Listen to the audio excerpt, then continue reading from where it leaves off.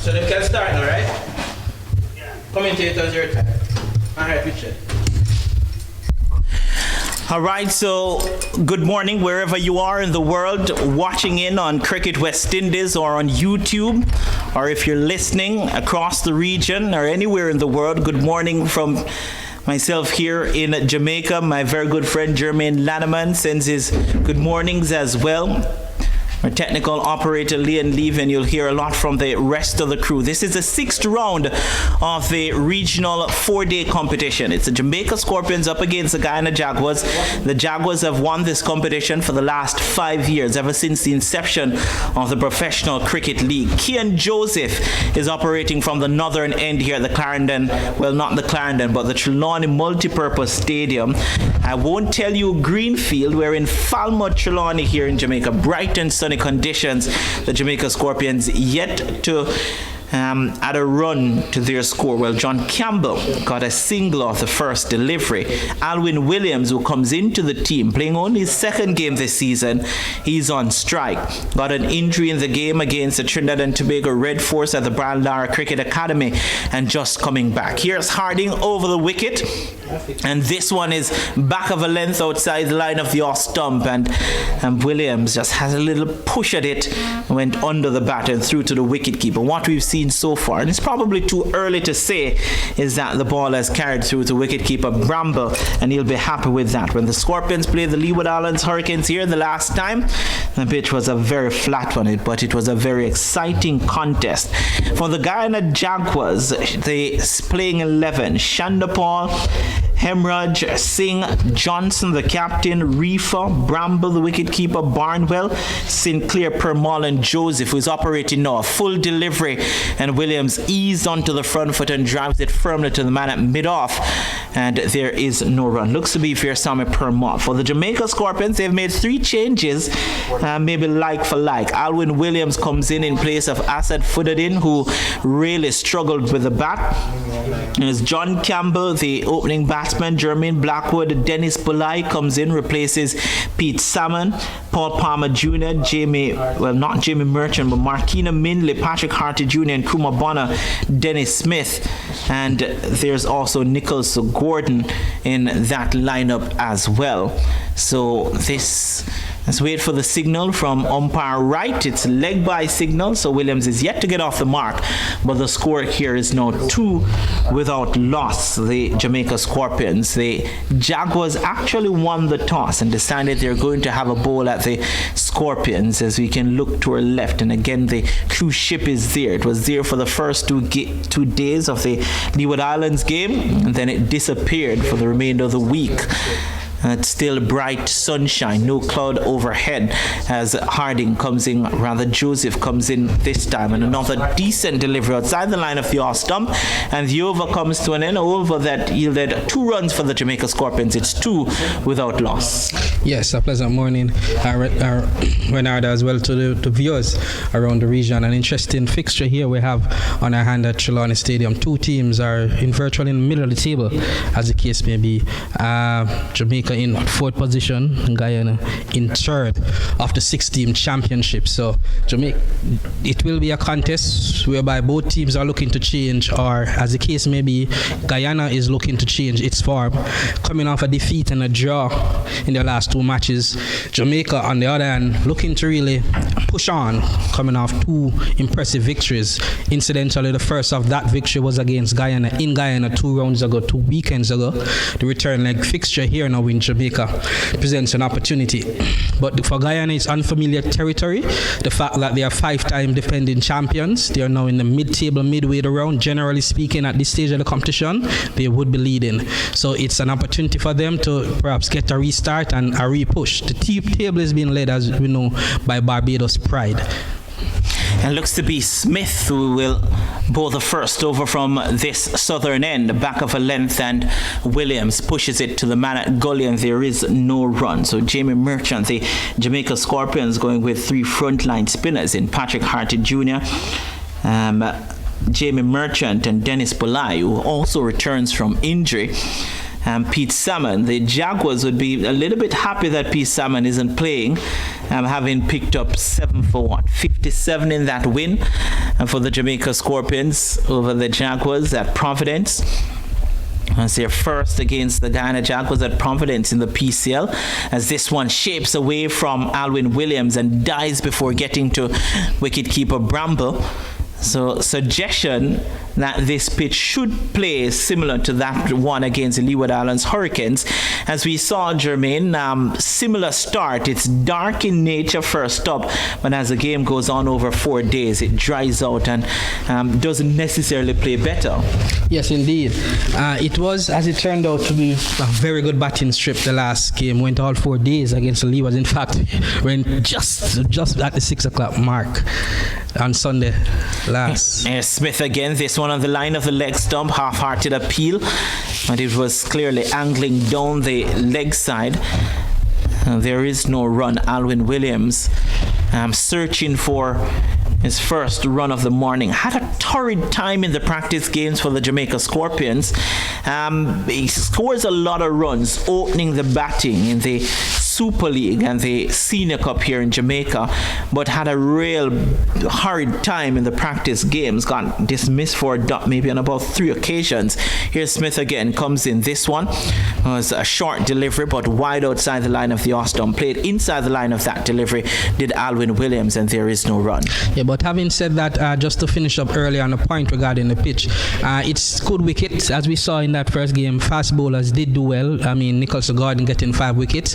It's a pitch whereby fast bowlers may have to put in a little effort, but they can come off. But generally speaking, it is flat, it is tough. It held up for all 4 days last round, and I expect it to do likewise this round. Smith at the top of his mark again. 3 slip, gully backward point, mid-off, mid-on. There's a man at... I want to say forward short leg, but he's at a short square leg as this one beats Williams outside the line of the off-stump. There's also a fine leg in place, so 2 men behind square on the onside, and Smith has started well. He's getting the ball to shape away from the left-handed Alwyn Williams, who definitely, we said, as long as he's fit, should play.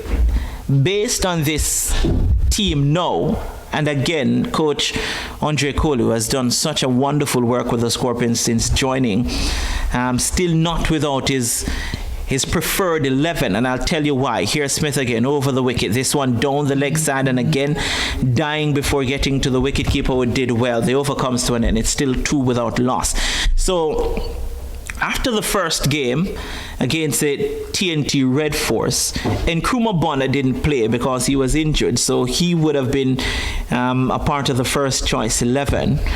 But then since then, he has had to do without Bulai and Alwyn Williams, who are 2 persons who you think that as long as they're fit, they're part of his playing 11. Now he gets back Bulai and Williams, but he's without Derval Green. Indeed, but it's 11. You would have preferred to have Derval Green in. Why? Because as per the Super 50 last November, Bulai, Derval and Nkrumah Bonner were Jamaica's 3 top players per se. So he would have started the season with that core. Bulai had a shoulder injury playing for the West Indies A President's 11 team. And Joseph comes in once more. This one coming back to John Campbell, goes through to the wicketkeeper. There's no run. Yes, Bulai would have been injured in the first one against Trinidad. He did pick up that injury, as I was pointing out earlier, with the West Indies President's 11 team. It has kept him out for 4 games, but he's now available. He played Senior Cup over the weekend, and the coaching staff believe that he's fit and ready, with perhaps West Indies selectors still wanting to get another look at him. As you look at the other players who have returned, Alwyn Williams, he has scored strongly domestically, and having played 2 games, I believe it was last season, would have been in the coach's frame of mind to be the opening partner for John Campbell. So he's back too after missing 4 matches. Here is Joseph again. This one eased behind square by John Campbell. Missed out in both innings here. Got into the 30s in the first innings and then gave it away. And the second innings was looking for a lop shot and just didn't come off. And he gets the 3rd run for the Jamaica Scorpions. He goes on now to 2. Alwyn Williams yet to get off the mark. But as we said, the Jamaica Scorpions still looking for their best 11. Coach Andre Coley looking to have his best 11, and he will also tell you that his best 11 would probably include Brandon King. Here's another delivery, back of a length outside the line of the off stump, and Alwyn Williams allows it to go through to the wicketkeeper. There's no run. And someone would argue as well, other players who are on West Indies duties. Fabian Allen, maybe. Fabian Allen and Rahman Powell, providing they are available and fit, they would easily slot into this Jamaica lineup. Yeah, so if we're looking at the best 11, available 11 that he would have thought about before the start of the season, this would probably be the closest to it, with just Derval Green missing.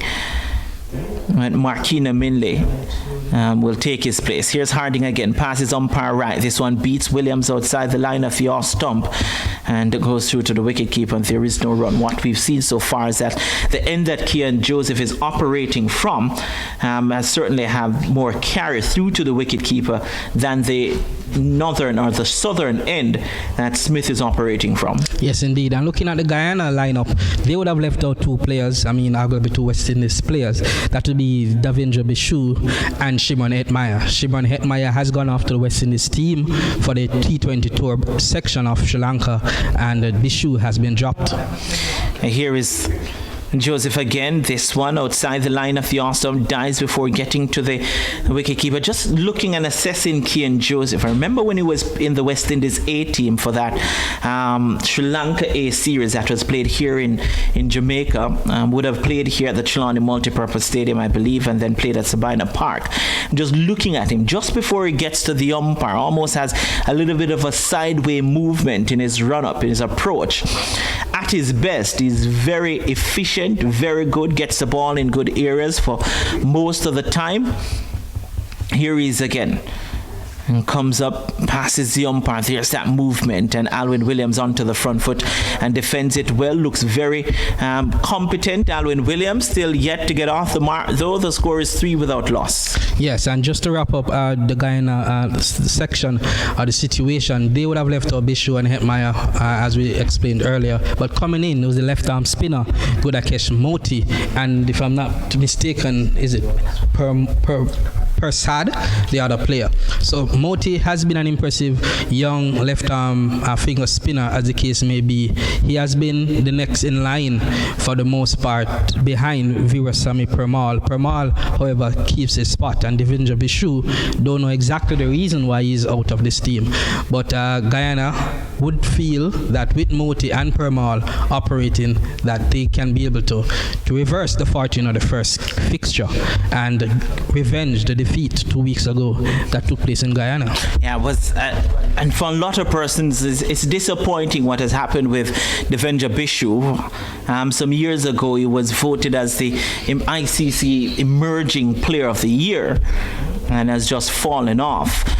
Here's Neil Smith again. There's a forward short leg in place. 3 slip gully backward point, mid off, mid on, fine leg. Comes in and bows this one, coming in towards John Campbell, the Jamaica Scorpions captain. Defends it, and there is no run. It's picked up by Raymond Reefer, who since the PCL has been operating for the Guyana Jaguars and has been predominantly an opening bowler with his left arm medium works. It has seen him being called to the West Indies test team, has played a couple of test matches as well.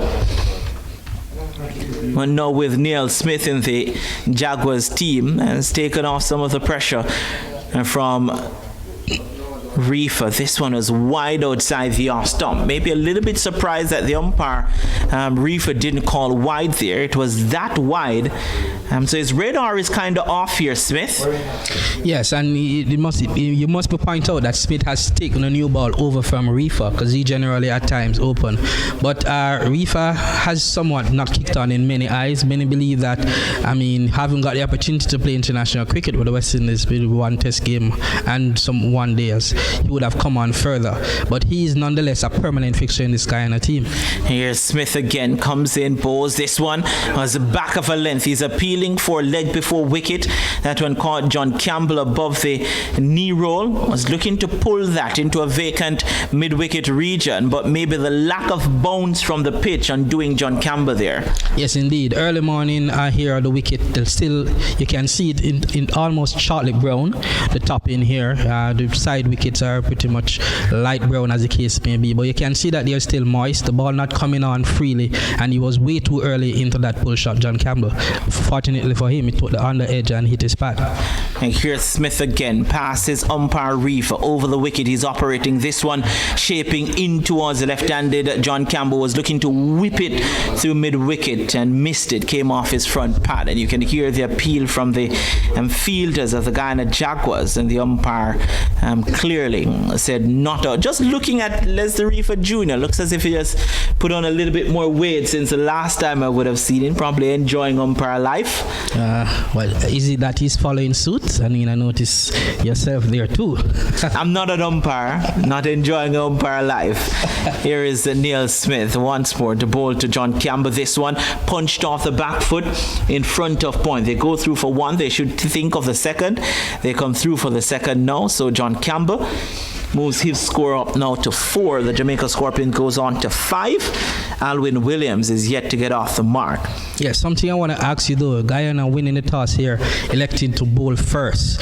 Do you think that was the right decision to make, all things being equal? It's probably a little bit too early to say. John Campbell, by the way, looks as if he picked up a knock on his hand.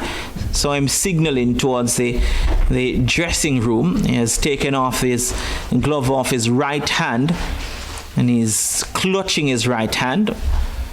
And John Campbell's right hand would be what? His top hand?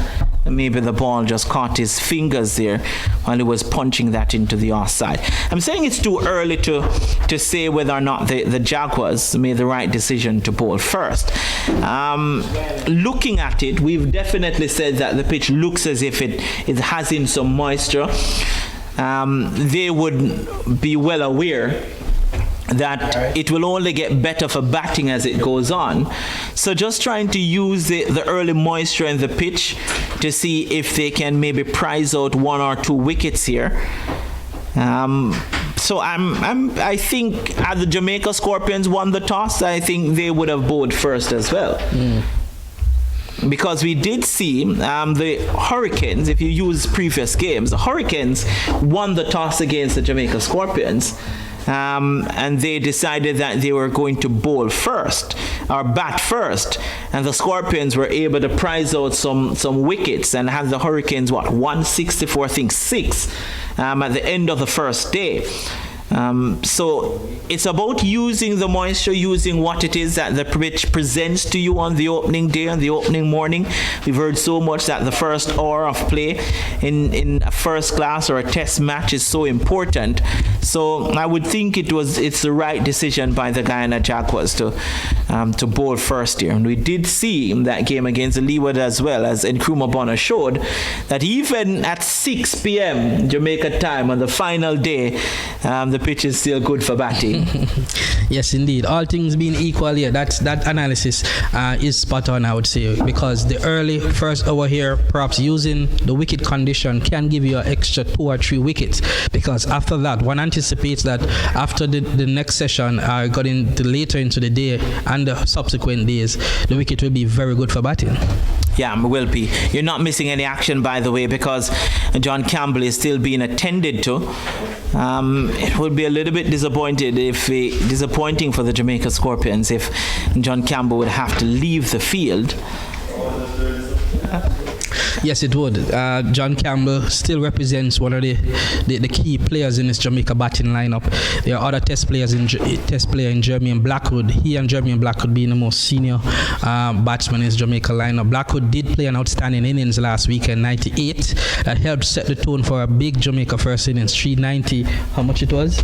390. I think 385 or 385. But Blackwood did play a very mature 98. He stood up. I mean, he is currently in the top 5, I believe, of the run getters, yes, in the competition so far, after 5 of 10 rounds. So he has stepped up. John Campbell has scored 100, but after that his scores has not been necessarily strong, and he wants a big innings here. Jamaica would want him to play a big innings too, A, and B, set even as good as they did last weekend in their first innings to get a total well over 300 that can set up the and it's there because if you look at it as The physio has left the park, so plays about to resume now. Neil Smith comes in to bowl to John Campbell again. This delivery back of a length and goes through to the wicketkeeper. And that one certainly and flew off the pitch and went through nicely to wicketkeeper Bramble. So the final ball took about 5 minutes, but he got through to it in the end. It's 5 without loss with John Campbell there on 4, and Alwyn Williams yet to get off the mark. The Jamaica Scorpions after being asked to bat first. But the Jamaica Scorpions team, if you look at the lineup, you have Alwyn Williams, who's coming in now, yet to be proven at this level, having played, I think, 2 games last season, played in the first game of the season, picked up the injury, so you can't really count that. He wants runs. John Campbell has already scored a century this season. Jermaine Blackwood has gotten a 90-odd, a 80-odd, a 70-odd as well. I think 4 or 5 half centuries. Paul Palmer Jr. has a century and 3 half centuries, and Nkrumah Bonner has a century and I think 2 half centuries. So it goes all the way. You look at Dennis Smith, who got 80-odd in that game against the Leeward Islands Hurricanes as well. So batting wise, the Jamaica Scorpions squad, they're in a good frame of mind. So it's about negotiating the first session in this game as Joseph comes in once more and Campbell plays this off the back foot, and again just favouring that top hand. There is no run. Score remains 5 without loss. Yes, well pointed out, especially as it relates to the middle order of this Jamaica Scorpions with Nkrumah Bonner and Paul Palmer. At different stages of the first 5 matches so far, has played lead roles. By the way, Jamaica result stands at 2 wins, 2 draws and a loss so far. And not bad. As Joseph again, John Campbell onto the front foot and defends this one. It's not bad. If you said to Coach Andre Coley that, look, in your first season with the Jamaica Scorpions team, a team that has struggled, has been at the bottom or close to the bottom in the last 3 years, after 5 games, I'm going to give you 2 drawn results, 1 defeat and 2 wins. I think that he would take that. It would take that any day of the week. But if you also throw in the mix that I'm giving you 3rd place at that stage. This one driven, comes off the outer portion of the bat and it goes into the backward point region, and the fielding done by Kudakesh Motitis, and there is no run. If you say that to him, then he'll be happy. If you say to him that I'll give you 3rd place behind the Guyana Jaguars by about 4.2 points, playing the Guyana Jaguars at home, having beaten them 3 weeks ago, I think he would take it as well. So they're in a very good position. Apart from the Barbados Pride, who's well out there, 2nd position seemed to be a position that the Jamaica Scorpions can really zone in on, as this one is let go behind the bowler, dead ball signaled by umpire right. And way out for Barbados is relative, because if the Scorpions were to arguably pick up a victory here and Barbados either draw and or unfortunately suffer a defeat, Jamaica, the top 3 would be fairly close. Jamaica would go into 2nd, and for the first time in ages, I wouldn't say, but to be specific, I mean maybe since 2012 when Jamaica last win, we could be battling for the title. It could very much, because at this point I think Barbados, as this is dropped in front of point and they go through for a single. John Campbell goes up now to John Campbell is still there on 4. Alwyn Williams it is that gone off the mark with that single. So if it is that the Barbados Pride, they're on 84 points, if my memory serves me right. The Guyana Jaguars are on 61.8, I believe, and the Jamaica Scorpions are around about 58.4. You get 12 points for an outright win. You add maybe a 1 or 2 bowling or batting points there. You could very much be in the mix should the Barbados Pride somehow stumble in their game. Here's Joseph, delivery outside the line of the off-stump, full in length, goes through to the wicketkeeper. There is no run. There was no shot offered from Campbell. And Coach Coley, after 6 rounds, 6 of the 10 rounds, would arguably be in 2nd position. You would be smiling all the way to the bank, knowing that he still has Barbados to play, and so Jamaica could very well be in with a shot at the championship, provided they get the result here and other results go in their favour. Yeah, they'll have to focus on this. But I can tell you what, the Barbados unit will be a very difficult team to beat.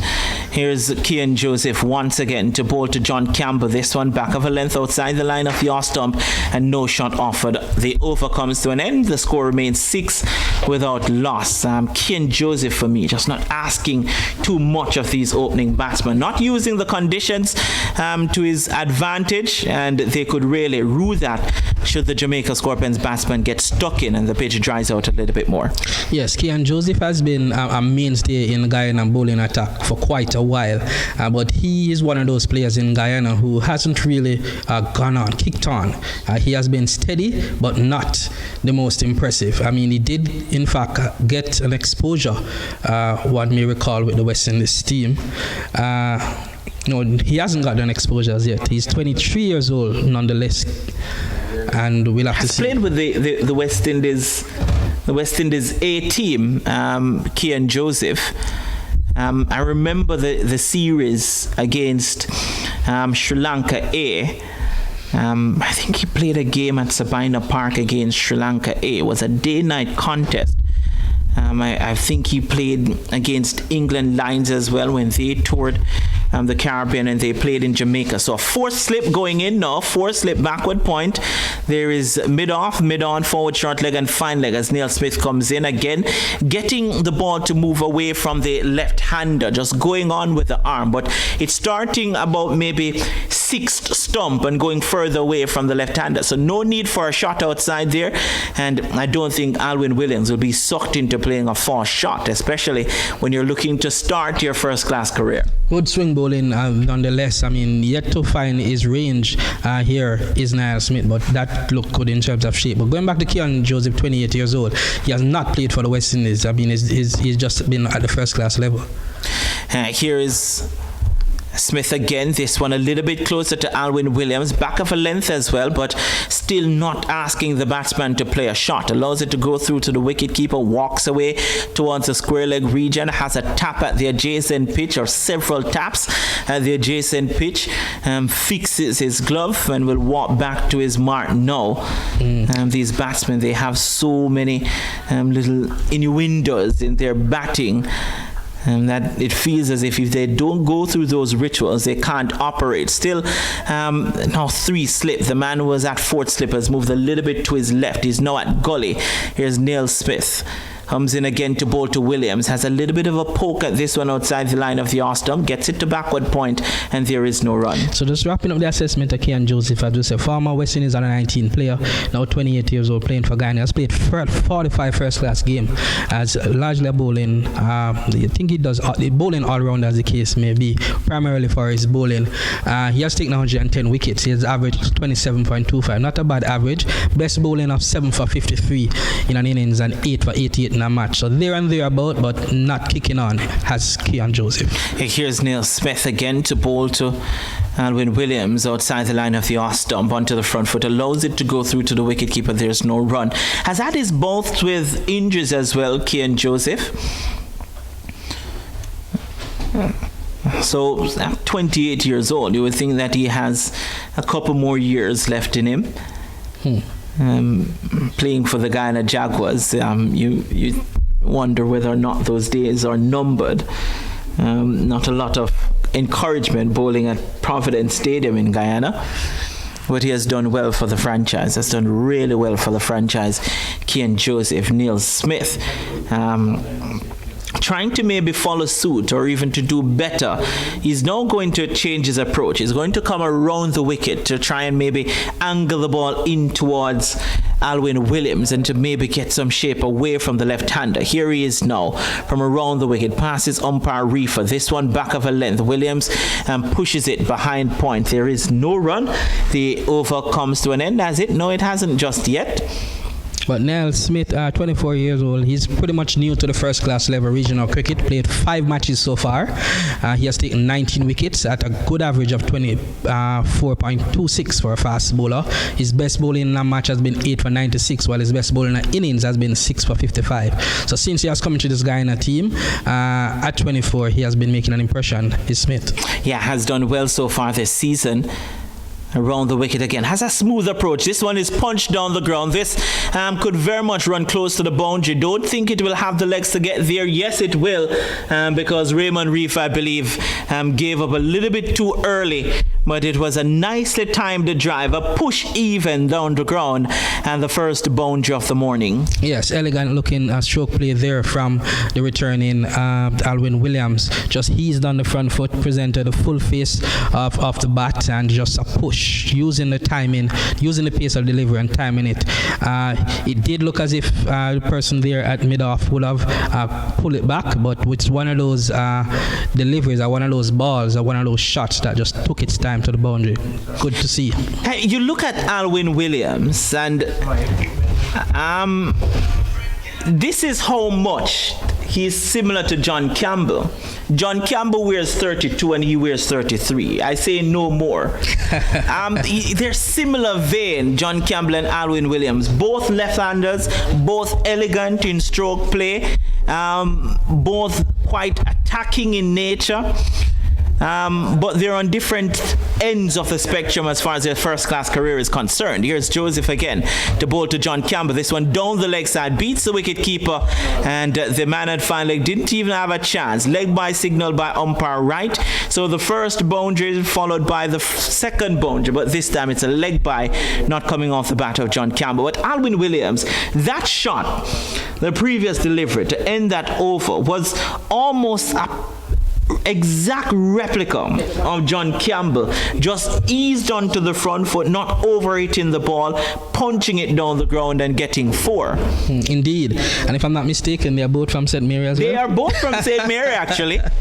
Indeed. I know that John attended Taki. Don't tell me that. No, I can't remember what school Alwyn Williams attended, but they're pretty much similar. Here's John Campbell this time, pushing it back to the bowler, passes the bowler, but it's goes to the man at mid-on. Somebody in the commentary box is saying Don't say somebody. Nevada, who you'll hear from a little bit later on, is saying that he also went to Taki High. Wow. Talk about a carbon copy.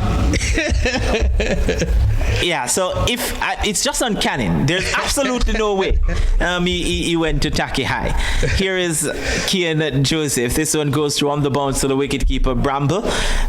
He's prepared to having a tough time. Bramble just signaling to the dugout here. I'm not sure what he's saying to them, but they're so much similar. Since the first time I saw Alwyn Williams, who by the way got selected for the Super 50 before making his first class debut, got selected for the Super 50 team because during the practice games leading up was scoring mad runs. Robert Samuels was the coach at the time who came in, and Robert Samuels didn't just pick him because of his batting, as this one is pushed to the man at mid-off, there is no run. It's because he boasts steady medium pace as well, gets the ball to nip around. And I think when he came into the team, in the first class team, he was brought in maybe as a bowler because he bowled, batted in the middle, and then opened the innings in the second innings. When Robert Haynes was the coach at that time, Robert Haynes would have been interim coach of the Scorpions at that time. Here's Joseph again. This one comes off the inner portion of the bat from John Campbell into the onside, and there is no run. But has a lot of ability, Alwyn Williams. Yes, one has arguably a time for him because not only is he technically competent to be opening this Jamaica Scorpions team, we have seen whereby he can notch together consistent innings. He has done so domestically in our 2-day and 1-day competitions. He has played 2 first-class fixtures, as we argue, 1 last season and 1 this season. His highest score so far has been 11, but in his 3rd match here, he would want to make good use of it. It being so close to where he comes from on the North Coast. And here is this one. John Campbell was looking to punch it down the ground, came off the inside of the bat and onto the front pad and then into the cover region, and there is no run. Over the last maybe 2 years, we've seen a couple of new phases in the Jamaica Scorpions setup. We've seen persons like Bernard Leverage coming in, Gordon Bryan, Alwyn Williams. We would have seen Orain Williams coming in the last couple of seasons as well. Garth Garvey is an opening batsman. Kennard Lewis coming in as well. There's maybe one or two other persons who I'm missing at the moment, but that's 6 persons I've named so far. Patrick Harty Jr. as well, you can throw into that mix. Akeem Fraser, that's 8. I'm talking about the last 3 seasons. You can maybe say Dennis Bulai as well. Nicholas Gordon coming in to the team in the last 3 seasons as well. But from all those 10 players that I've listed, the persons who you look at and you say these persons could very much have a good future in first class cricket are persons like Alwyn Williams, the way he shapes up in his batting, the way he bowls. You look at someone as Nicholas Gordon as well, you think that he has the ability, has the skill, and he can become successful at this level.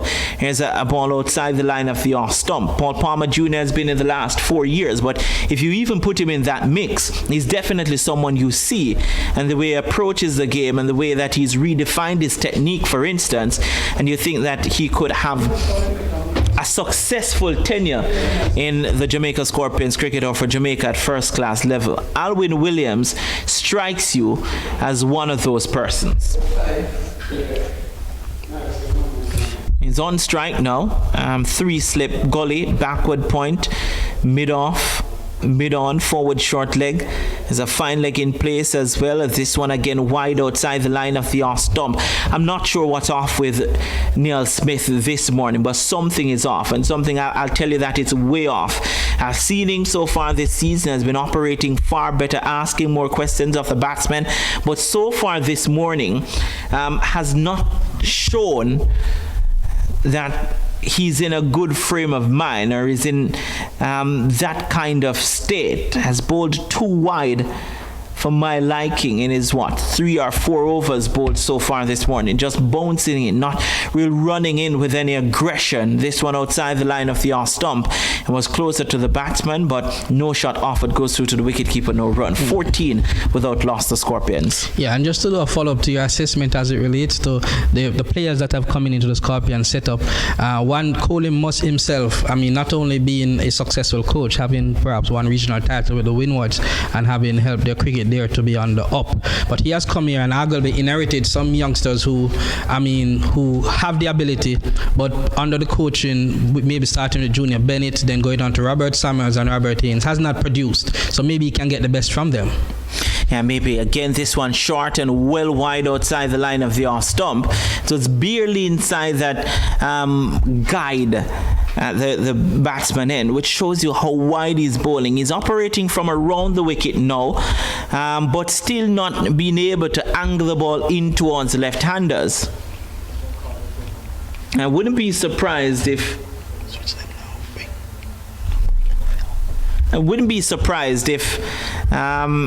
he is taken off not too far from now. So Xavier Sami Permal loosening up. This one again angling down the leg side, and Alwyn Williams here was trying to tickle it down towards a fine leg region, because the man at fine leg, he's very square. It's almost at long leg, if anything. And just to even add to the assessment earlier regarding Coach Cooley inheriting this team here, a lot of these players are in their late 20s. Clark will be going into what should be their peak of their sporting career, and they have not been able to produce. And here is a full delivery this time. Went for the drive, Alwyn Williams, and may have gone beaten the outside edge. So the first time that Smith has been able to get the ball full up towards the batsman outside the line of the off stump, moving away, he has drawn a false shot from Alwyn Williams, not getting the outside edge. That must encourage him. Overcomes to an end, 14 without loss. Yeah, so in inheriting the team here, we speak of the Paul Palmers, the John Campbells, the Nkrumah Bonners, the fast bowlers being the Nicholson Gardens. All of these youngsters would have done well arguably at youth cricket level, but for the past, since Jamaica has won their last title in 2012, it has been a struggle trying to get back to the podium. Guyana has put together an outstanding unit led by Yusuf Crandon and Captain Leon Johnson, and they have gone on to win 5 straight. I mean, that would count from 2015 onwards. So the argument is it could be a cycle, and if Kohli, as we've arguably seen, can get these players to A, batten down, B, concentrate more, and realize their potential, Jamaica cricket could be on the rise again. Here is another delivery pushed into the onside. Go through for a single this time, John Campbell. Rotating the strike, John Campbell. And who are the players in this Jamaica Scorpion squad who are survivors from that 2012 season? I know Jermaine Blackwood played in that 2012 season. I don't think John Campbell would have played in that 2012 season.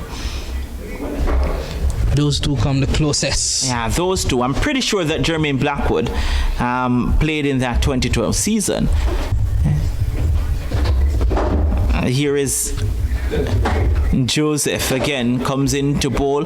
This time Alwyn Williams onto the front foot, eases it behind point. There is no run. Yes, so Jamaica cricket has been in the doldrums. I mean, if it is that for what it is worth, they were to carve out a victory here, going to second place, going to the 6th round, and have 4 more rounds to try and win this championship. And just if I may dare say, go on to win, it would be quite a turnaround. You know, naturally quite an impression for Andre Kohli coming in his first season as a native of the island, coming in and getting the team all the way. Here's again this one beaten outside the off stump again, Alwyn Williams. And if anything, there's a criticism of Alwyn Williams, and I kept it till now, because when he drives, just want you to have a look at him, Jermaine Lanneman. When he drives and delivers outside the line of the off stump, I just get the feeling that his front foot doesn't necessarily come across enough. It's almost as if he plants his foot straight down the pitch and has a waft outside the line of the off stump. And at this level, you can't really survive with those kind of flaws in your technique. Here is Joseph again.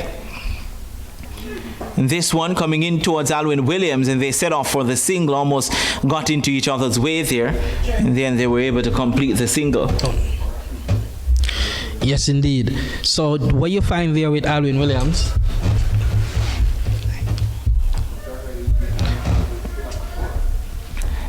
Yeah, so you're about Alwyn Williams is it's about his. It's about the way he shapes up. The first hour, and then we switch up later. And this one is a loud appeal for leg before wicket, and the umpire says not out. Mm-hmm. The Guyana Jaguars one behind the stumps are a little bit surprised that John Campbell wasn't given there. It appears as if they'll be struck on outside off.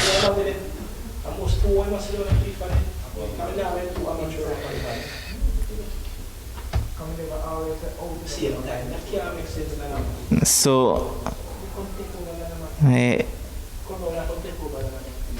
Jamaica Scorpions, John Campbell surviving there. What do you think about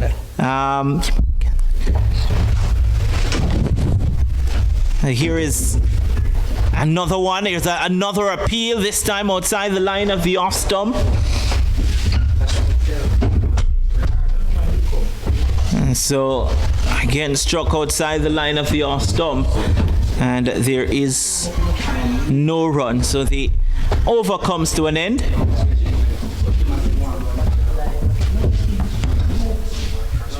And the over comes to an end. At the end of it, the score is 16. Over 16 without loss, the Jamaica Scorpions. So a decent start for the Jamaica Scorpions here. It's a watchful start from both these batsmen, and maybe not too long from now, the Guyana Jaguars will look to make a bowling change. And talk about not too long from now. It looks as if they will make a bowling change now. So it will be Reefer who comes in and replaces Neil Smith. And by the way, it's not a bowling change up here. But it is a change because Jermaine Lanaman has been replaced by Jerome Foster. Jerome Foster, good morning. And I'm tempted to say welcome to Trelawney. Well, it is my first time here. Definitely my first time here. I've passed it a couple of times, but it's my first time stopping here and stopping at the Trelawney Multipurpose Stadium. Nice venue, nice view as well, overlooked by the sea and so on. Nice cricket on the way, on the field. Competitive stuff from both the Jaguars and the Scorpions. So here is Reefer, this one outside the line of the off-stump, bounced maybe twice before getting to the wicket-keeper. It will run close to the boundary and won't cross the rope. And batsman coming through for 2 byes. By signal now by the umpire. I'm a little bit disappointed with the Jaguars' bowling performance so far. I don't think they have been consistent enough in terms of their lines and lengths. Keon Joseph did get a couple of appeals in the last over. Mind you, I think one of them is a lot closer than what the umpire thought, in my view. But I don't think they have really tested the Scorpions' batters so far. Another delivery. Would be surprised if this wasn't called wide. It's similar. It's called wide, beats the wicket-keeper, and again the batsmen go through for 2. So that's an additional, 3 runs for the Jamaica Scorpions. So maybe something is just wrong with this southern end, because Raymond Reef, who is the new bowler, left arm over the wicket, hasn't started that great. Again, wide outside the line of the off stump, and again the ball not carrying through to the wicket-keeper. Yeah, and it has been almost carbon copy so far from Raymond Reef, wayward deliveries.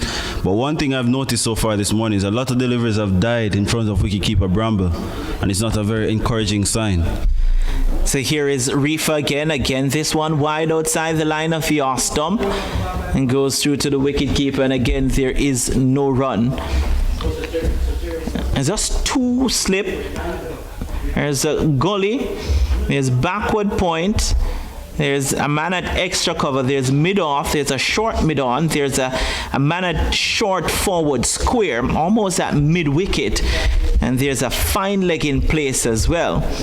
As Reefer turns now, the man with 87 on his back comes in to bowl to the left-hander Alwyn Williams. A delivery full, and Alwyn Williams again allows it to go through to the wicketkeeper, and there is no run. Better delivery there from Reefer, but not close enough to tempt Alwyn Williams, who has looked quite solid so far this morning. Has really had one loose drive outside the off stump. Luckily for him, it didn't get the edge.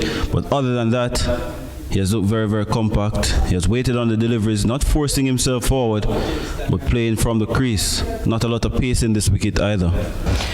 Here's Reefer again. Over the wicket, again a similar delivery, again just dying in front of wicketkeeper Bramble, who is pretty sure. I'm pretty sure when he stepped off the plane the Norman Manley International Airport a couple of days ago and thought about coming here to the Trelawney Multipurpose Stadium, he wasn't thinking that he would have to deal with the ball bouncing in front of him once and twice in the first hour of this first-class game. I think you're being quite generous there, saying once or twice. It has been more than an over. Just this over alone from Reefer, you saw about 4 deliveries bouncing in front of him. I think you'll be a little bit disappointed at this point. And here's Reefer again. This one finally gets this one on the money, shaping in towards the left-handed Alwyn Williams, who defends it into the offside, and there is no run. Alwyn Williams and John Campbell, they're both from the northern parish of St. Mary. Not too far from here. Yeah, really not too far from here. And they're both left-handed. Was saying to Jermaine Lanaman how similar they are in their approach. Not necessarily their mannerism, because John Campbell is just a cool customer. This one, again outside the line of the off stump, again dying before getting to Bramble, overcomes to an end. At the end of it, the score is 21 without loss. Not much positive there from the Jaguars in terms of that over from Raymond Reefer. Not really threatening. Campbell nor Alwyn Williams. A lot of deliveries outside the off stump, way outside the off stump, not tempting them to play. And I think the Scorpions must be quite happy at the moment with this start.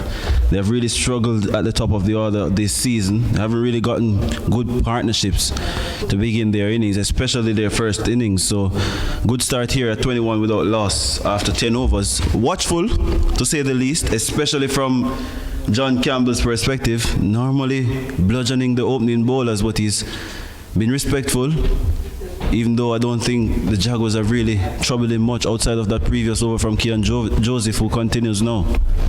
Yeah, Joseph over the wicket. Comes in this one. John Campbell chops down on it, was looking for it to bounce higher. In the end, got an under edge, beating the stumps.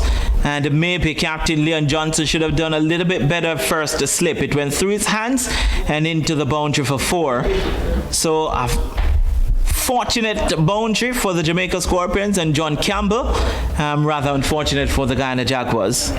Yeah, and again the ball keeping a little bit too low. Campbell was looking to punch it off the back foot through the covers, but he came off the under edge. Disappointing effort there from the Captain Johnson.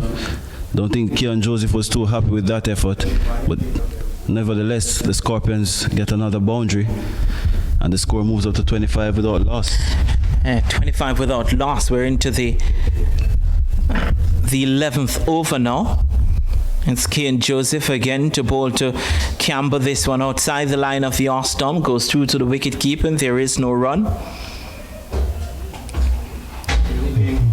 And Kian Joseph has looked a little bit more lively than the other pacers. Neil Smith was getting a little bit of outward movement, wasn't really threatening, but Joseph is getting close to that 84-85 miles per hour barrier, but still needs to ask more questions of the openers, especially Campbell, who I think is a real danger batsman in this Scorpions batting lineup.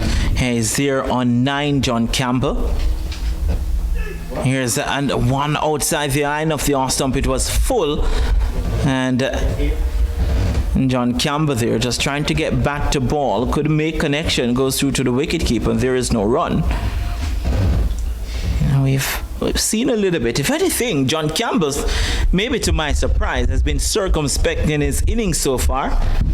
Against the Hurricanes, he was off in a rush. He was severe on anything full and wide outside the off stump. He threw his bat at it. And maybe the importance of getting a win here against the Jaguars, especially with the closeness in both teams on the table. Yeah, he's onto the front foot defense this one, almost from his stance, just getting into position. Full face of the bat presented. Because I think at this point only 3 points separate both. I think 3.4. I think 58.4 as opposed to 61.8. So yeah, exactly. So much more respect is being shown by Campbell, especially he's more aware of what this match brings, especially in terms of points and getting up second on the table. And here's a delivery back of a length outside the line of the off stump, goes through to the wicket keeper. Again, there is no run. Jaguars, who started with 3 slip and a gully, and decided now that they're going to operate with 2 slip and gully backward point, and they've put that man into a cover region. There's mid-off, mid-on. There's a man forward a square. There's a long leg in place as well.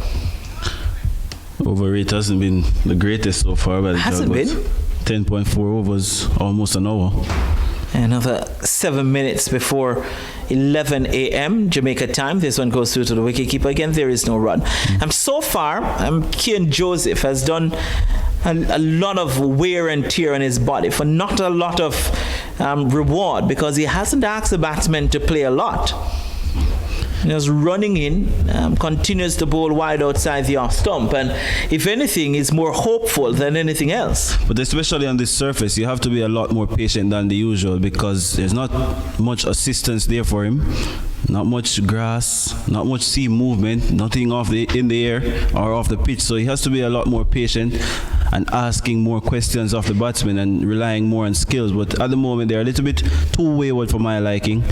Not inviting much from the Scorpions batsmen, who have been watchful in all honesty, but I still believe the Jaguars can be a little bit more threatening. And here's Reefer coming in, this one back of a length outside the line of the off stump, goes through to the wicket keeper, and there is no run.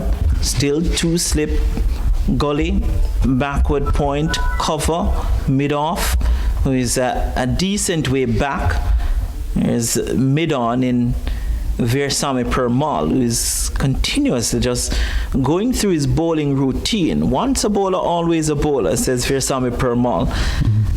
As Reefer turns at the top of his mark, comes in now, bowls this one full outside the line of the off stump, and had a real go at it, did Alwyn Williams. Got a thick outside edge, beat the man at gully, and raced into the boundary for 4. So another false shot. The man at gully was probably a little bit too close, but based on how the wicket is playing, it's just that Alwyn Williams went at it very hard and got a thick outside edge and gets him 4 more. Yeah, Reefer was a little bit disappointed with the effort from the man at gully, but I don't think he had really much of a chance. It was wide. It was a floaty half volley outside the off stump, and Williams ensured that he maximized on that and got 4 runs. So here's a full delivery, almost a Yorker length delivery. That's dug out by Alwyn Williams, and there is no run. The score now goes up to 29. It's 29 without loss, so a fairly decent start from the Scorpions, having been asked to bat first. Here's Reefer again. This has a little, almost a jog before getting into a full run.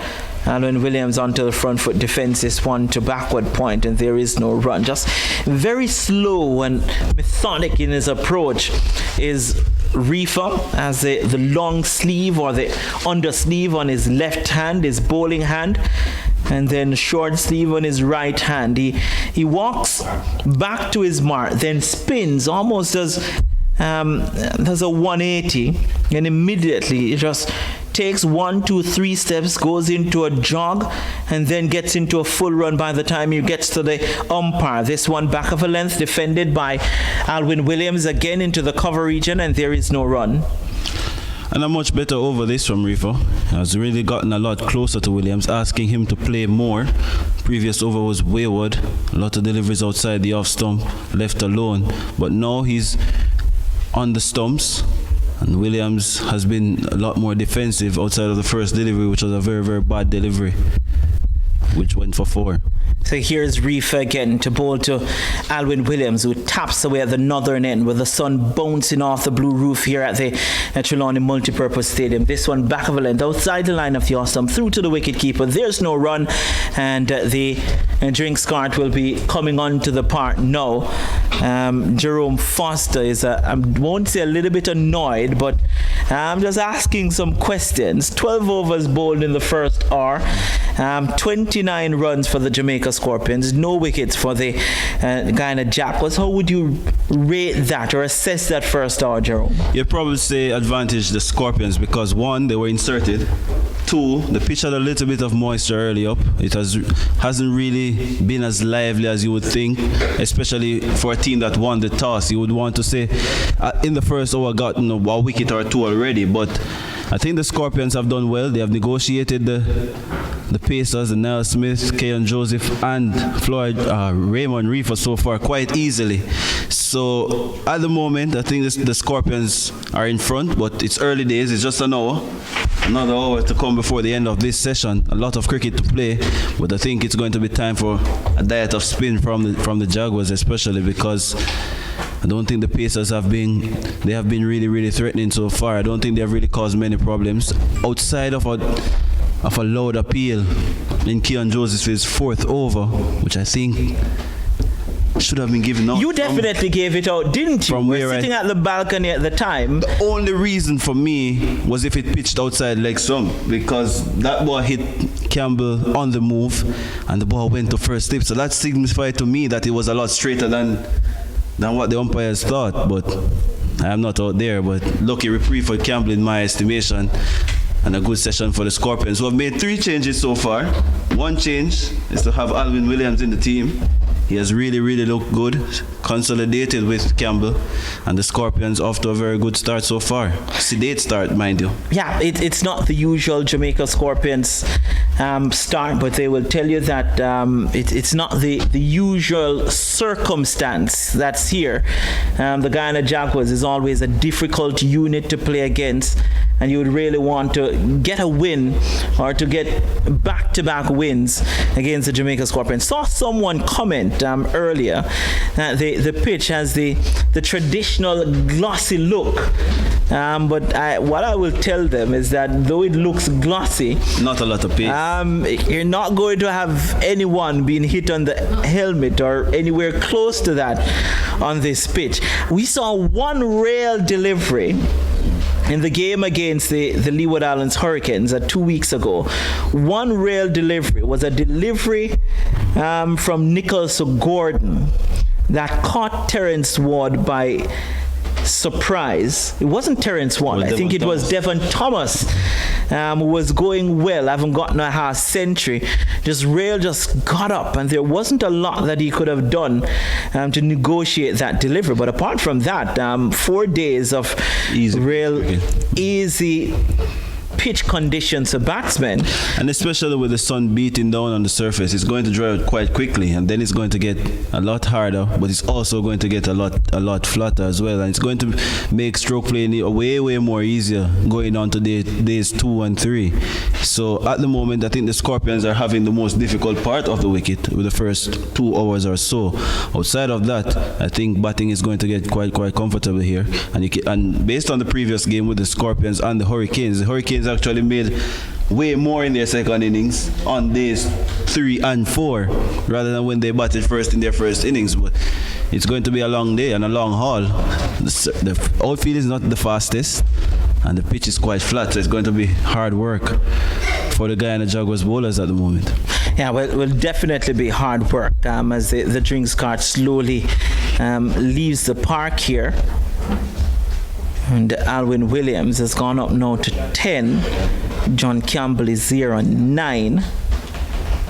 So these two put on 29 runs. For the most part, as you said, Jerome, haven't looked real bothered, but that could certainly change. Looks as if it's Veersamy Permal who will be coming in from that northern end. Yeah, did take 11 wickets against the Scorpions in the previous game when both teams met. So he's one of the threats for the Scorpions, and he has been a threat in regional cricket for the last 5 or 6 years, to be quite honest. So in regional cricket, can't say the same about international cricket. Well, he hasn't really gotten the same rewards, especially against the Australians and so on, because they have been very dominant against him. I remember one innings with Steve Smith. Unfairly treated. At Sabina Park. I put it. Yeah, he was really smashed around Sabina Park that day. Steve Smith, I think, got 199 in that match. And to tell you how much Steve Smith really liked that innings, the bat that he used went back to his bat makers in India. As Veersamy Permal comes in over the wicket, and this one is stabbed behind point. It's stopped by the man at slip. There's no run. Sent the bat back to his bat makers in India, New Balance, and told them that he wanted all his bat, the same weight, same size, the exact replica of that bat, as this one is pushed behind square. And I remember Steve Smith is quite superstitious as well. Very. So he's big on doing things that helped him previously in previous innings. And I think that innings against the West Indies, I think it was 2016, if I'm not mistaken. Yeah, it was 2016, as this one beats John Campbell outside the line of the off stump. By the way, did go on to England in that Ashes series, and I believe he scored a double century in England as well. Probably will tell you with the same bat. So was really helped up by Veersamy Permal and the West Indies bowlers in that series, as this one is pushed into the mid-wicket region and there is no run. Yeah, a lot of short deliveries so far from Permal, but again, it's day one. Don't expect a lot of turn here. It's more like using his guile. a lot of varying space and so on. And this one pushed behind square. This time they go through for a quick single. It's a direct hit, and the umpire, Reefer, says not out. That was a little bit closer than the Jamaica Scorpions would have liked and would have thought. Alwyn Williams was a little bit slow to get off the mark, but in the end, lucky enough for him, the umpire said it was not out. Looked definitely close from where I'm sitting. Indeed, and I think the Scorpions misread that line of that delivery, or the region the ball went into. It went a little to the right of the man at square leg. He was onto it in a flash. Alwyn Williams wasn't really quick out of the blocks.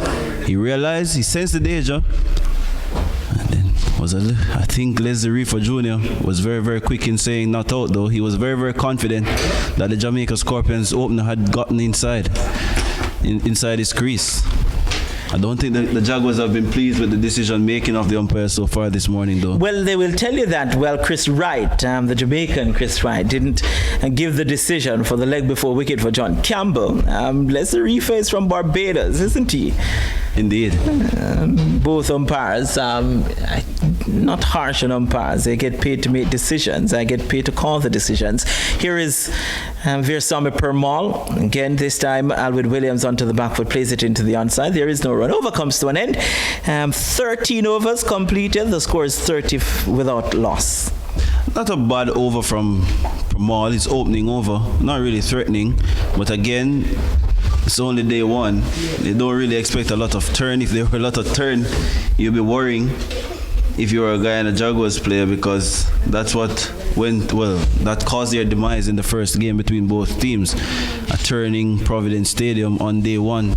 Game didn't even reach day 4. So, well, barely. Just about. so could have the Jamaica Scorpions been a little bit more decisive. It could have ended in 3 days, but good batting from especially Veersamy Permal. And Keon Joseph, who I did not know was an opener at under 15 level. Quite surprising when I found that out during that game. Here is Reefer. Raymond Reefer, that is. This one punched off the back foot again, going through for a quick single. If this one hit, I don't think that the umpire would have any doubt on putting the finger up. Chris Wright folds his arms at a square leg and has a nod and a wry smile. That was a risky single. He would have definitely been a gunner there. I don't think he was expecting a single there. He was not even moving from the crease. He was almost sleeping in his crease. Campbell being very, very watchful so far this morning, trying to rotate the strike. The second time this morning that he has really gone about getting a quick single, almost resulted in another run-out opportunity. And luckily for Williams, maybe smiling and saying that this is his day, another reprieve. And here is a full delivery outside the line of the off stump, goes through to the wicketkeeper, and there is no run.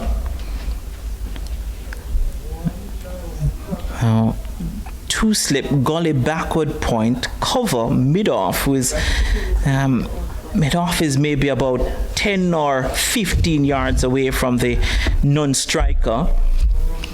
And tosses the ball back to Reefer. Comes almost from an angle. Raymond Reefer. Here he comes now, passes the other Reefer, the umpire. This one shapes in towards Alwyn Williams, beating the inside edge, and goes through to wicketkeeper Bramble.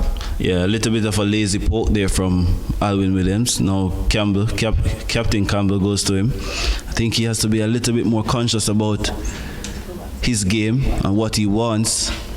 Batting 2 or 3 sessions almost equates to a half century here in regional cricket. So, 2 or 3 hours, sorry, not sessions. You would expect him to make 100 by then.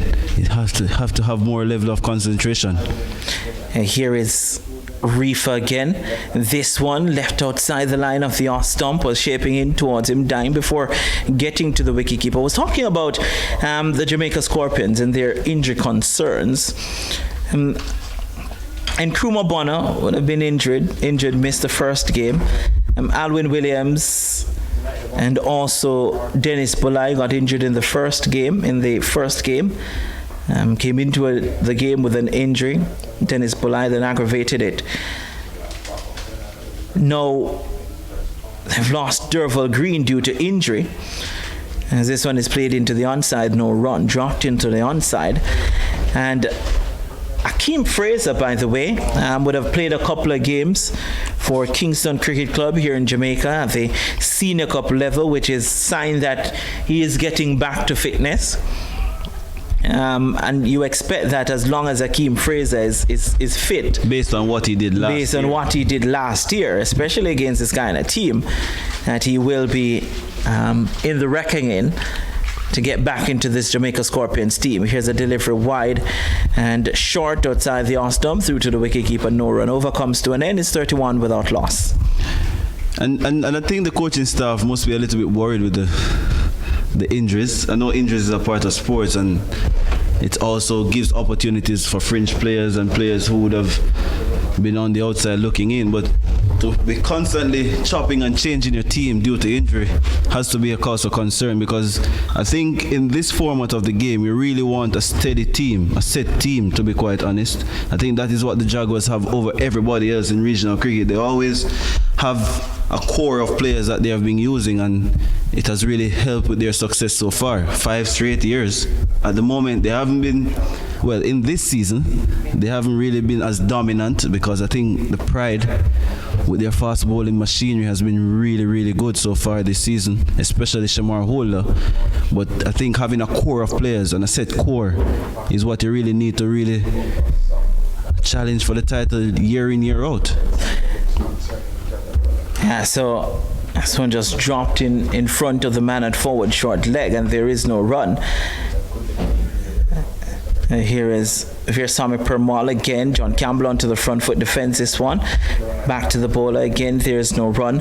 The Barbados Pride, and I think this is so good for regional cricket.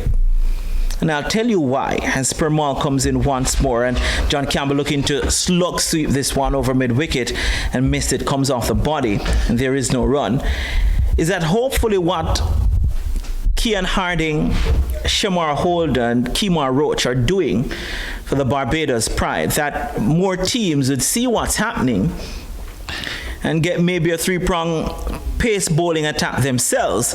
This one now is swept, but there's a deep backward square in place. The ball came off the man at forward short leg as well and went to mid-wicket. It looks to be Tajirine Shandapal who is down, and the physio is quickly onto the park. Yeah, he got hit in the back of the thigh there, smashed him. It was heavily hit by John Campbell. He swept it really, really hard. That is go-to shot of the spinners. Swept it quite powerfully. I think young Chandapal got everything there, and it looks a little worrying at the moment. It's not really moving. Looks good. If he's anything like Shivnara and Shandapal, he's as tough as nails. Should be tough. But it looks as if has some slight weakness, because he's walking off now immediately. He's getting rid of those shin guards. And at times when you're feeling in that position, you ask the bowlers to be mindful that you're under the bat. But I don't think you can criticize Permal for that delivery. It was on middle stump, and Campbell just went for a powerful sweep shot. Full credit to Barnwell here, because having seen Tajirine Shandapal being hit at the back of his right thigh, and as dispense of the shin guards, immediately stepped towards the shin guard and was asking for a helmet. Now, if I was on the field and seeing that, I'm definitely not going there. Definitely not to the area where the ball was spinning to, because with the left arm orthodox bowler bowling to the left-handed batsman, the ball will be turning into him. So if I was feeling a silly point, then I would say, Captain, here I am, but not when the ball is going towards me, spinning towards me. Some signs of braveness, and he's really taking the initiative as a senior player as well, because I think Barnwell, well, I don't think it's Barnwell, to be quite honest, because Barnwell is at cover. Just looking, Barnwell is at cover, yeah. Looks like Vishal Singh. No, Vishal Singh is the tiniest man on the field. You can't. Chandrapal Hemraj is taking. Chandrapal Hemraj. So yes, it is Hemraj, and not Barnwell. So I tell you what, The Guyana Jaguars are really gambling with their two opening batsmen here. And Teja and Chandapal just walking off the field. And now Chandapal Hemorrhage will be the one to take up that position at forward short leg.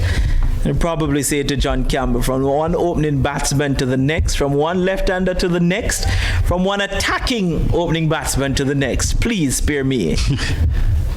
Well, he's asking questions, to be quite honest. But we need to go back to the point you were making, the Barbados pace attack, especially what they have been doing so far this season. Good stuff for West Indies cricket. It is.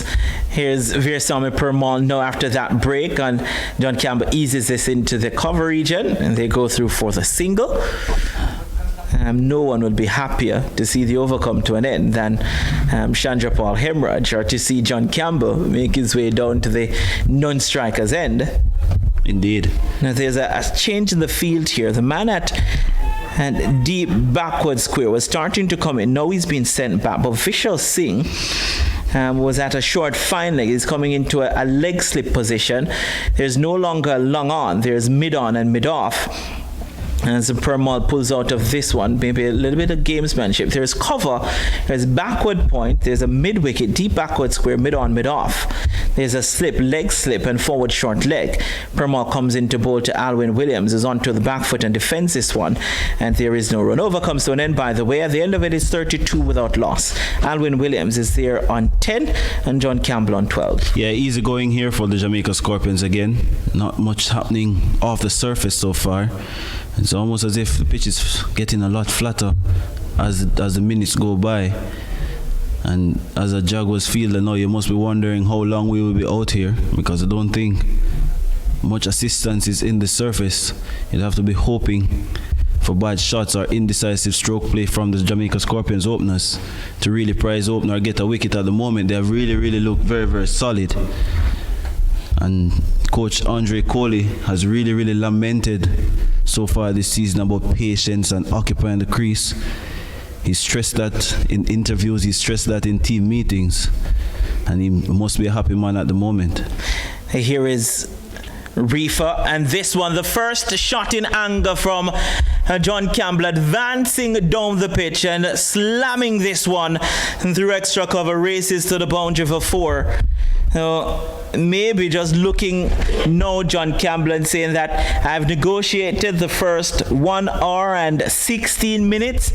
It's now time for me to get into the John Campbell mood. Yeah, he smashed that with disdain, and it's almost as if he has taken the pitch out of the reckoning there, because he knows there's not a lot of movement on offer for Raymond Reefer, so he can charge him if he wants, and he's not really bowling quickly and hit it anywhere he wants, and he did just that to get 4 more runs. What will be the follow-up from Reefer? This time cuts it in between second slip and Gully, races to the boundary for 4. So back-to-back boundaries here for John Campbell and the Jamaica Scorpions team. Maybe bad bowling or superb batting.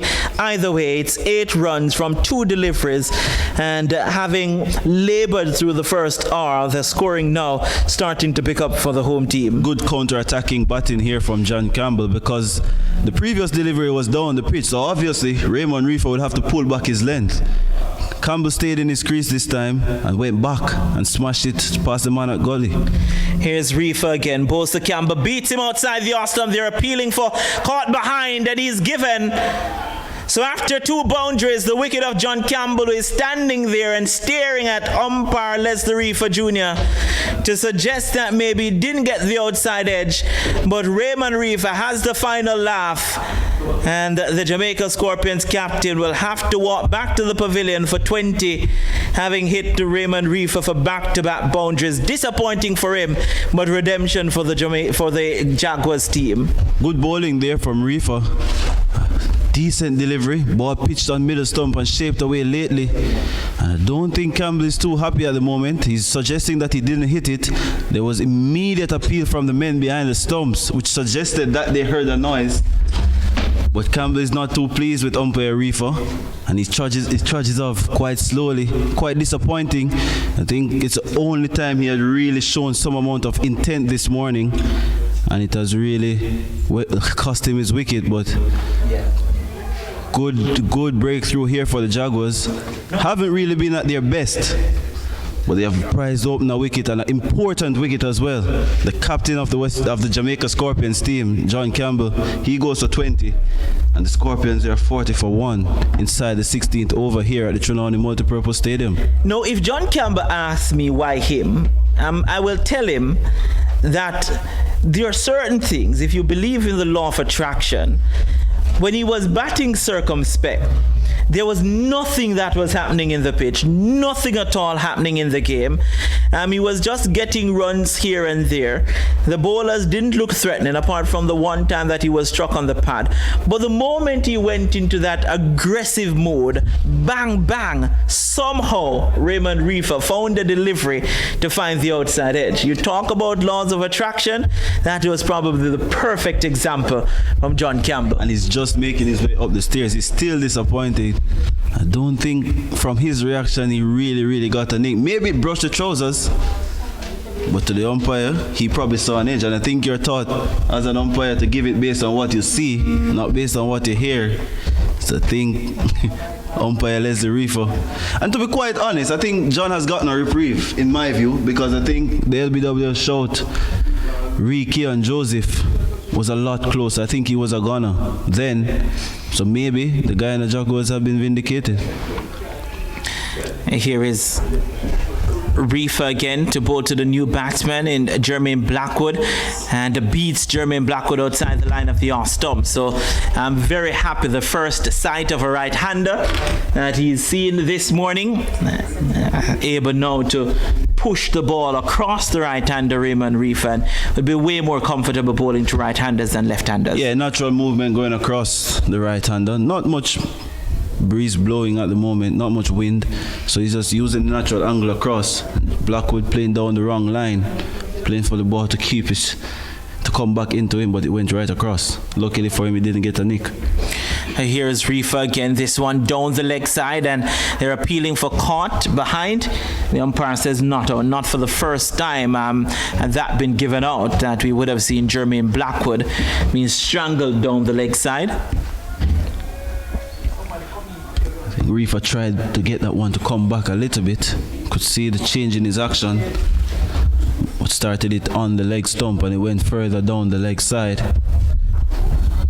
Want to start that at middle stump or just about middle and off. Shaping into Blackwood is very expansive through the offside as well. So this one gets the outside edge, 2 second slip and gully, and it will race into the boundary at the northern end for 4. So Jermaine Blackwood gets off the mark. So Raymond Reefer finding the outside edge of Jermaine Blackwood, but played with soft hands, kept it down, and 4 more. So it was an over that brought the wicket of John Campbell, but 12 runs coming off it as well. Indeed, and I think Reefer could claim moral victory for that delivery towards Jermaine Blackwood, because he got the outside edge. But Blackwood could also say that he intentionally played that so softly, went between the second slip and the man at gully. No chance of a catch because it went to ground immediately. And 4 more runs to the Scorpions, who have moved up to 44 for 1. Blackwood is on 4, and I think now is the time Alwyn Williams might think that he has to bat another 2 sessions to really stamp his name on this game, because he's gotten a chance in the Guyana Jaguars' view with a run-out chance or opportunity, a couple of opportunities, mind you. Hasn't really been threatened outside of that.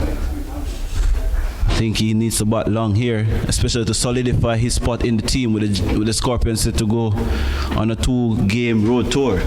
Yeah, here is Veersamy Permal. This one guided behind the point down towards the third man region. They go for 1. They're turning for the second. Jermaine Blackwood, who hardly ever gets run out, and was asking Alwyn Williams if he had the legs and the pace to get back. Alwyn Williams said, yes, I do. And they were able to come back to complete the second run. So the score now goes up to 46 for the loss of only the wicket of John Campbell for 20. As Williams onto the front foot defends this one, and John Campbell was caught. Bramble of the bowling of Raymond Reefer, having gotten back-to-back boundaries of Raymond Reefer. Couple of drifters so far from Permal this over. Here he is again, comes in onto the back foot this time. Alwyn Williams defends it, and there is no run. Score remains at 46-1. Williams on 12. And Jermaine Blackwood, the new batsman, who so far this season has failed maybe once batting at number 3. And this one is bowled him. Somehow, Veersamy Permala snuck through the defense of Alwyn Williams, and the off stump goes cartwheeling behind. So 1 wicket brings 2. The Jamaica Scorpions haven't gotten to a very good start at 40 without loss. They find themselves now 46 for the loss of 2, with both opening batsmen walking back to the pavilion. Beautiful delivery there from Veersamy Permala. Another drifting delivery. Almost as if Williams was trying to play for the ball to come towards him. Ball held its line and went on to take off stump with it. Very, very good delivery from Permala. Experienced campaigner at this level, showing his guile. And Williams must feel a little bit unlucky at the moment, because not many persons have gotten a delivery like that at this level. And the Jaguars striking very, very quickly here.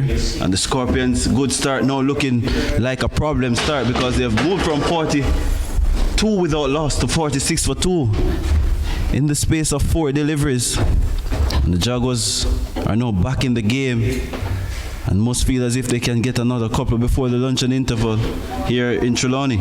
Yeah, it's certainly starting to look like it's a Guyana Jaguars session. The Jamaica Scorpions, up until maybe about 6 minutes ago, and were easily winning that morning session, that's this first session. But so much can happen, so much can change. And I tell you what, you saw the change, and it's not a change for the betterment of Jamaica. The change came when John Campbell charged Raymond Reefer, hitting him through extra cover for 4. That was when the change came. The following delivery was an outside edge, well, a cut between second slip and gully for 4. The following delivery was the outside edge of John Campbell, dismissed for 20. The following delivery was a delivery that beat Jermaine Blackwood outside the off stump, then an outside edge that went for 4 from Jermaine Blackwood, and then this over found the outside edge, beat the outside edge, and then made contact with the off stump. Paul Palmer Jr., the new batsman, and no run off his first delivery as he pushes it out to Reefer at mid-off. But mind you, both dismissals were from defensive strokes, even though it started from an attacking move from the captain at that time. Certainly. Here's Veersamy Permala again. And Paul Palmer Jr. again behind this one, defends it, and there is no run. Over comes to an end. At the end of it, the Jamaica Scorpions are 46 for the loss of 2 after being 40 without loss. And the leading wicket taker this season showing his class again. Not much turn on offer, but he's using his guile, his experience to get something for the Jaguars. The trump card for Captain Leon Johnson, finding a way to prize a wicket out, especially on a surface that's quite flat, even with the sheen that has gotten persons excited. Not as lively as you would think. This surface reminds me of one at St. Elizabeth Technical. Not a lot of pace, but when you look at it, you'd say, wow, this must be quick. Quite slow. Here's Reefer again to bowl to Blackwood down the leg side. It will go into the fine leg boundary for 4. The signal will be biased from umpire Reefer. Maybe this over starting in a similar vein as the previous, and that would spell trouble for the Jamaica Scorpions. But 4 byes. The extras is a lot for the Jaguars. The extras so far is what? 14. 14 extras in the innings so far. And a lot of byes as well. Yeah. Wicketkeeper Bramble be a little bit disappointed, but for most of them he has really, really struggled with the pace off the wicket. Maybe he should take a couple of steps closer to the stumps. And here is Reefer again, turns, run into bowl to Jermaine Blackwood. He's operating over the wicket. This one back of a length. Blackwood onto his toes, punches it down to the man at mid-off, and there is no run. You can see that Reefer is really, really trying to get the ball back in towards the stumps. of Jermaine Blackwood, who has some problems with deliveries shaping towards the stumps in recent times, or at the international level, has been bowled a lot at that level. A little bit too expansive early in his innings, but this season he has really looked like a different batsman, to be quite honest. And this one outside the line of the off stump, allowed to go through to the wicket keeper, and there is no run. By the way, at the end of this over, we'll have a double change, and because Jermaine Lanneman will take over from Jerome Foster. And then a man with a steno notebook that says product of Jamaica, 80 sheets of book, size 6x9, with his name, Nevada Morgan, at the top of it, will take over from me as well. Never leaves his notebook, Nevada. Here's Reefer once more over the wicket. Comes in, this one back of a length again. Jermaine Blackwood punches it firmly up to mid-off. And again, there is no run. Quite positive with that shot, Jermaine Blackwood, but that's his nature and has really prompted Raymond Reefer to think about going around the wicket now, because he's not really getting much shape back towards Blackwood. More ball just going across the stumps. And Blackwood this season, even though he hasn't really gotten that real big score, it's something that he can build on or take some positives from, because I think in previous seasons, I don't think he appreciated batting. I thought he was a little bit too reckless, a little bit too careless. But I think this season he has really gone back to basics and thought about his game and how he can make a return to the West Indies team. And this one again bounces awkwardly in front of Bramble, and they were able to come through for a single. By the way, in all of that, the Scorpions would have brought up 50, and for 50 for 2, they're now 51 for the loss of 2. Another delivery to come in this over. Bramble is... and this pitch takes a little bit of time to get used to. Saw it with Dennis Smith, the Scorpions against the Hurricanes, and then with Jamar Hamilton. Don't think the fans will be too pleased with balls in the first 90 minutes at ankle height or less. Here's Reefer. This one on the line of the leg stump. It's picked off down towards that long leg region and races into the boundary of a 4. The man at fine leg only had maybe a couple of meters, Kian Joseph, to get to the ball, but couldn't cut it off. So Paul Palmer Jr. gets off the mark with a boundary in the same vein as Jermaine Blackwood did with the Jamaica Scorpions. Now moving up to 55 for the loss of 2. You'll hear from Jerome Foster, and then after Jerome Foster will be the voices of Nevada Morgan and Jermaine Lanneman. Nice balance there from Paul Palmer Jr. Didn't really fall over to the leg side, waited on the delivery, overpitched delivery from Raymond Reefer into his pads, and he whipped it behind square. Didn't get a chance. The man at fine leg didn't even have a chance to cut it off, and 4 more runs for the Scorpions, 55 for 2 at the moment. Not the strongest position at the moment, but not too disappointing, especially after they were inserted. Negotiated the first hour and 20 minutes quite well. 2 quick strikes from the Jaguars has really given themselves some hope of getting into the middle order of the Scorpions, which has been very inconsistent so far this morning, as we hear from Nevada the first time this morning as well. Good morning to all our listeners across Jamaica and across the Eastern Caribbean. As Pramal starts another over, bowling to Blackwood, who gets a ball down the leg side, doesn't make contact. Keeper picks up. Pramal has the ball again. The score remains at 55 for the loss of 2. Palmer is on 4. Blackwood, he's also on 4, as Blackwood waits on Pramal from the northern end. He'll be bowling now. Pramal up to the wicket, bowls to Blackwood, who is forward. Big appeal for leg before. Not out, says the umpire. So Pramal bowling the straighter one there, but Blackwood beaten. The appeal went up. Umpire not convinced, Score remains at 55 for 2. Yes, an interesting appeal there on the part of Guyana. They would have thought they would have had Blackwood on that occasion. Arm ball, as it turns out to be, from Permal, misread by Blackwood playing around it, but the umpire felt that it would have still missed leg stump. Definitely so, as Permal starts again from the northern end, bowls to Blackwood, who is forward and pushes the ball out to the mid-wicket area, and the fielder comes around there. That's Keon Joseph. He fields, no run. The score remains on 55 for 2. Yes, and so Permal showing all his experience, 6 test matches under his belt and a number of first class, and he's clearly coming into his own here. Permal aborts his run there. So Permal aborting his run there. He will restart from the northern end. He's at the top of his mark now. Walks forward, now breaks into his run. Up to the wicket now, bowls, and Blackwood is back on the back foot and displays the ball all along the pitch. On the onside of the pitch, no run. Permal fields off his own bowling. 55 for 2 of the Jamaica Scorpions. Yes. Permal up to the wicket now, bowls to Blackwood, and Blackwood is hitting this high in the air. The ball is heading out towards the boundary, and it gets into the boundary now. That's 4 runs to Blackwood. 4 good-looking runs down to long on. Blackwood moves on to 8, his second boundary in his innings, and the Scorpion score increases to 59 for 2.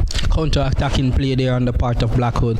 That one a little bit over pitched there from Permal, and Blackwood just leaned into it, not necessarily over it, and chip it over the mid-on fielder. It was aerial, but 4 runs welcomed.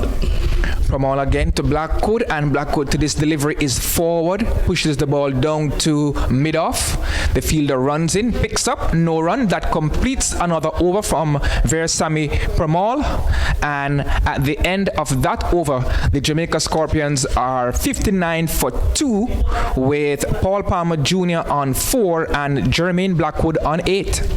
Yes, so certainly not wanting to be bogged down is Jermaine Blackwood. Permal getting into his own, as you outlined earlier, 2 wickets so far, having bowled Alwyn Williams and 1 wicket I may say, having bowled Alwyn Williams, but definitely getting into his own is Versamy Permal, and the chump bowler as it relates to the Guyana team. Right, so these two batsmen. If my one may add as well, in the 6 matches he has played so far this season, he is the current leading wicket taker in the tournament, Permal, with 31 wickets. So, so far so good. Definitely Permal the leading wicket taker, as another over is about to begin, this time from the southern end. The fast bowler Niall Smith, he will start another bowling spell for the Guyana Jaguars.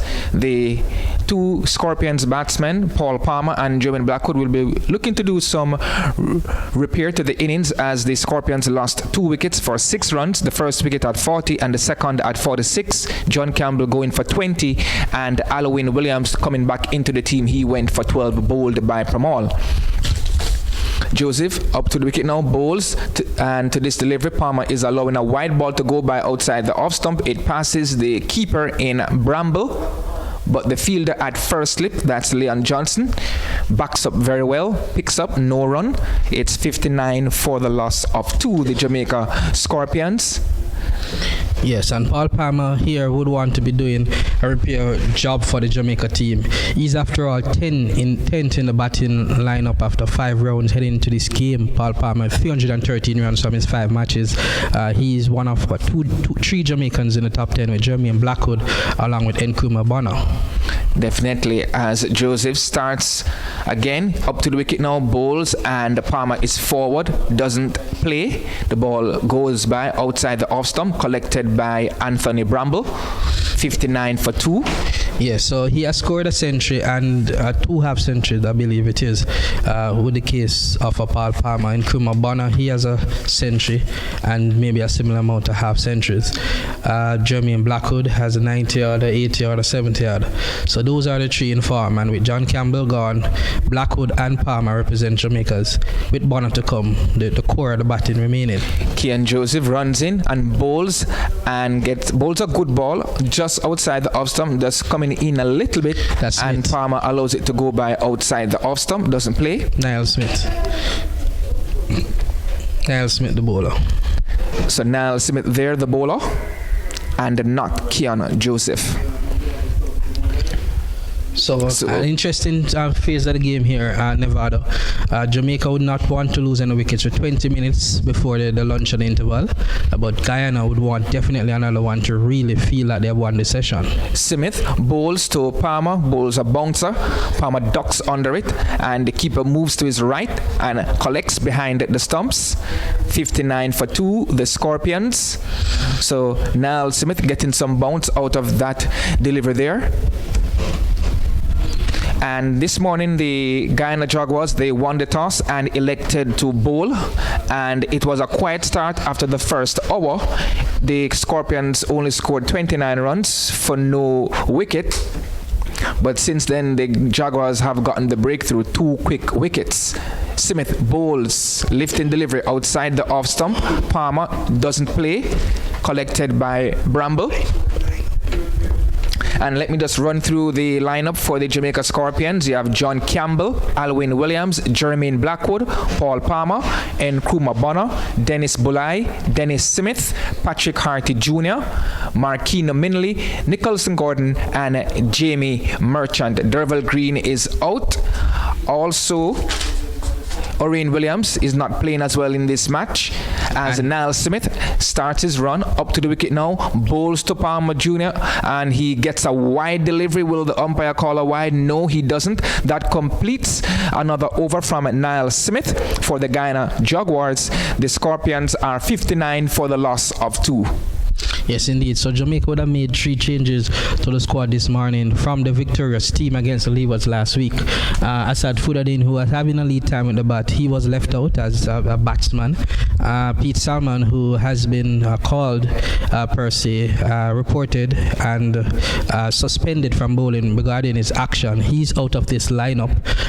Dennis Bulai, who's back from injury, he comes back in as a team main specialist spinner. And you also have the other person who is missing out, being Derval Green, injured from the last game. He still has not recovered. So the 3 persons who have replaced those players would have been Bulai, Merchant, and Alwyn Williams coming into the starting 11 for Jamaica.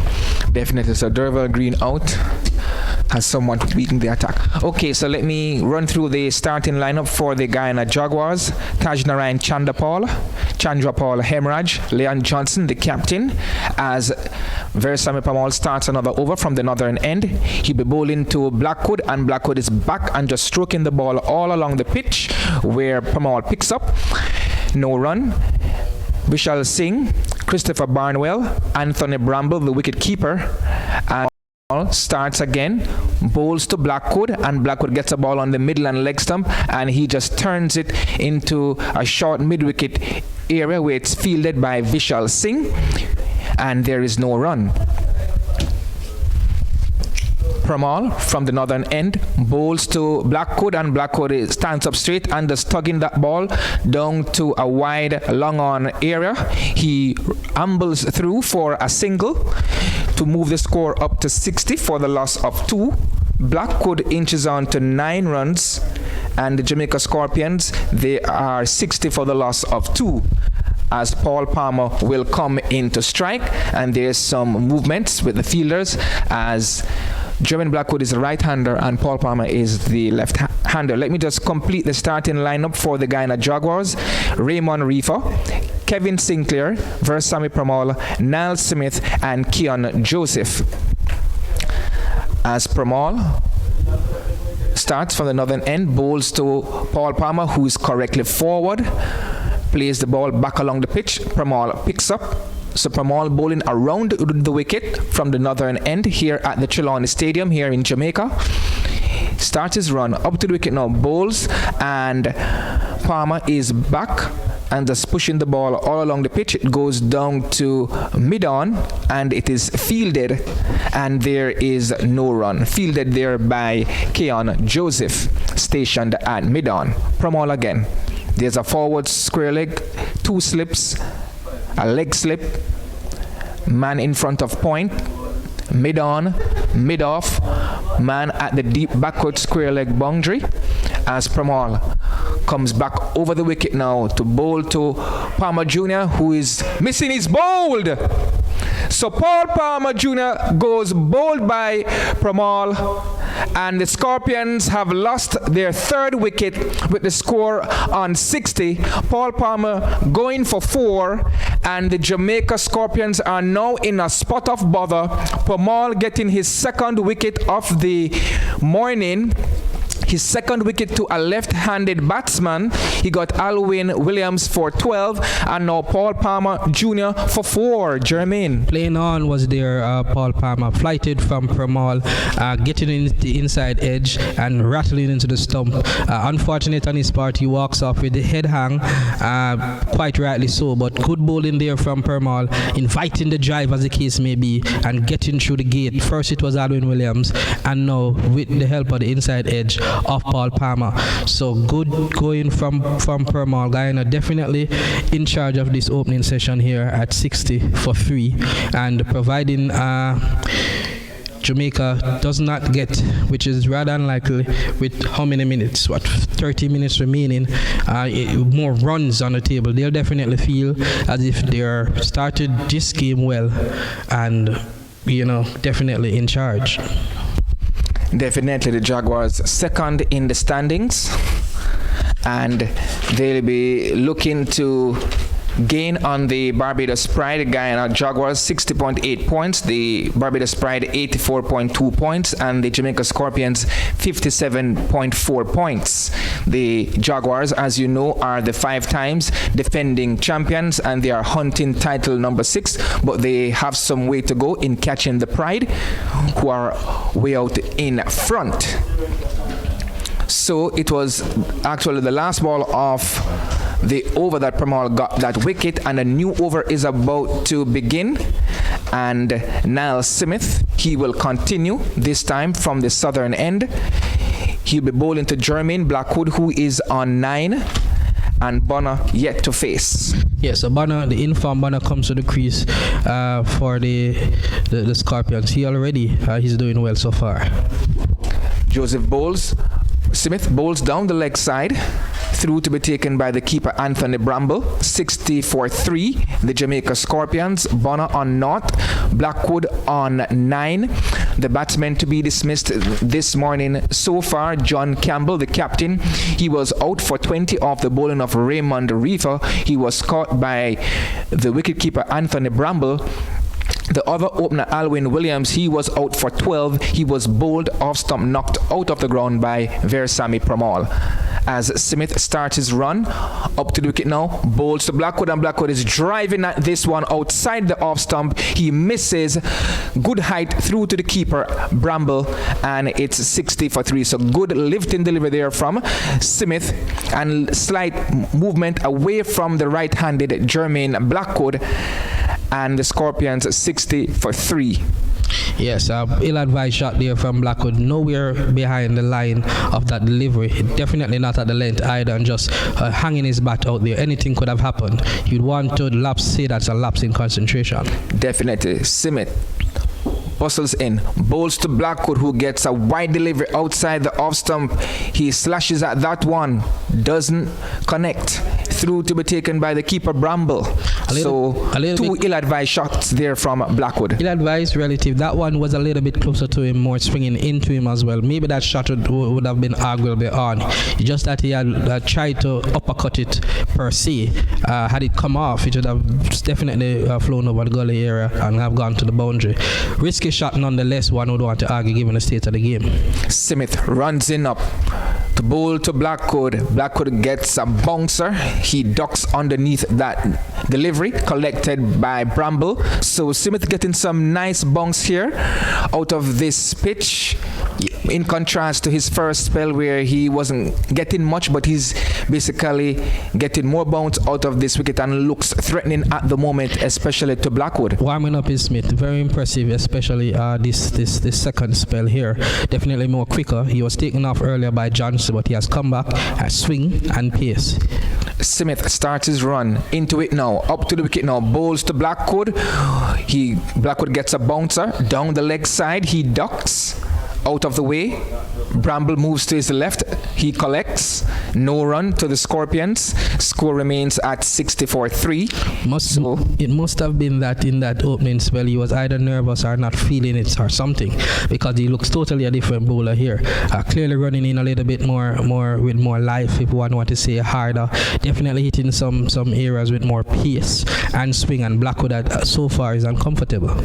Smith into his run now, up to the wicket now. He bowls to Blackwood, and Blackwood gets a delivery outside the off stump. He went after it, didn't make contact. That ball kept a tad low and through to the keeper.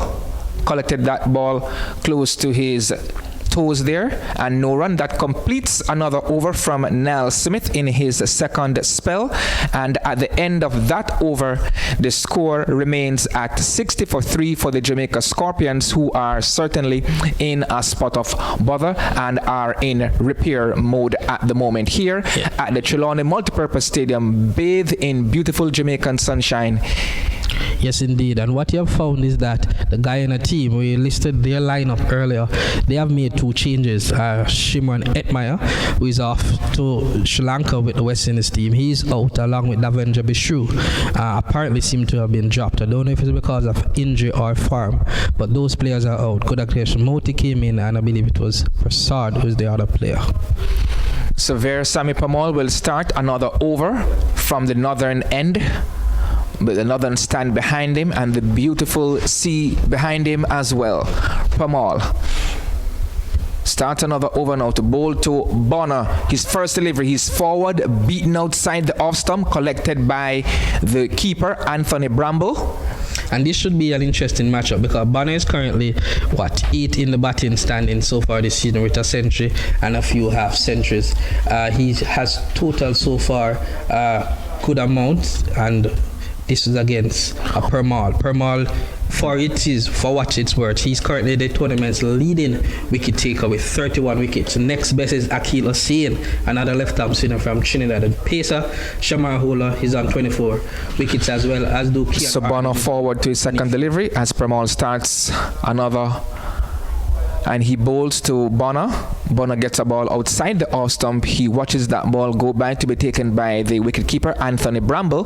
It's 60-3. Bonner yet to get off the mark. He has only faced 3 deliveries, and Permal will begin now his run.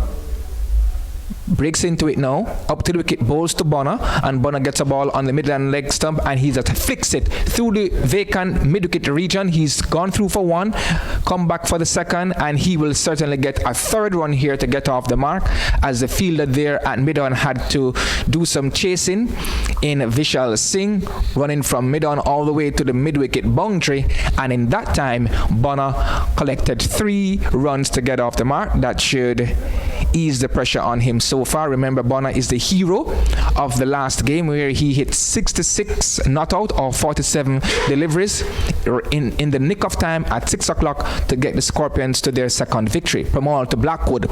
Blackwood is forward and stroking this ball down to long off. The fielder comes off the boundary, picks up, limits the batsman to only 1 run. Blackwood moves on to 10, and the score is up to 64 for the loss of 3.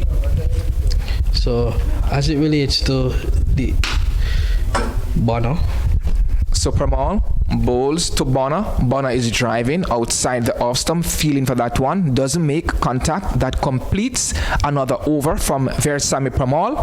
And at the end of that over, the Jamaica Scorpions are 64-3 with Nkrumah Bonner on 3 and Jermaine Blackwood on 10.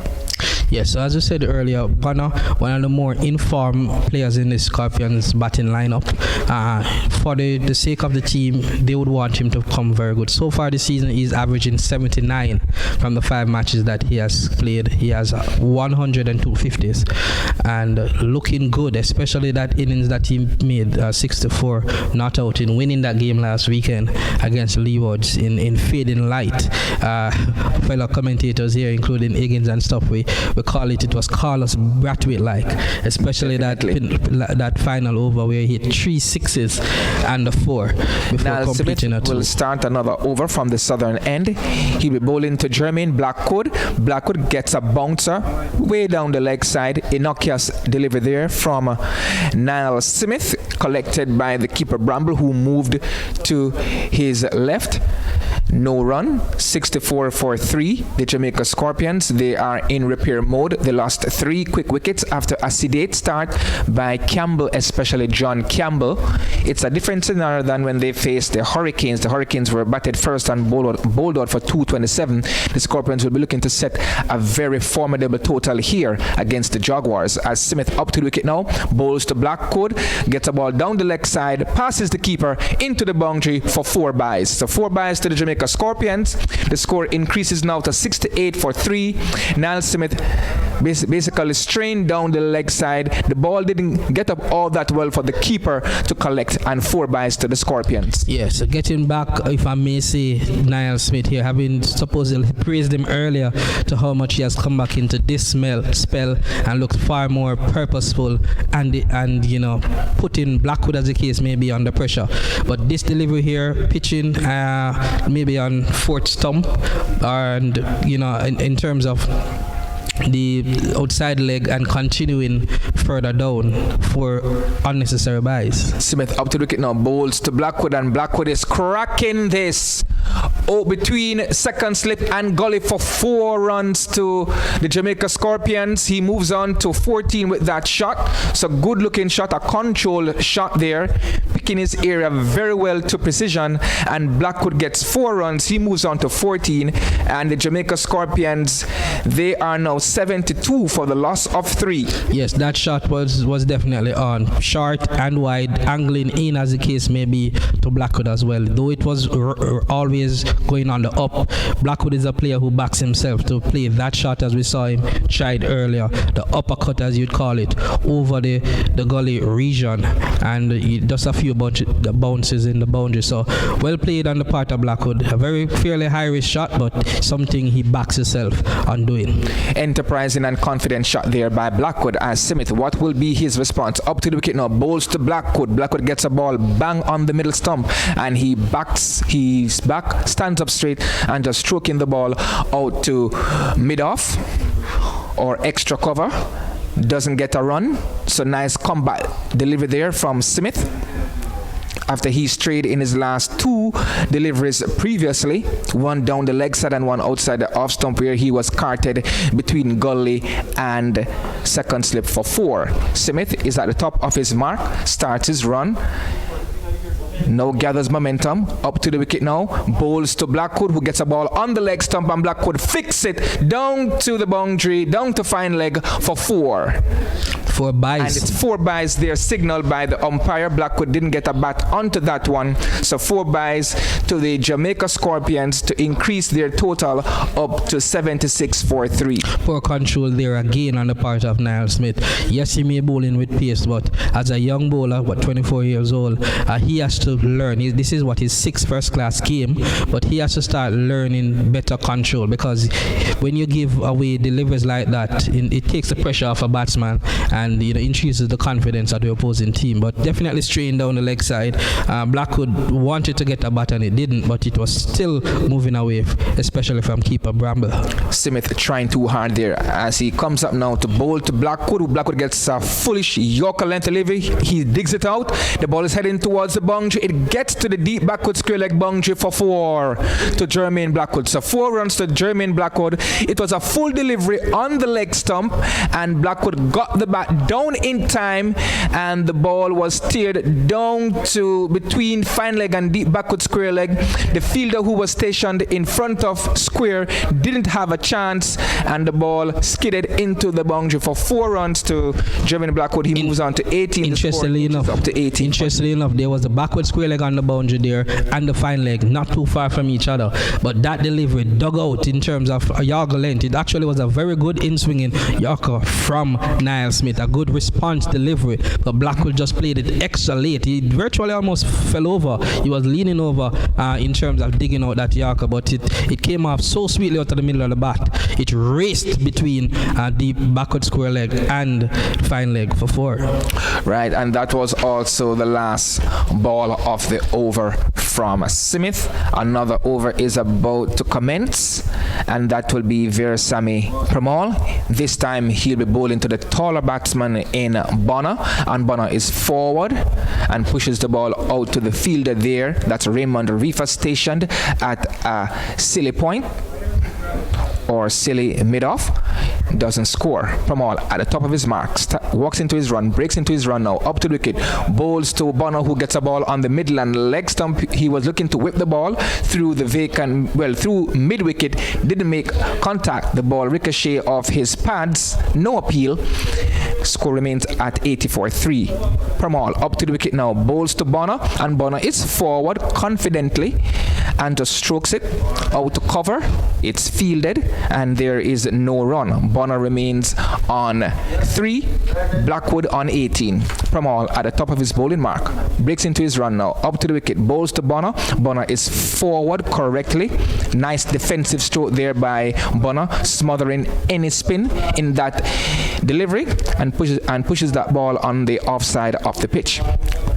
Pramal again, up to the wicket, bowls to Bonner. Bonner gets a ball right on the middle stump, and he's correctly forward. Nice defensive stroke there by Bonner. Again, not taking any chances with this, the final over before lunch, and seeing that the Scorpions are in a spot of bother at 80-3, and they'll be looking to get a formidable total here against the 5 times defending champions, the Guyana Jaguars. Interesting field change here. Pramal calling in the mid-wicket to use it as a leg slip and bringing in a deep backward square to square leg. So recognizing that it's his defense mode going into the break, he wants to make use of these final 3 deliveries.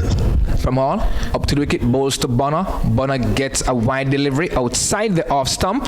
That completes the over from Veersamy Pramal, and that's the lunch on day 1 of the 6th round regional 4-day cricket encounter between defending champions the Guyana Jaguars and the Jamaica Scorpions. And at lunch, the Jamaica Scorpions are 84-3 after they were put in by the Jaguars, with Jermaine Blackwood on 18 and Nkrumah Bonner on 3. An interesting first session, 80-3. You'd want to feel as if Guyana is slightly in front here, the Jaguars that is, and the argument is 2 wickets down maybe for Jamaica is what they would want for 80, but with 3 wickets down, literally half of their specialist batsmen, they would not want that for just 80 runs. You understand me? So having said that, it's a session that has slightly gone to Guyana, but Jamaica currently has 2 of their most informed batsmen in Jermaine Blackwood and Nkrumah Bonner at the wicket. They would want them to come after the break and consolidate and build this lead. Get this innings up to a stage whereby, both can get both personal landmark and arguably put on a 50-100 wicket partnership. But for what it is worth, advantage Guyana so far, and Jamaica will need to bat sensibly in the next session to ensure that they can get a total beyond 250, which will give them bonus points.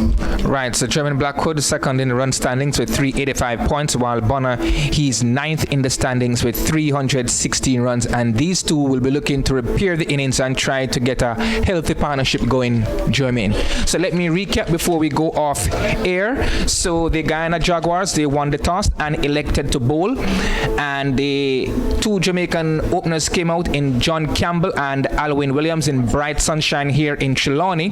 The first over produced only 29 runs. It was a sedate start by the Scorpions. John Campbell was the first batsman to go. He was out for 20. He was caught by the keeper Anthony Bramble off the bowling of Raymond Reefer. Alwyn Williams was the second batsman dismissed for the Scorpions. He was out for 12. He was bowled off stump, knocked out of the ground by Veersamy Pramal. And Paul Palmer, the third batsman to be dismissed, he was out for 4, bowled plain on to Veersamy Pramal. And that's what has happened so far in terms of the batsmen being dismissed so far for the Scorpions. So at 80 for 3 at lunch. We will return on air in approximately 35 to 40 minutes time.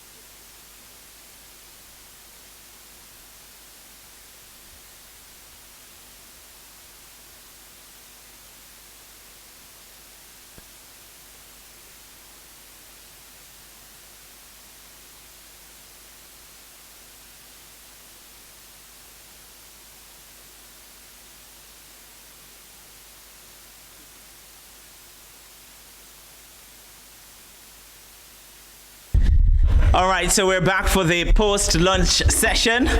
Jermaine Blackwood is almost as if he didn't leave for lunch, tucks this one behind square and sets off for a second run. So the Jamaica Scorpions, having gotten to lunch at 80 for the loss of 3, they're now 82 for 3, with Jermaine Blackwood now 20, and then Kruma Bonathier on 3. Jerome Foster is here with me as well. The Jaguars maybe wrestling away this session a little bit from the Jamaica Scorpions, the first session of the day. And it was well and truly because of the efforts of someone like Reefa. As this one is back of a length. Blackwood punches it, not for the first time. We've seen that from Jermaine Blackwood.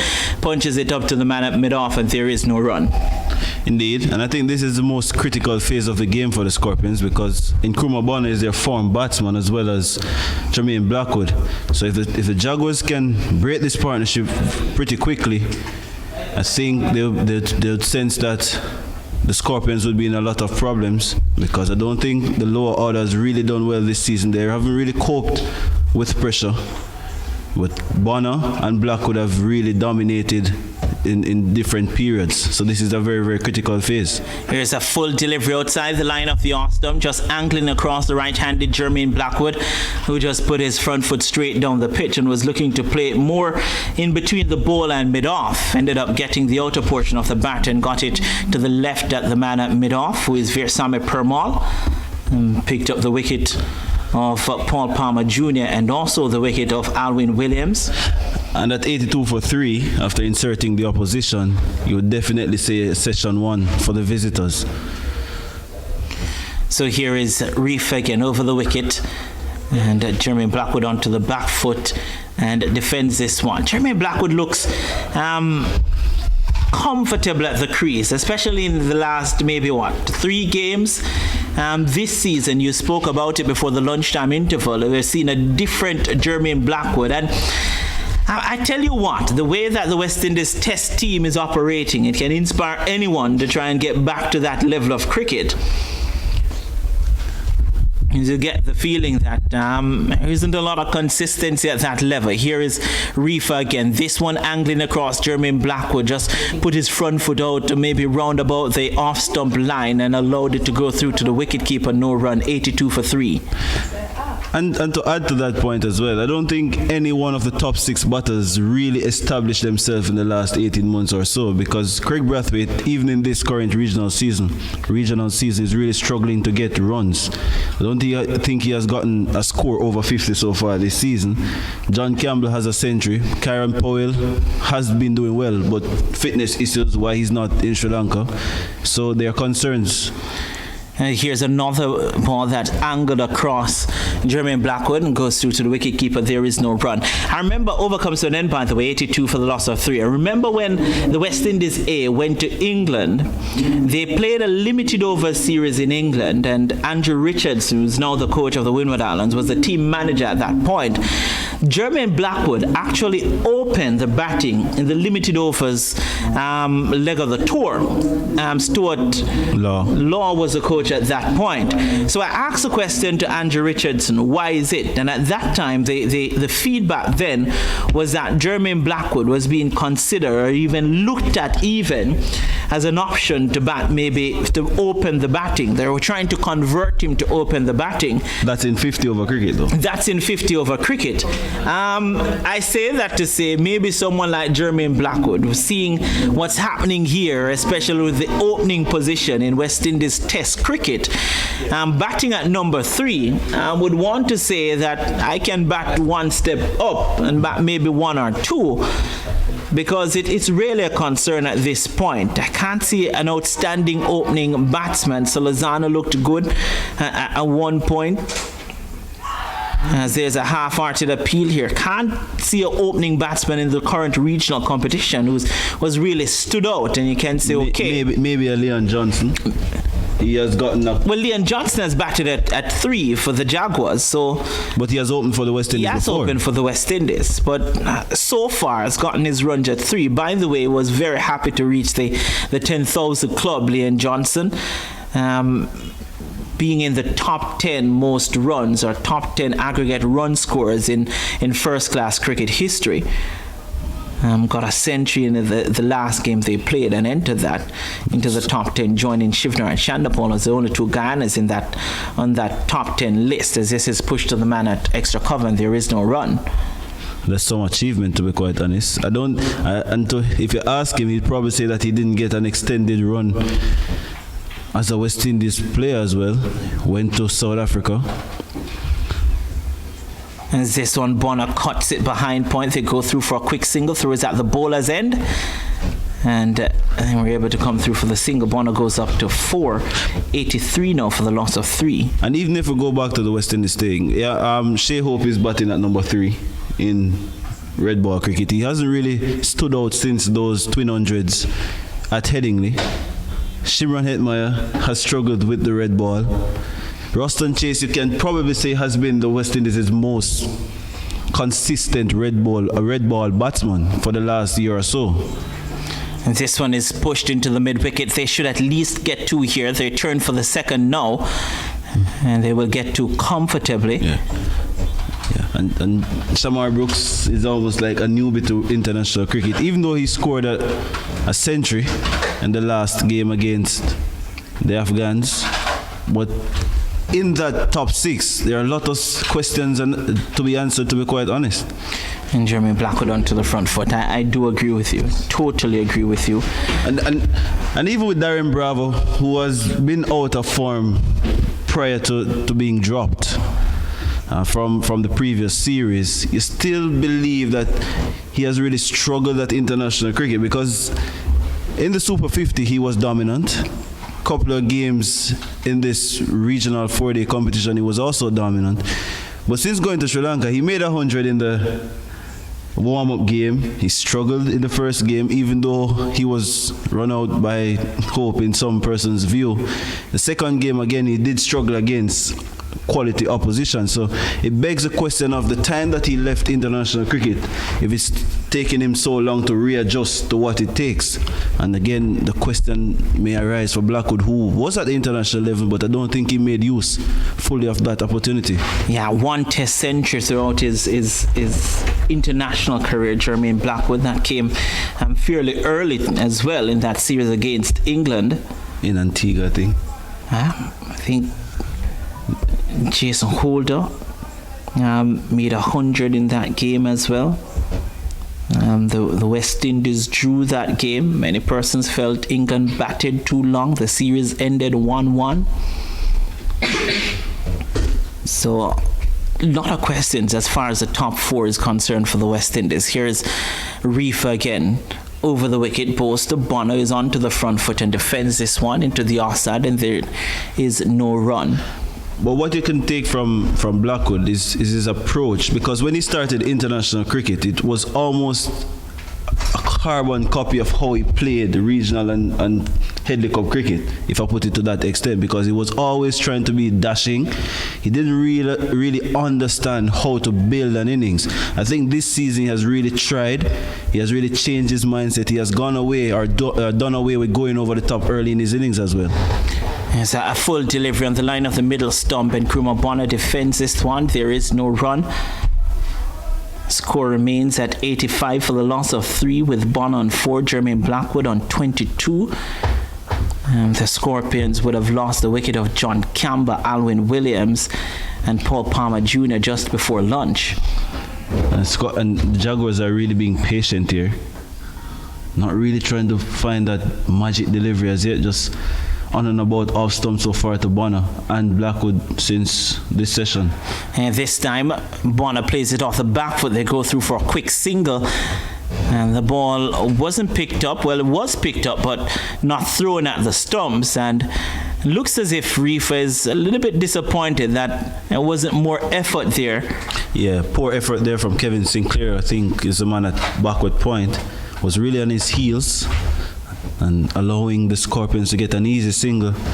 But in all honesty, Bonner should have been on strike, because the ball almost went directly to Sinclair. I don't think he was too aware of what's happening, and Reefer, an experienced campaigner, not really happy with that effort. And here he is again. Raymond Reed for the left arm medium pace on the body of Jermaine Blackwood. Tucks it behind square. They will look for two. They don't get two. Vishal Singh was very quick onto that one, limiting the batsmen. And the Scorpions here just operating in a similar vein as they did to the start of the game, which is pretty much just getting ones and twos, not forcing the issue.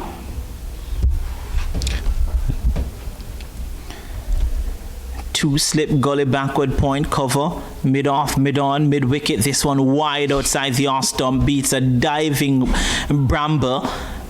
He will get one.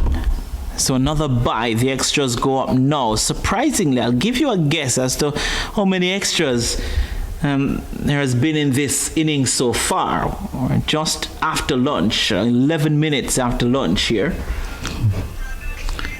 Kind of challenging for Bramble because I don't think the bowlers have been really consistent so far. I know he's still on the ground. Seems as if he got a hit on the top of his fingers. But the bowlers have sprayed the ball around. They have been too wide outside the off stone, too wide on the leg side. Really haven't given him a lot of chance. I don't think you can be too comfortable as a wicketkeeper so early though. Conceding, let me find how many byes so far. Well, I can tell you that extras 25. I think of that 25, it's maybe two, maximum three wides. We've seen several byes, a couple of leg byes in that as well. No balls for sure. But no balls. I think of the 25 extras so far. Double figures of byes, I assure you. I am pretty sure. We probably got double figures in one over alone. And that's quite strange and shocking on day one of a 4-day game. But again, that goes down to the pitch and the lack of pace, the lack of bounce off the surface. A couple of deliveries from Niall Smith prior to lunch, which really reared above the head of Jermaine Blackwood. Bramble was more comfortable with those deliveries, but Reefer, Keon Joseph, balls have really died in front of the wicketkeeper, who is not the typical wicket. He doesn't have the typical wicketkeeper look. Not the diminutive figures that you see behind the stumps. More robust, a little bit more weight than the normal wicket keepers, but still good enough, still can do a job. Captain the West Indies emerging team in the Canada T20 competition, the inaugural competition. Has also been a part of the A team. Has been a part of the Jaguars for a long time. Hits the ball a very long way. Very attacking batsman. I think his glove work needs a little bit more work, to really be the complete product. Yeah, here is a delivery now, wide outside the line of the off stump, and goes through. There is no run. Over comes to an end, by the way. I'll take this time, 89 for 3, to tell you, just going through the list here, after 5 rounds, after 5 matches, so this is the latest. And we're looking at the players. So the leading run scorer so far, and for many persons, it's almost expected. Devon Smith, 458 runs at an average of 57.25. 1 century in that. Jermaine Blackwood, 385 runs, best of 98, averaging 38 so far. Kyle Mears, in 5 games, 377 runs at an average of 47. 1 century. Barnwell, who's playing for the Jaguars, has scored 372 runs with 1 century so far. As Veersamy Permaul comes in now, Bon onto the front foot, gets an inside edge, similar to how Paul Palmer Jr. was dismissed. This time it didn't roll back onto the stumps. So what I've given you is Smith, Blackwood, Mears, Barnwell. So that's 4. Here is a flighted delivery onto the front foot and Nkrumah Bonner.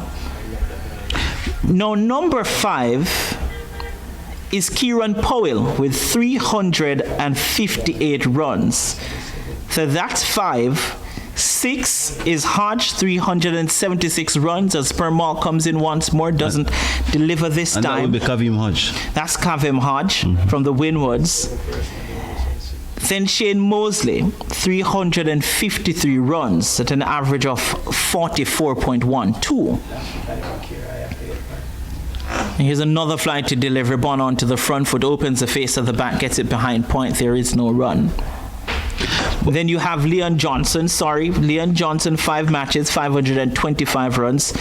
Then Nkrumah Bonner, 325 runs, 316. Nkrumah Bonner, as this one is played back alongside the pitch.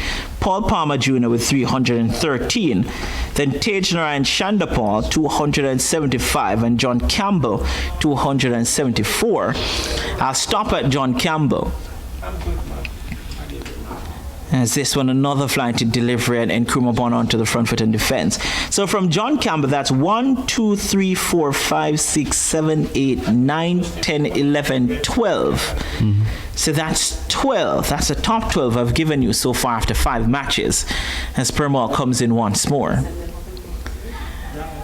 Bonner opens the face of this one. There should have been a single. There was an easy single there, and somehow Jermaine Blackwood didn't realize and sent him back. Over comes to an end, and there should have been a single. 89 for the loss of 3. And Bonner is not too pleased. I think Blackwood misread the line of the delivery because he thought it would have been going straight to the man at point.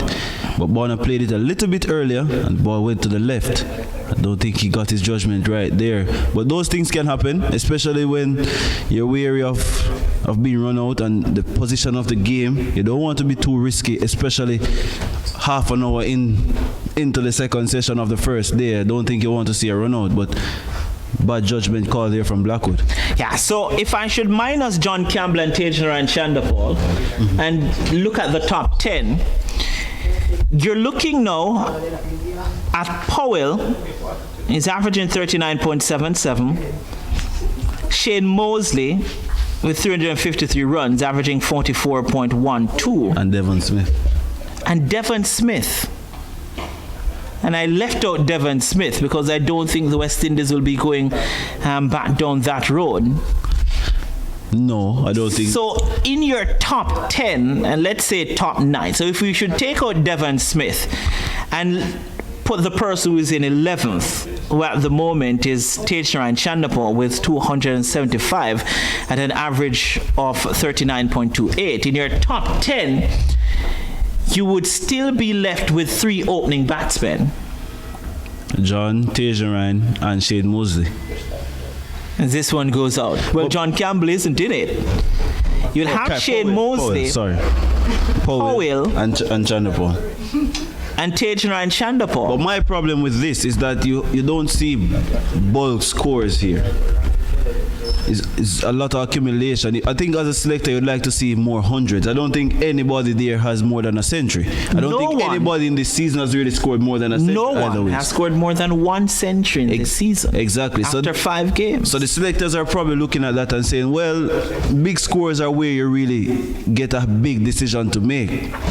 Because accumulation of runs over time, if you play 10 games with 300 runs, you're averaging 30 at the first class level. So that's just about par. I think where it comes in is where you're having mammoth scores, like the Mosley 180 or the 180 plus or the 150s. So it was 155 for Shane Mosley, not out. 189 not out from Leon Johnson.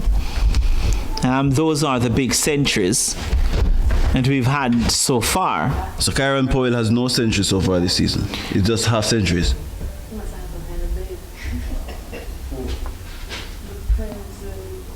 And this one is punched firmly again up to mid-off and there is no run. Well, he has a 99. You can probably count that as a century. Jermaine Blackwood has a couple 90s. So he has a 98. But yet to score a century. So if you're looking at the top 10 batsmen, if you look down to Tej Narayan Chandapal, that's Tej Narayan Chandapal, Kieran Powell, and Jermaine Blackwood in that top 10 who haven't scored a century thus far.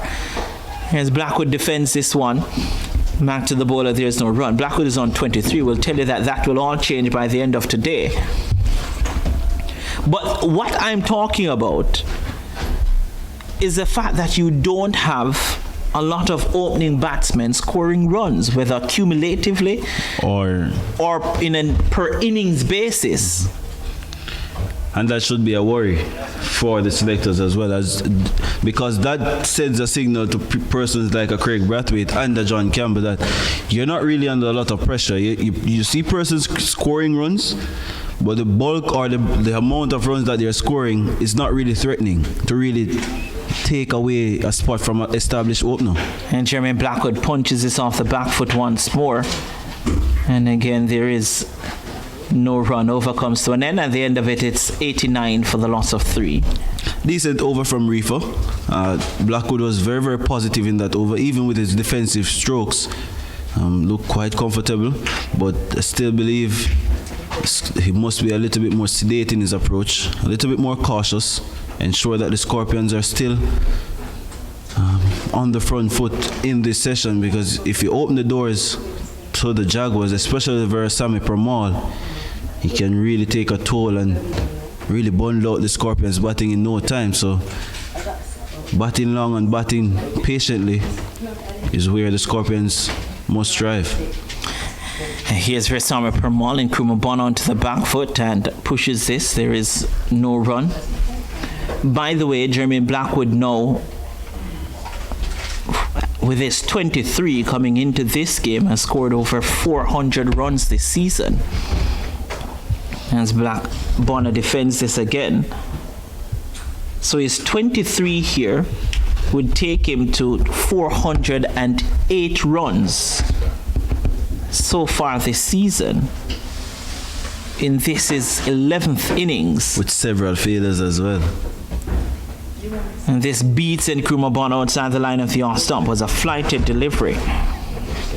So he would classify this as a very successful season so far, because one, his approach has changed. I think he has faced over 800 deliveries this season. That is a big step up in his game, because normally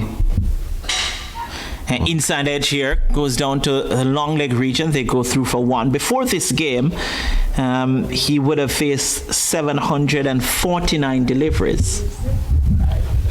And the strike rate now is 50, so he has faced 46 deliveries. So he has faced 796 deliveries at this point for 403 runs. 408 runs. 408, sorry. Not bad. It's Permal operating from around the wicket now. And Jermaine Blackwood onto the front foot and defends. What Jermaine Blackwood has done so well this season is the way he has played spin. I think it's probably the best I've seen him and the most comfortable I've seen him against spin. Here's Permal again. Blackwood pushes it back to the bowler firmly. There is no run. Over comes to an end. It's 90 now for the loss of 3. The Jamaica Scorpions batting first. And I can give you that. And one thing that I have spotted as well is that he's weighted on the spinners more this season. Normally he'll be pushing way in front of his pad or try to get towards the spinners. It's almost as if he's made that extra effort to wait on the deliveries. He's playing more from the crease rather than using his feet, because normally he'll be down the pitch smashing the deliveries over mid-on and mid-off. He's more of punching the balls from the base of the crease. So that tells you he's more comfortable in his footwork, believes in his game more, and trusts his eyes a little bit more rather than just using his hands. And that is also important when you're playing spin bowling. It's always good when you can use your feet, but when you can get back to the spinner and read him from the surface, always makes it a little bit more difficult. Yeah, this one pushed into the onside, into mid-wicket from Jermaine Blackwood, and there is no run. And Reefer seems to be the man entrusted to tie one end up. Even though Pramal is bowling long spells, he's the attacking threat in this Guyana Jaguars bowling attack. Reefer is bowling here from the northern end, from this southern end, sorry, and he has really been economical so far. He has been. Here's Reefer again. This one is defended by Nkrumah Bonner, and so far the Jamaica Scorpions, they can take heart in the fact that Neil Smith hasn't bowled well. Kian Joseph hasn't bowled well, which pretty much limits the Guyana Jaguars' bowling options so far. They could come back in another spell. I'm a little bit surprised Kevin Sinclair hasn't really gotten a ball so far. The off spinner, tall off spinner, bowls pretty quickly, gets a lot of turn and bounce.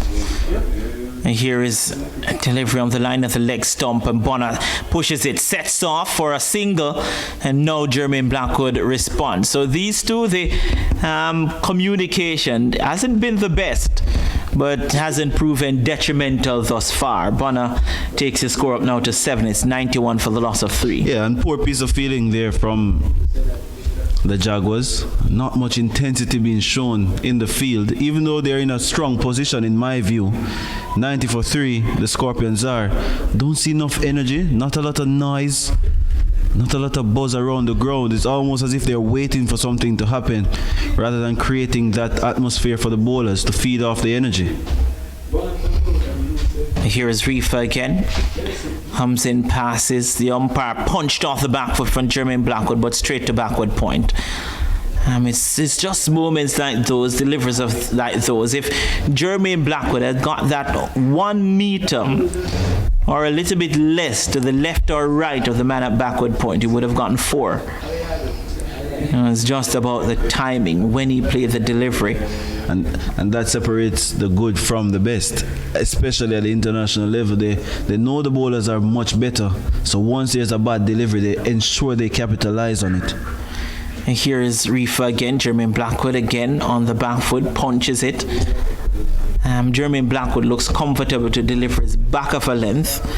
It's just those that are short pitched outside the line of the off stump that he has a little tentative push at, and is oftentimes caught at gully or even backward point. It's almost as if he's using a square bat when he plays that forcing drive, not in control of the bat coming straight in. This is a vertical. Here's Reefer again. Jermaine Blackwood onto the back foot and punches it up towards mid-off. And again, there is no run. Good to see Tejran Shandapal back onto the field. Now after being hit on the back of his right leg. Just so I'm clutching it just now. On cue. But he has the shin pads on. Still brave enough, man enough to be under the bat. Maybe he's a specialist fielder there as well. I'm sorry, I would never be a specialist fielder for forward short leg. It's a position with the least amount of rewards and probably the most pain. Pain, yeah. Especially if your bowler is inconsistent. Yeah. But I think he can trust Versamy Pramal. I think he trusted him when he was operating before lunch as well, but he was hit then, wasn't he? This one punched back to Versamy Pramal from Nkrumah Bonner. And this time it's just that he's spinning away from the right-hander, not in towards the left-hander, in towards that sweep from John Campbell. As Nkrumah Bonner again onto the front foot, allows the ball to come on to him. And Nkrumah Bonner not pushing, not feeling for the ball, not playing with his bat in front of his pad. And one thing with Bonner is that when he's playing forward, he's very, very committed to being forward. He's fully forward. Yeah, here he is again, opens the face of the bat this time and gets it in front of point or behind point, but still there is no run. There's mid-on, mid-off, who's pretty much stationary. Versamy Pramal again. Bonner this time extends the defensive shot, but straight to the man at cover. And again, there is no run. The strong wind that we had for the Hurricanes game, that has seemed to have gone. It's almost as if it's blowing from right to left now. Had some swirling wind a couple weeks ago. Made life and things a little bit difficult for a couple of the bowlers.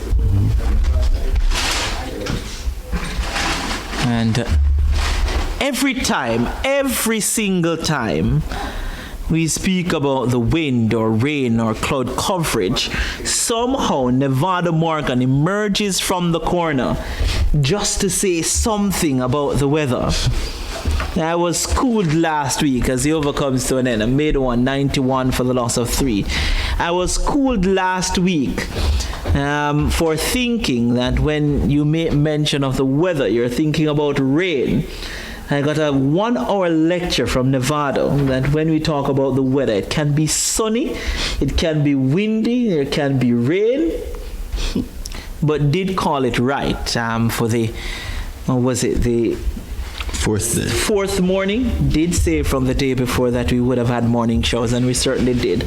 So what's the forecast for today? Well, he said that it was looking ominous for Saturday. From the... And he did say that there's a possibility of rain tomorrow as well, but it says it's ominous for Saturday. And it's possible, it will possibly rain tomorrow morning. That's what he said, and we're sticking with it. Here's Reefer, that one bouncing in front of the wicketkeeper, and there is no run. He said a 20% chance. I can never understand that 20% chance of rain. And why not 70? 20% chance of rain. Or 80? What's the difference? Oh, there's a difference. 20% is a normal range. Oh, it's a normal range. Oh. So it won't be heavy rainfall. You can't rile up Nevada Morgan, Jerome Foster. 2 slip in place, gully backward point, extra cover, mid off, mid on, mid wicket, and a long leg. As this one again, wide outside the off stump, dying before Bramble, and as we've said on so many occasions, goes into the boundary for 4. So buys again signaled by the umpire, and that will take the extras count pretty close to 30. It's now gone up to what, 28 or 29. The score goes up to 95 for the loss of 3. And I wonder at this point if Captain Leon Johnson would be saying to myself, maybe I should have batted first, because that delivery didn't even leave the pitch at all. Once it pitched, it just kept on rolling past wicketkeeper Anthony Bramble, who really didn't have a chance of stopping it. He's really struggling. He's a little bit annoyed, to be quite honest, because now he's thinking about going up to the stumps, just to ensure he can get a proper collection of the ball. I think it's not about the collection of the ball.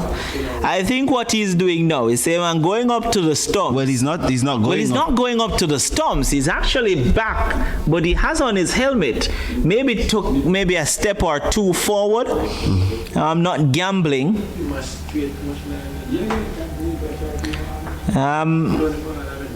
Not often that you see this. Here is Reefer again to bowl to Blackwood outside the line of the off stump, goes through to the wicketkeeper who is back and wearing his helmet.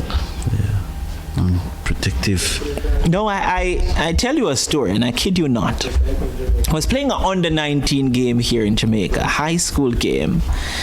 And we had a player by the name of Otwayne Taylor, a long first name. Now, he came on as a substitute fielder in a game that was being played against a school called Spanish Town High School. And he was at forward short leg in his helmet as Reefer turns and comes in now and bowls. And this one clipped down to the man at fine leg, and they will go through for 1, scoring on 96 for the loss of 3. Now, with that forward short leg in his helmet, and he was down, hands on the ground, waiting patiently for a catch.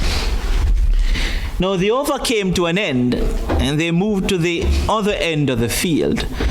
And the captain said to Otwayne Taylor, go to square leg. And Otwayne Taylor was at square leg, bending down with his hand touching the ground in his helmet and waiting to see what was happening. Here is Reefer down the leg side, goes through to the wicketkeeper, and there is no run. That was probably the funniest thing I've ever seen in cricket. A man at square leg, backward square. It was actually beside the umpire. We saw the funny side of it. And there was Otwayne Taylor, who was in his helmet, bending down as if he was at forward short leg. I guess that was his first time playing cricket for sure. It was his first time playing cricket. He has gone on to be an entrepreneur now. For obvious reasons. Nothing cricket wasn't his suit. Over comes to an end. It's 96 for the loss of 3. Everyone saw the funny side of it, except my very good friend Otwayne Taylor. And a very disappointing over from Raymond Reefer. A little bit too wayward for my liking.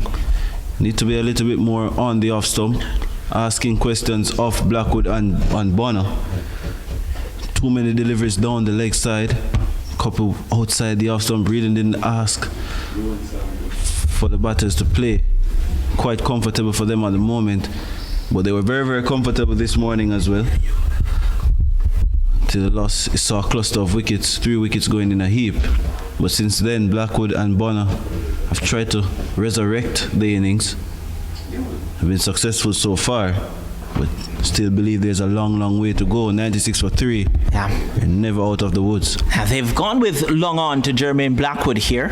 As Veersamy Permal continues and gets the outside edge, beats the man at slip. Don't think it will have the legs to get to the boundary, but they've taken 2. No chance of coming back for a third, but the outside edge found.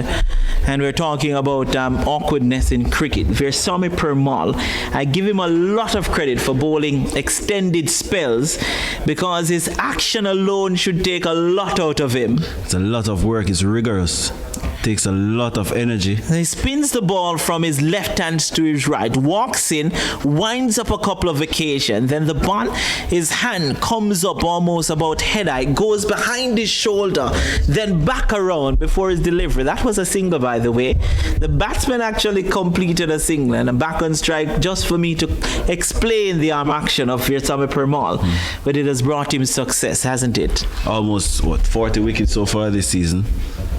Has been the champion bowler for the Jaguars for the last couple of years, and doing his stuff again. Here he is around the wicket to the right-handed Bono, is punching this out towards mid-off, and there is no run. A score 99 for the loss of 3. The Jamaica Scorpions inching towards that 100-run mark. Jerome Foster holds firmly to the belief that if you want to know if you're in a good position, add another 2 wickets to the total. And the Jamaica Scorpions at this point would be what? Reeling. 99 for 5. 99 for 5. You would say it's all Guyana Jaguars. Definitely. So they're still in a very, very tricky situation because again the batting has been shortened. It has been, because there's no Rain Williams. So from here it's Dennis Smith, who by the way is coming off 80 odd in that game against Leewards. Over comes to an end. 99 for the loss of 3. Blackwood is on 27. Bono is on 7.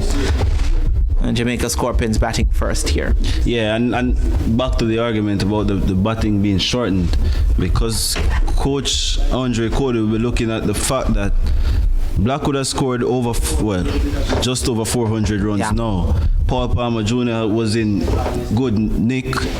Captain John Campbell has close to 300 runs. He would have been thinking that majority of the runs, as well as Nkrumah Bonner, would have been coming from the top 5 or so. 3 batters have already been dismissed and the score is yet to get to 100. But when you look, there's Jamie Merchant, Dennis Bulai, Marquino Minley, they can do their thing, but I don't think they have been seen as recognized batters, and that could really spell some trouble for the Scorpions, especially with the spin attack of the Guyana Jaguars. Yeah, have a change in bowling because Christopher Barnwell will come in now for his first over of this game and replaces Raymond Reefer, as do Jermaine Lanneman replaces Jerome Foster. And the Guyana Jaguars, I was just about to say they've dispensed with one of their slip fielders. They haven't. Maybe. It's now standing at gully. So there's a solitary slip. There's gully. There's backward point. There's a deep cover. There's an extra cover mid-off. And this one is outside the line of the off stump. And there is no run. There's mid-on, mid-wicket. And there's also fine leg as well. So the debate goes on as to... By the way, Craig Brathwaite, as Barnwell at the top of his mark. Craig Brathwaite, again, another failure for him. I believe he has scored, 2 half centuries this season, a high score of 79. But not the Craig Brathwaite of old. Here is Barnwell, and this one punched off the back foot into the mid-wicket region, and there is no run. Yeah, it's interesting to see how the cricket of Craig Bathwaite has fallen off, and it doesn't look good if you're a West Indian fan. It's happening on the international level, and after 6 rounds of regional cricket, he's not stamping his class. Here is Barnwell again over the wicket, comes in full outside the off stump. That's driven down towards the man at cover, sweeping on the cover boundary by Jermaine Blackwood, goes now to 28. And the 100 comes up for the Jamaica Scorpions, and it comes up in the 36th over. They're now 100 for the loss of 3. Yes, Chris Barnwell has done well with the bat this season. He's capable of with the ball nonetheless. He also has a 6-wicket haul at this level. He's played 58 games, best of 6 for 78. So he's capable. Guyana will be hoping that he can get another wicket here for them to really continue to be on top. Jamaica is trying to wrestle back the initiative here. A little bit off being in that position, but it's a good game so far. It is a good game. It's pretty balanced. 2 slip now in place.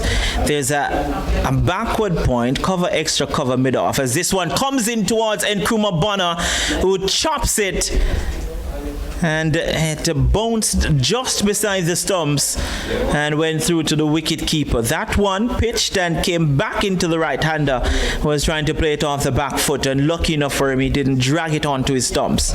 Yes, Guyana players there, including the keeper and the slip cardin, holding their heads with their hand per se, thinking that was close to the off stump, that inside edge from Bonner. But he has to be careful, and that ball was a little bit too close to be playing that cut shot. Here is Barnwell again. This time Bonner is onto the front foot and pushes it out towards the cover region, and there is no run.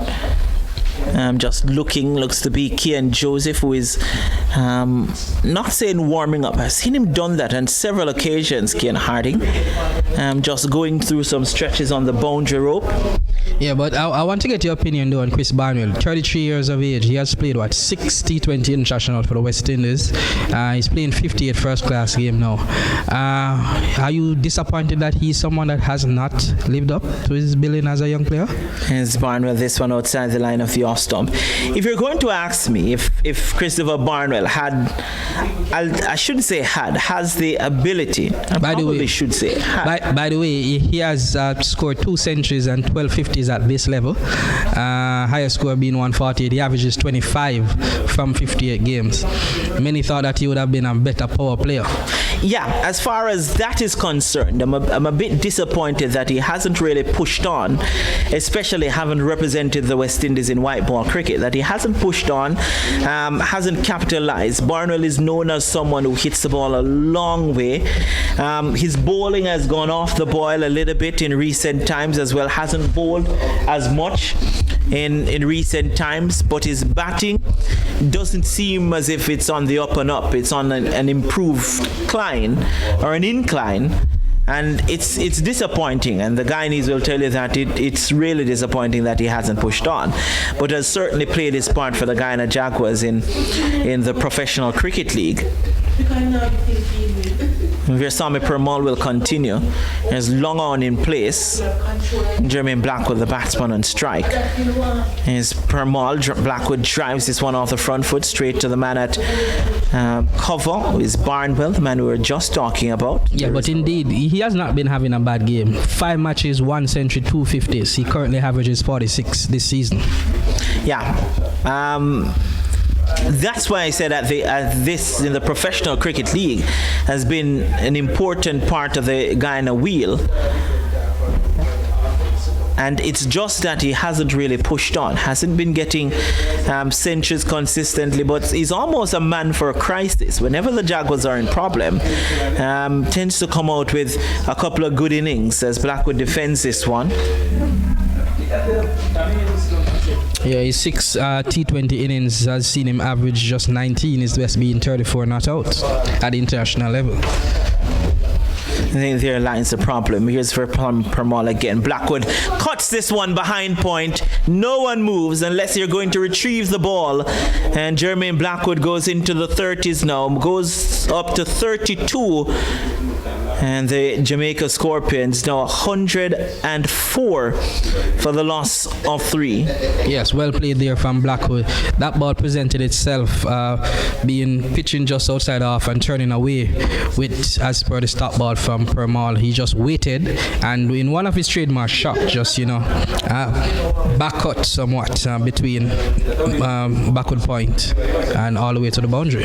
And here is Permal again. This one, Blackwood eases it down towards long on and goes through for a single. Jermaine Blackwood has gone over the top maybe twice in this inning so far. Was an uppercut, and then he went down straight back over the bowler's head. So Jermaine Blackwood 2.0 on this season has certainly looked the part as Bonner works this one back to the bowler. No run, 105 for the loss of 3. Not only looking the part, his stats are pretty much backing up in the 6th. This is his 6th match of the season. So far he has an average of 40.80, but included in that is 4 50s, and one say 3 of them being large 50s, 90s, 80s, 70s per se. So he is in some form, in some nick. You'd want to take that average over 50 to really feel as if he's doing fairly well, but so far so good. He's in the top 10 in terms of batsmen so far this season. And just in case you're just joining us, the Scorpions asked to bat first. And now 105 for the loss of 3 after 37 overs.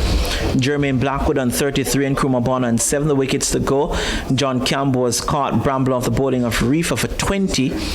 As Barnwell continues, this one hit to the man at extra cover, and there is no run. Alwyn Williams, he was bowled. Veersame Permal for 12. And Paul Palmer Jr. was bowled by Permal for 4. The Jamaica Scorpions went to lunch at 80 for the loss of 3. They've so far added 25 runs in this post-lunch session. This one swinging in towards Jermaine Blackwood, clipped down towards that long leg region. They go through for 2. Takes his score now up to 35. And the Jamaica Scorpions, the opening pair added 40, was 40 for 1, and it was 46 for 2 when Alwyn Williams went, and became 60 for 3 when Paul Palmer Jr. got dismissed. So they lost 3 wickets for 20 runs before that lunchtime interval.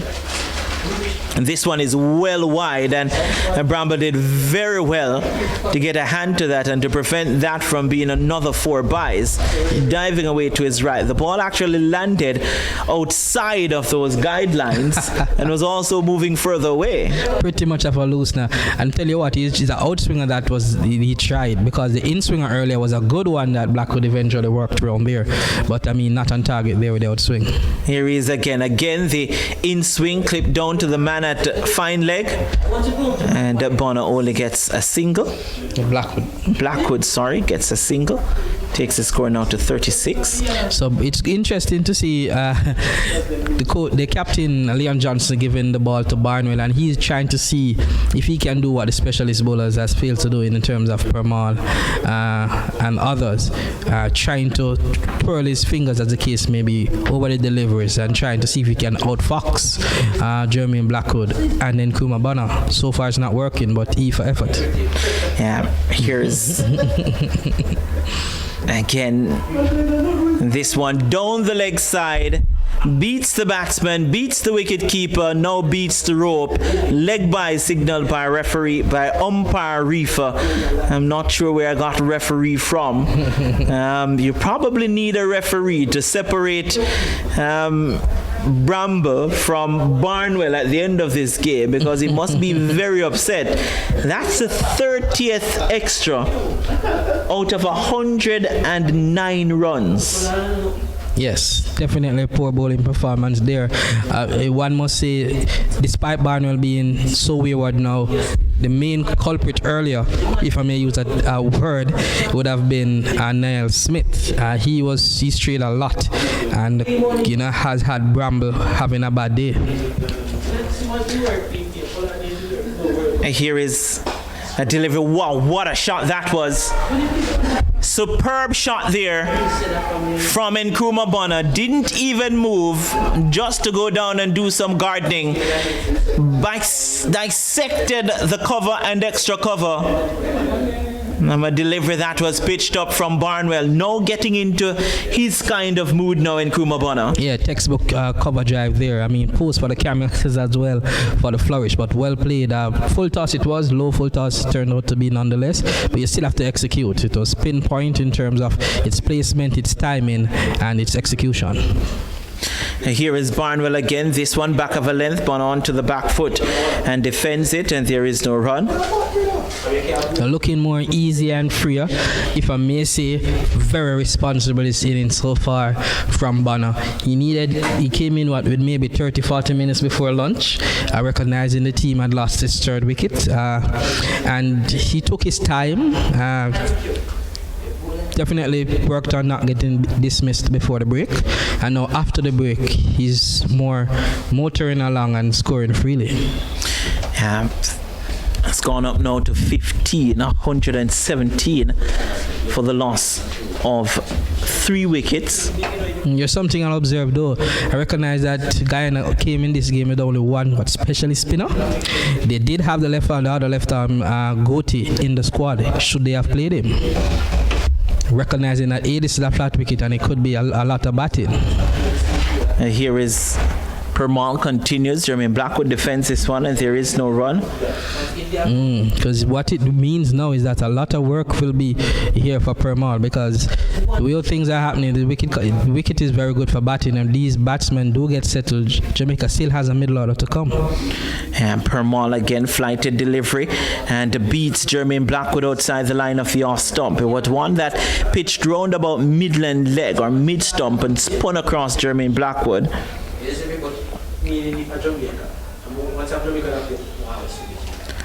Here is Permal again around the wicket. There's long on in place in case Jermaine Blackwood decides to go back down the ground. There's one into the cover region, and there is no run. And Raymond Reef are trying to get behind Veersamy Permal.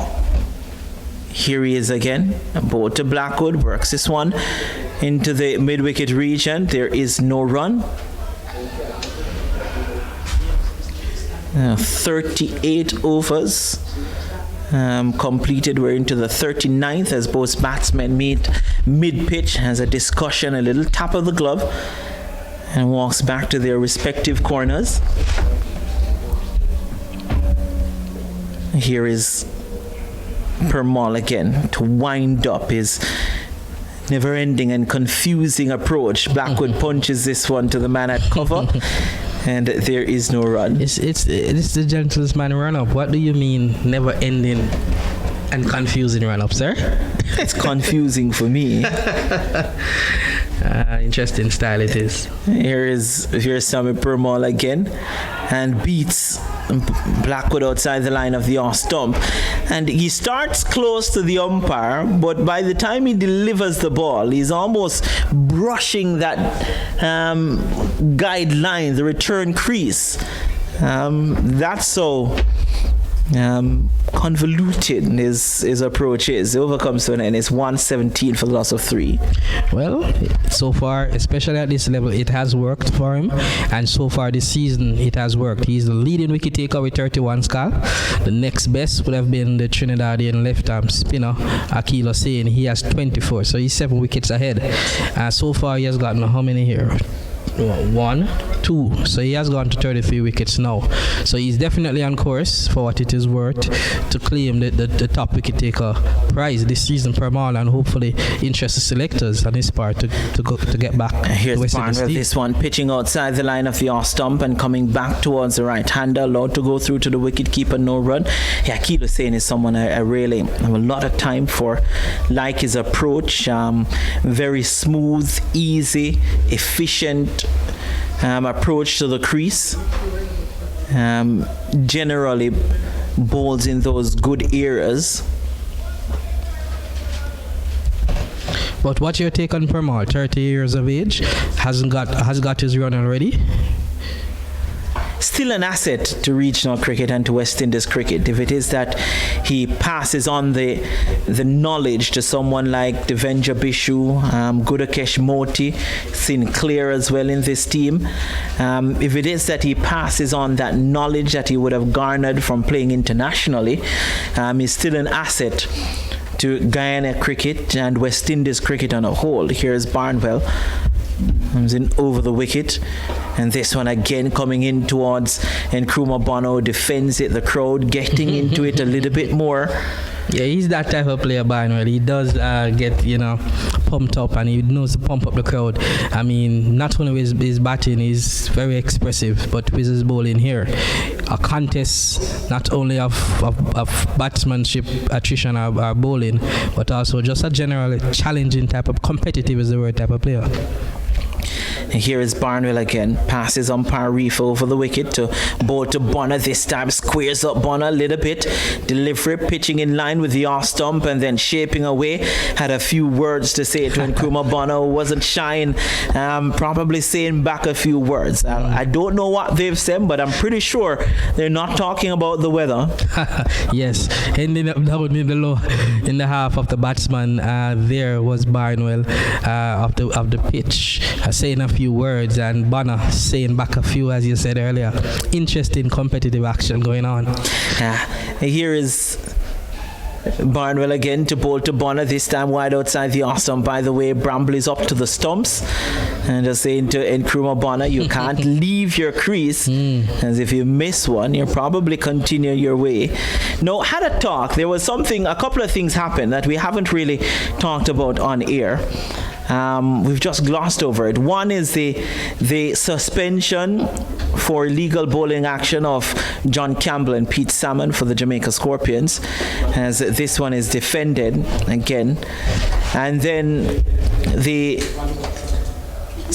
almost breach code of conduct for Leon Johnston Smith from the Guyana Jaguars. Now, and an interesting, spoke with Leon Johnson, I think on Tuesday, and I was asking him about the breach, and Leon Johnson was just laughed and said that it's ridiculous. He said that he got a decision that he felt was dicey to say the least. He felt the ball was angling down the leg side. So he said that he turned away, was looking towards square leg. Vishal Singh, who was batting with him at the time, walked down mid-pitch and said to him that, what's happening, Jono? And he said to Vishal Singh that the man gave me out. He gave me out leg before wicket. And this one is punched back to Veersamy Permal. And Leon Johnson said that in talking to Vishal Singh, he just said, no, and just made a gesture and just threw his hands up. And he was probably a little bit surprised that the umpires felt that it was in breach of code of conduct and showing dissent towards a match official. And so Jermaine Blackwood again onto the front foot and defends this one. And so that is all that he had to say about that breach. And as far as I'm concerned, I think some of the fun and the kind of fighting spirit has been taken out of cricket a little bit because of these so-called breach of code of conduct. You can't celebrate. Again, you can't really show emotions in cricket because you can be subtract a demerit point, given a demerit point. In international cricket, and if it's accumulated, you can get suspension from games. It takes emotion out of the game. Here's Permal again, Blackwood onto the front foot and defends this one, and there is no run. It will be drinks. You'll hear from Jermaine Lanneman, and then after Jermaine Lanneman, of course, Nevada Morgan will take over from me. Yes, so it is tea, and with the score being 117 for 3, what a break per se, what a break.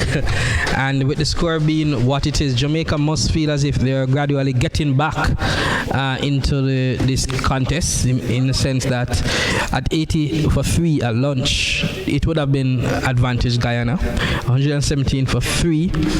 It's coming out to be in even Stevens, because ultimately what Jamaica would want at a minimum would to get 250 runs, because what happened as per the rules of the tournament, you get bonus batting points for 250 runs or more. In fact, every other 50 runs scored after 250 gives you a bonus batting point. So in terms of team-wise and record gathering points, as they try to put themselves in a position to challenge for the title, it is important that they lay a solid foundation against this Guyana team, who are second in the standings and they being third. The competition is being led by Barbados. So at this stage, midway the second session per se, even Stevens among both teams wanting to win this game to, challenge Barbados for the title. It's a good contest.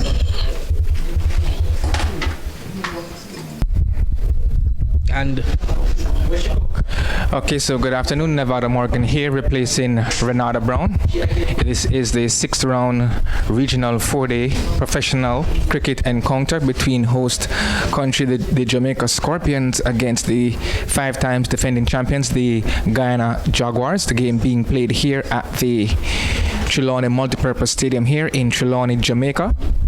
It's the first hour after lunch.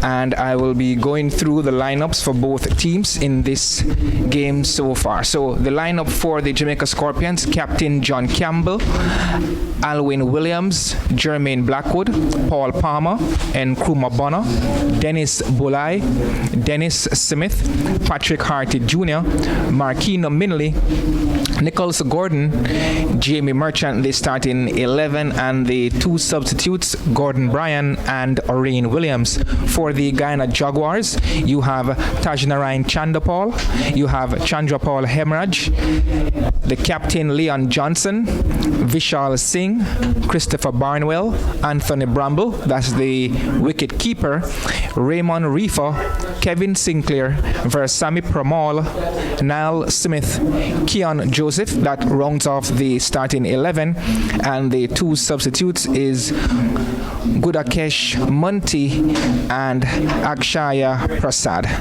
So the first hour after lunch, the score 117 for 3. The Jamaica Scorpions, they resumed after lunch at 80 for 3. And let me just recap quickly what has happened so far.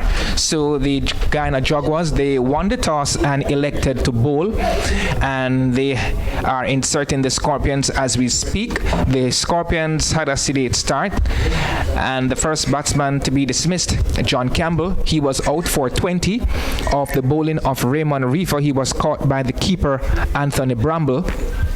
At that stage, the score was 40 for 1, so a 40-run opening stand between Alwyn Williams and Captain John Campbell. The second wicket went down at 46, with Alwyn Williams going out for 12. He was bowled off stump by Versami Pramal.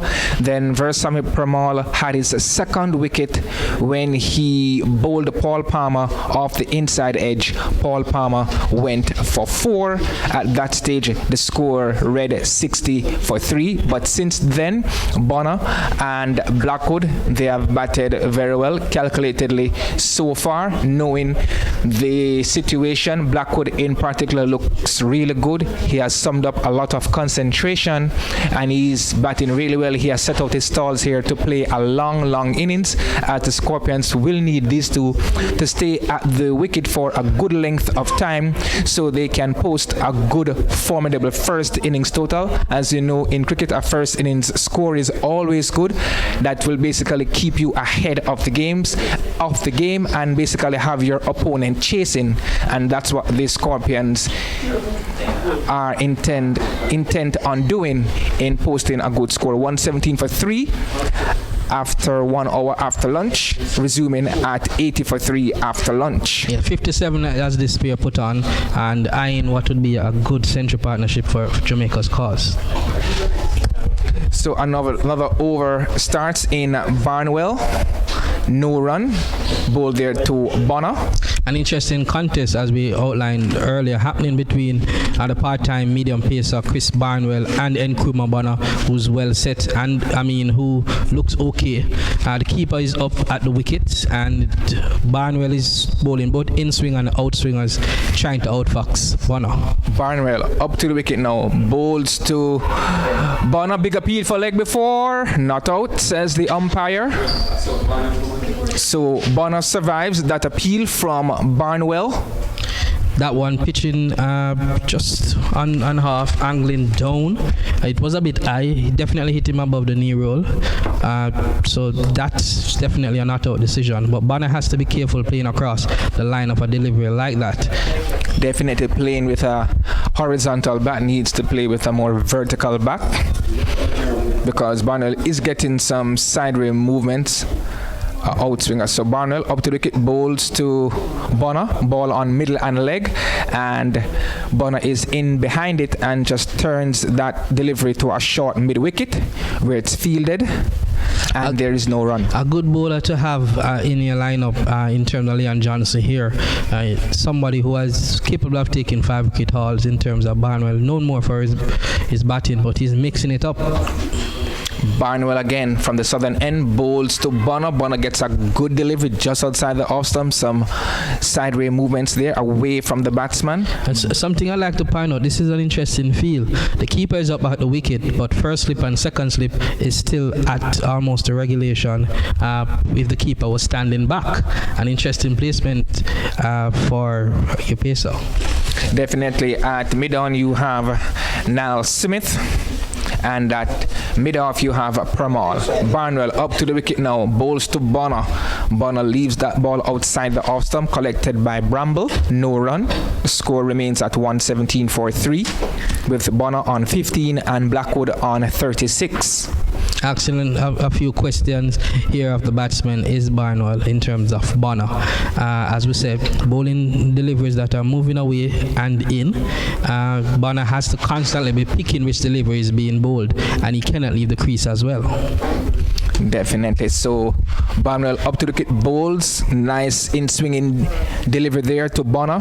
Watchful, vigilant, and just plays it out to the fielder there in the cover region. That completes another over from the Guyana Jaguars. That's the end of another over from Christopher Barnwell, and that was a tight, good over there from Barnwell, probing over, asking some questions. Jermaine. Yes, indeed. As I said, good when you have these little nippy medium pacers, part-timers, who can come and be asking questions of the batsman technique. That, for argument's sake, that last delivery from Bonner swung in, having pitched outside off. It swung in and almost swung in late. Bonner had to back it up, almost squaring up, as the case may be. Full face of the bat presented, and a lot of oohs and ahs from the keeper who is at the wicket and the other players around the bat. So Pramal starts another over. This time he'll be bowling to Blackwood, and Blackwood is correctly forward and just pushes the ball out to the fielder there at short cover. That's Raymond Reefer, who picks up and relays the ball back to Pramal, who's at the top of his mark, walks into his run, now breaks into his run, up to the wicket, bowls to Blackwood. Blackwood is forward, good delivery on the middle stump, square up the batsman slightly. The ball just trickled out to the fielder there at backward point. Pramal working outside the off stump there, and I'm sure an arm ball should be coming anytime up now to try and see if he can trap Blackwood. Pramal bowls to Blackwood, and Blackwood a bit awkwardly displays that ball down behind a shortish fine leg. So said, so done. Arm ball coming in, not with the arm and leaving Bonner. He had to go on the back foot and thump that one down per se. Pramal into Blackwood. Blackwood is forward and covered this ball nicely and displays it out on the offside of the pitch. Pramal fields off his own bowling. The score remains at 117 for 3. Pramal at the top of his mark starts his run, bowls to Blackwood, and Blackwood watches the ball go by outside the off stump. Was not tempted in going for that cut shot there, and it's collected by Bramble. What I'm seeing here of Pramal, he kind of reminds me of a Nikita Miller going on later in his age. Definitely. Pramal up to the wicket, bowls to Blackwood. Blackwood is steering that ball down to a short backward square leg. The fielder misfields, allows the batsman to go through for a single. That's Blackwood. The fielder misfielding there is Smith, Niall Smith. And Blackwood moves on to 36, and the score inches up to 118 for 3. The Jamaica Scorpions in their first innings of the 6th round encounter. The Jaguars are in second position. The Scorpions are third. Yeah, so my reference there to Nikita Miller being a Permal. Permal is 30 years old. Nikita Miller, as you know, retired recently, 36 or 37 he was. But the argument regarding Permal is that he's a foxy bowler at his age there now, and as we can see out there, Blackwood being a test player has to be respected. He's probing outside off, he comes in with the arm ball, and it is no, he being the leading wicket taker so far in the competition is a test to his bowling. Barnwell starts another over, this time from the southern end. He bowls to Blackwood, and Blackwood is stroking that ball all along the pitch. Barnwell bends down, picks up, no run. 118 for 3, the Jamaica Scorpions. The Scorpions are in search of their third victory after they scored 2 consecutive victory against the Guyana Jaguars in Guyana and here at the Trelawney Multipurpose Stadium against the Leeward Islands Hurricanes. Barnwell again up to the wicket, bowls to Blackwood. Blackwood is into his stumps and just works it out into the mid-wicket region. No run. They contemplated a single but didn't bother, and no run taken by either batsman. This should be an interesting period here because Bonner's technique, many has said it, is a bit more sharper and better than Blackwood. And Barnwell asked a lot of questions earlier. Blackwood now is being asked same. Barnwell up to the wicket, bowls to Blackwood. Blackwood sticks his left foot forward, allows the ball to go by outside the off stump. The wicketkeeper Anthony Bramble is right up behind the stumps to the bowling of Barnwell, trying to see if he could get a stumping chance. If it comes, Barnwell at the top of his mark starts his run up to the wicket now, bowls to Blackwood, who gets an even wider delivery than the previous one. He doesn't elect to play. The ball is collected by the keeper Bramble. Good temperament being shown here by Blackwood. I mean, if I may say, plaudits to him, because what happened, we're not seeing much aggression. He appears to be he's willing to play the patient game. Not typically his style, but he's this season batting based on circumstances. Definitely. Barnwell up to the wicket now, bowls to Blackwood. Blackwood gets a ball outside the off stump. He comes forward and he just guides it down to the fielder there at backward point. No run. Score remains at 118 for 3 in the Jamaica Scorpions' first innings here at the Trelawney Multipurpose Stadium. So, partly sunny conditions prevails here in Trelawney. Barnwell from the southern end starts his run up to the wicket now, bowls to Blackwood, and Blackwood is solidly forward.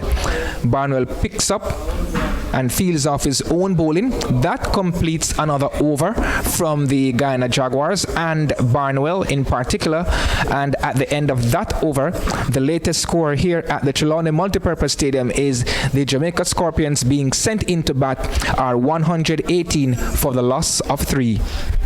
With Blackwood, Jermaine Blackwood not out on 37 and Nkrumah Bonner not out on 15. Good batsmanship there on the part of Blackwood in seeing off that over from Barnwell. As we said, Barnwell is bowling with the keeper up to the wicket, trying to see if he can force the batsman here into a foul stroke.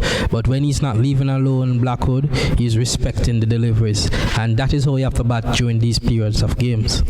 Pramal starts another over up to the wicket now, bowls to Bonner. Bonner is forward, big up for leg before, he's out leg before. So Nkrumah Bonner goes. His body language suggests that he didn't like the decision, but Bonner walks. He's out leg before wicket to Versami Pramal, and the Jamaica Scorpions have lost their 4th wicket with the score on 118. and Bonner, a key cog in the Scorpions' wheel, have departed. Permal striking, getting his third wicket of the day for the Guyana Jaguars, and the pendulum has swung slightly back into the Jaguars' favor with that wicket. Indeed, misreading that arm ball, as the case may be, from Versamy Permal, and this is why I say he is bowling almost like Nikita Miller, because this is how effective Nikita Miller was, particularly in the last part of his career, whereby he just keeps working at batsmen and mixing up deliveries. That one there, Bonner played forward, but bat didn't come down in time and hit flush. I believe that ball would have rocketed into the off stump. So that's a good delivery there from Permal. Bonner arguably playing forward initially for the ball to go away, seeing that it was an arm ball, couldn't get the bat down in time, and is out plumb in front. Definitely. So Permal is the leading wicket taker in the competition this season so far, and he has shown why again by picking up his third wicket of the day, the third wicket in the match so far. Now the wicket keeper Dennis Smith, who batted well in the first innings against the Hurricanes here week after last, he has come out now to fill the breach vacated by Bonner. Bonner out for 15 runs, and Dennis Smith strides to the crease, and he and Blackwood will be looking to steady the rocking ship of the Scorpions. And Smith is now marking his guard, taking his guard from the umpire. He will really need to settle down here and bat a long innings here, as the Scorpions look to rebuild once more after they were gathering some momentum, some good momentum with a 58-run partnership between Nkrumah Bonner and Jermaine Blackwood. Jermaine Blackwood still there. He is on 37. Yes, Dennis Smith come to the crease. One of the arguably a little bit in form. He came into this Jamaica squad after in round 3, and for the 3 games he played, he has always looked efficient with the bat.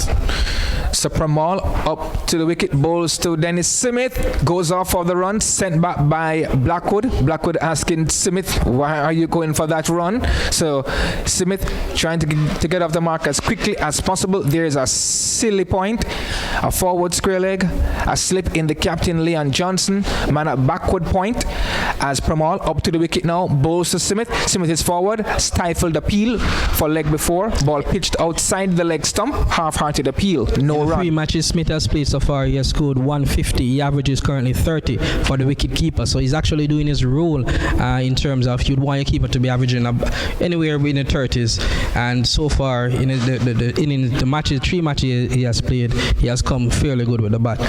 Permal, who is fired up to the wicket now, bowls to Smith. Smith is forward correctly. Ball goes out to the fielder there at silly point, no run. There's also a fielder at backward square leg on the onside. There's a mid-on, mid-off, a man at short cover. As Permal bowls to Smith, Smith is back and watches the ball goes by, passing the off stump, no run. The ball is collected by Bramble, the keeper, Anthony Bramble, for the Guyana Jaguars. So there's a backward point, short cover, a man just in front of point, silly point, forward short leg, as Permal bowls to Smith, who gets a ball on the leg stump and he works it to the fielder there at mid-on. The fielder had to move to his left or right there. Fields no run. Smith is kept on naught. Blackwood is on 37, and at the end of another Permal over, an over in which he got the wicket of Nkrumah Bonner, leg before wicket for 15, the Jamaica Scorpions 118 for 4. You'd want to say that the Guyana Jaguars are just 1 wicket away from being arguably large and in charge, but definitely they are in charge at 118 for 4. They have dismissed 4 of the Jamaica's 6 specialist batsmen. In fact, Jamaica actually played the all-rounder in terms of Jamie Merchant, off-spinning all-rounder, you want to argue, ahead of the specialist batsman in Orien Williams. So you had the wicketkeeper here coming in at 6. Dennis Bulai also in the middle order, along with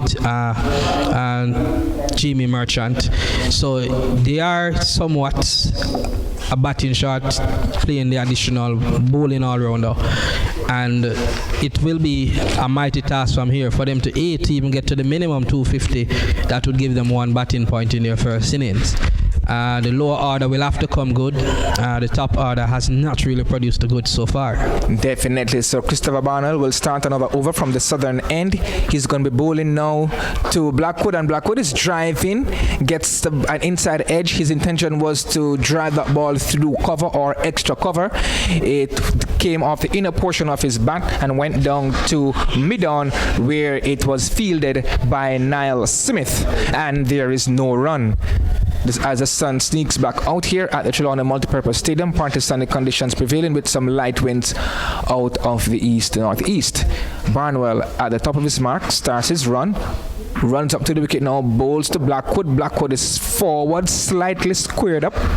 Ball shaping slightly away from him. It came off the outer portion of his bat to the fielder there at cover. Blackwood will have to be the man here to carry the lower order. I mean, as the last specialist batsman that is available for Jamaica, he has to move from 37 to 50, and arguably look for 3 centuries, 3 figures, providing somebody can stay with him. Barnwell up to the wicket, bowls to Blackwood, and Blackwood is driving the ball coming off the inside and the toe of the bat, and it squirts out to the fielder there at mid-on. That's Niall Smith, who picks up the ball and tries to shine it by rubbing it on his trousers. And this spell here from Barnwell is really causing a little bit of problem. He did stop the scoring on the part of Blackwood, and Barnwell created pressure, got the wicket, and now he's still creating pressure for Blackwood. And Blackwood would have to be mindful of an inside edge onto his stumps as Barnwell bowls another ball, this time down the leg side, collected by the keeper, Anthony Bramble. No run. The score remains on 118 for 4. So with the keeper up at the wicket, the batsmen cannot necessarily play as free as they'd like, and this is what Barnwell is providing, helping to build pressure, trying to force mistake. Definitely. Barnwell up to the wicket, bowls to Blackwood, and Blackwood is forward with that ball pitching on off stump and pushes the ball out to the fielder there, stationed at cover. No run. Score stays on 118 for 4. The Jamaica Scorpions ask to take first strike this morning by the Guyana Jaguars, and after a slow start by the Scorpions, then the Jaguars have basically inched ahead. Barnwell bowls a wide delivery outside the off stump, collected by the keeper, not cleanly, but no run, no damage done. That completes another over from Christopher Barnwell, and at the end of that over, the latest score here at the Trelawney Multipurpose Stadium, the Jamaica Scorpions batting first on the first day of the 6th round regional 4-day professional match.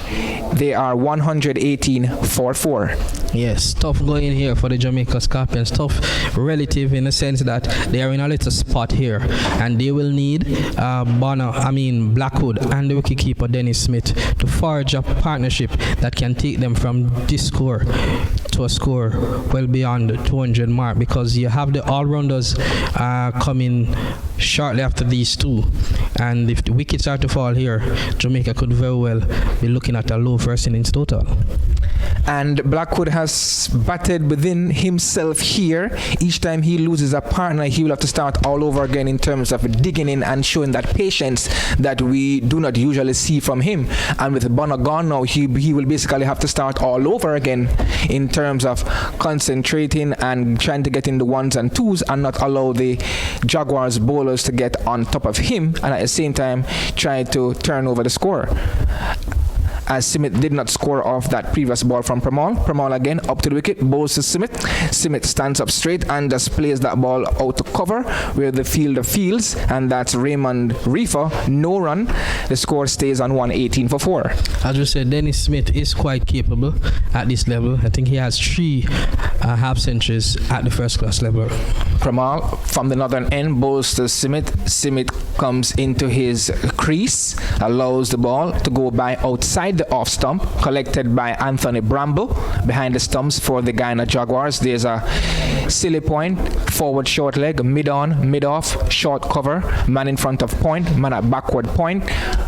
A man stationed, well, he's moving now. He was at backward square leg, a conventional backward square leg. Now he has been put into a mid-wicket position as Pramal starts his run up to the wicket, bowls to Simit. Simit is forward, getting a ball on the middle and leg stump, and just pushes the ball out to the fielder there. That's Niall Simit, who was moved from backward square leg to mid-on to mid-wicket, and he feels no run there for Simit. Simit is still on naught as Pramal is at the top of his mark, walks into his run, now breaks into his run up to the wicket, bowls to Simit. Simit is forward in a correct manner. Nice forward defensive stroke there, looking very solid by Simit. And for those who are perhaps tuning in to the coverage for the first time, Smith is actually from the Windward Islands, but he was one of two players, overseas players drafted by the Jamaica Scorpions. He didn't play the first two games. Aldine Thomas, the Jamaican native, did play, but since coming in from the third fixture, as we pointed out, he has batted well, and he averages currently 30 with 150 to his name. And may I add to that, the other player from overseas is Asad Fuddadin, as Smith gets a ball wide outside the off stump from Pramal, goes by to be taken by the keeper. No shot, no run as well. That completes another over from the fired up Versami Pramal. And at the end of that over, the latest score here at the Trelawney Multipurpose Stadium, the Jamaica Scorpions 118 for the loss of 4. So Pramal, as we said, demonstrating that he understands what it takes to get, if I may say, regional batsmen out. He has played 6 test matches, but as we know, he didn't really set himself apart. But at this level, bowling, not only he's spinning away his orthodox left arm finger spin, and he bowls the arm ball well. He mixes flight. He's going to always going to be a handful for regional batsmen. So far this season, that has been the case. 34 wickets and doing well, leading the pack 7-8 wickets ahead of his next best.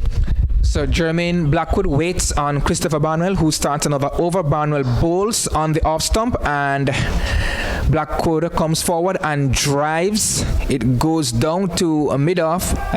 His intention was to stroke that to the fielder there at mid-off. Instead, it went to mid-on, where Niall Smith is stationed, and there is no run. Blackwood remains on 37 as Christopher Barnwell is at the top of his bowling mark. He's about to run in. Just basically trying to put some shine on that ball as he starts his run, gathers momentum up to the wicket, bowls to Blackwood. Blackwood gets a slow delivery and displays it with soft hands to mid-off. The fielder, who was a little bit deepish, that Niall Smith had to run in, but during that time, both batsmen were able to cross for an easy single in the end. That's Blackwood. Blackwood moves on to 38. The Scorpions 119 for 4.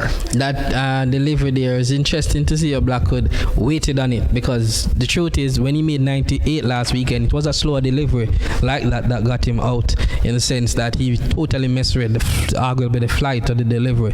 So he waited on that one and digged it out. So good adjustment on his part. Definitely, and that has been a characteristic of Blackwood in this innings, really digging in, setting out his stalls to bat a long innings here, knowing that the batting is a bit short, Jermaine, and you need a recognized batsman to bat long to get the Scorpions up to a decent total. First, they'll be looking to get to 150, then 200, and then see what happens thereafter.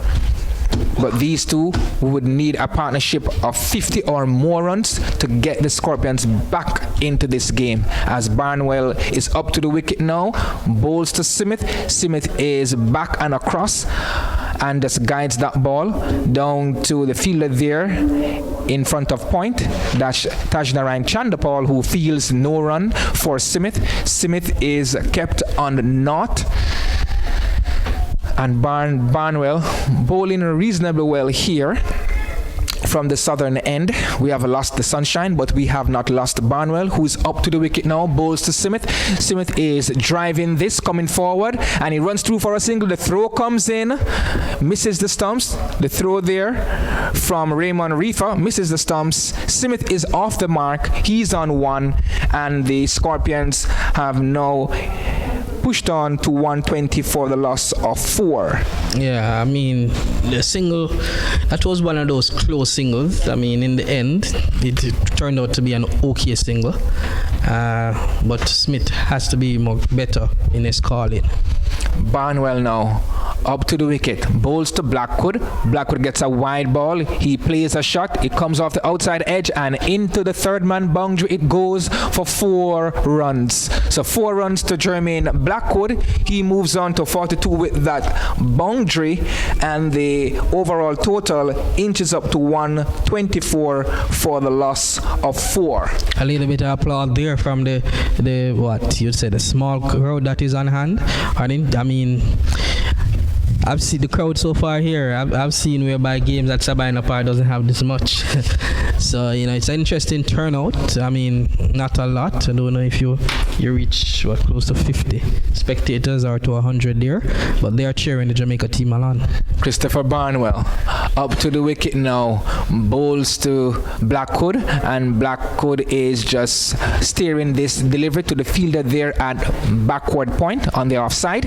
That completes another over from Christopher Barnwell, and at the end of that over, the total is 124 for the loss of 4. The Jamaica Scorpions, with Jermaine Blackwood not out on 42 and Dennis Smith, the wicketkeeper, not out on 1. So the batsmen to come for the Scorpions: Dennis Bulai, Patrick Harty Jr., Marquina Minley, Nicholson Gordon, and Jamie Merchant. And based on these names, that would not inspire much confidence by the spectators with these batsmen to come. So this partnership, this 5th wicket partnership between Dennis Smith and Jermaine Blackwood, could be a turning point in this game if they can bat well and get a partnership of 80 or more runs, Jermaine. Yes, indeed. As Versamy Pamal will start another over from the northern end, bowls to Smith. Smith gets a good delivery on the off stump. He goes back and displays the ball to the fielder at Silly Point. No run. And it's 124 for 4. Scorpions batting first on today's first day of this 6th round regional 4-day encounter. Pramal again passes the umpire. He bowls to Smith, and Smith comes forward, comes out of his crease, and just plays that ball back to the bowler. This fielder skips to his left. Pramal picks up, no run. Smith taps at his crease once again, waits on Pramal, who bowls, and Smith is driving this ball to the fielder there at cover, and the ball goes to Christopher Barnwell, who fields. No run. Smith is kept on 1. Blackwood is not out at the non-strikers end. He's on 42. Pramal up to the wicket now, bowls to Smith. Smith gets a good delivery on the middle and leg stump. All he can do is just works it out to mid-wicket, where it's fielded by Tajnarayan Chandapal, and there is no run. Pramal again up to the wicket, bowls to Dennis Smith. Smith is back, watches the ball, and allows it to go by outside the off stump, and it's collected by Anthony Bramble. No run scored. 124 for the loss of 4. So partly cloudy conditions now prevails here at the Trelawney Multipurpose Stadium. Pramal again bowls. Smith works this one to mid-wicket, no run. It's fielded by Chandapal, and that completes another over from the Guyana Jaguars, and the score stays on 124 for the loss of 4. A maiden over there. Yes, Dennis Smith just taking his time, clearly having a very good technique to the spinner. He's able to allow that ball to spin across him, and the arm ball, he reads it fairly well so far. He looks fairly comfortable to Pramal, a little bit more comfortable than we have seen some of the other batsmen may have looked at times. So on on one run, but definitely the type of anchor player that a Blackwood perhaps want. Somebody who's comfortable in playing both spin and pace. This is Dennis Smith, and it is for Blackwood now for what it is worth to be able to can pick the ball in. But as we said, Barnwell is bowling fairly well. Perhaps not necessarily taking wickets, but building pressure. The keeper is up. He's swinging the deliveries in and out. The batsman has to be respectful and mindful, and cannot necessarily be freed, not freeing up themselves as they would like. And just to let our listeners and viewers know that the Guyana Jaguars are coming off a draw in their match against the Windward Islands Volcanoes week after last week as well. They drew their last encounter while the Scorpions won by 5 wickets here against the Hurricanes as Barnwell bowls to Blackwood. Blackwood is pushing at that delivery, a probing delivery outside the off stump.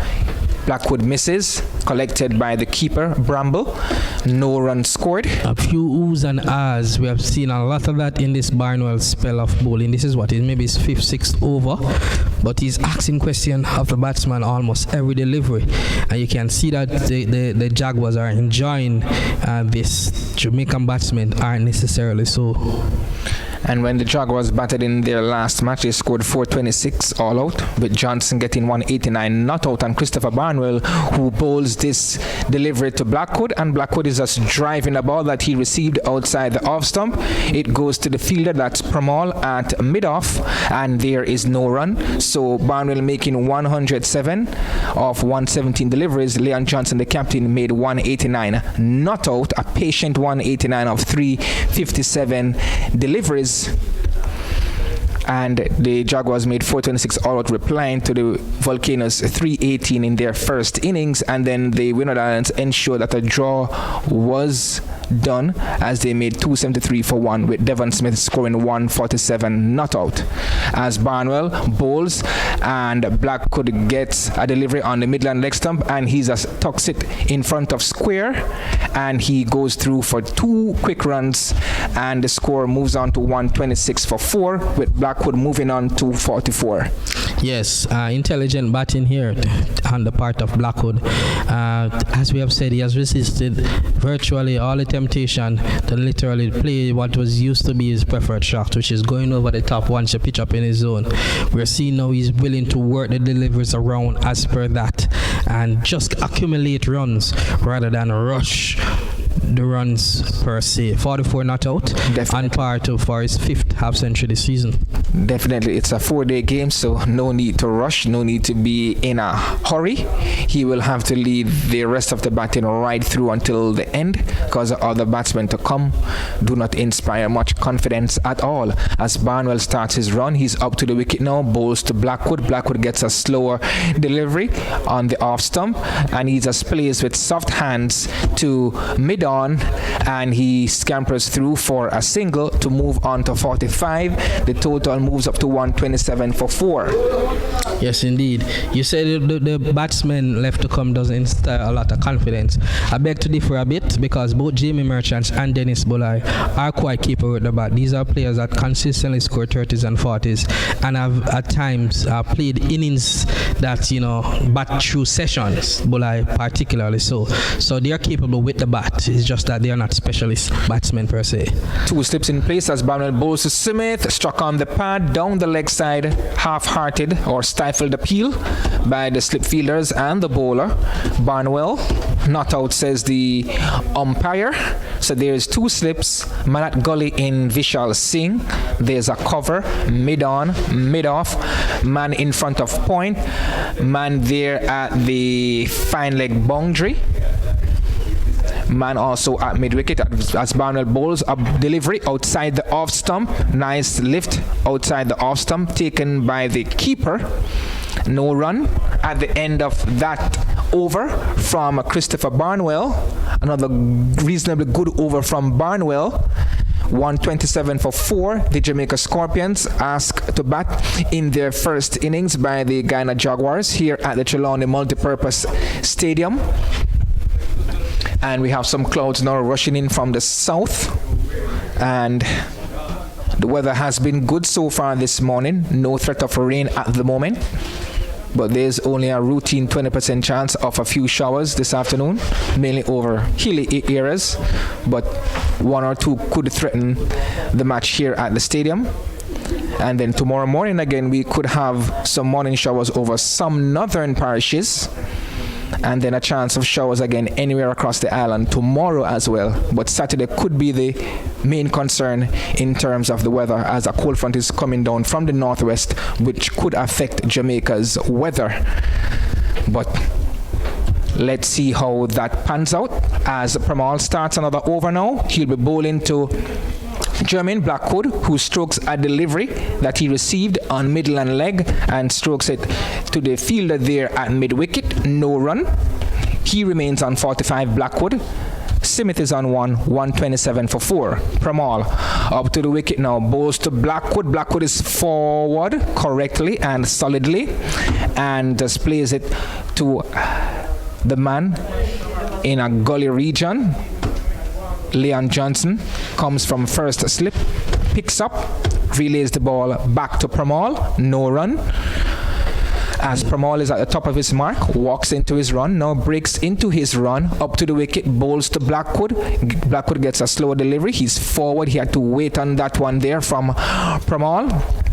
So Blackwood showing some good concentration and really digging deep here for the Scorpions. As Pramal again up to the wicket, bowls to Blackwood. Blackwood is forward and just strokes this on the onside of the pitch. Pramal skips to his right, stops it, then picks up. No run.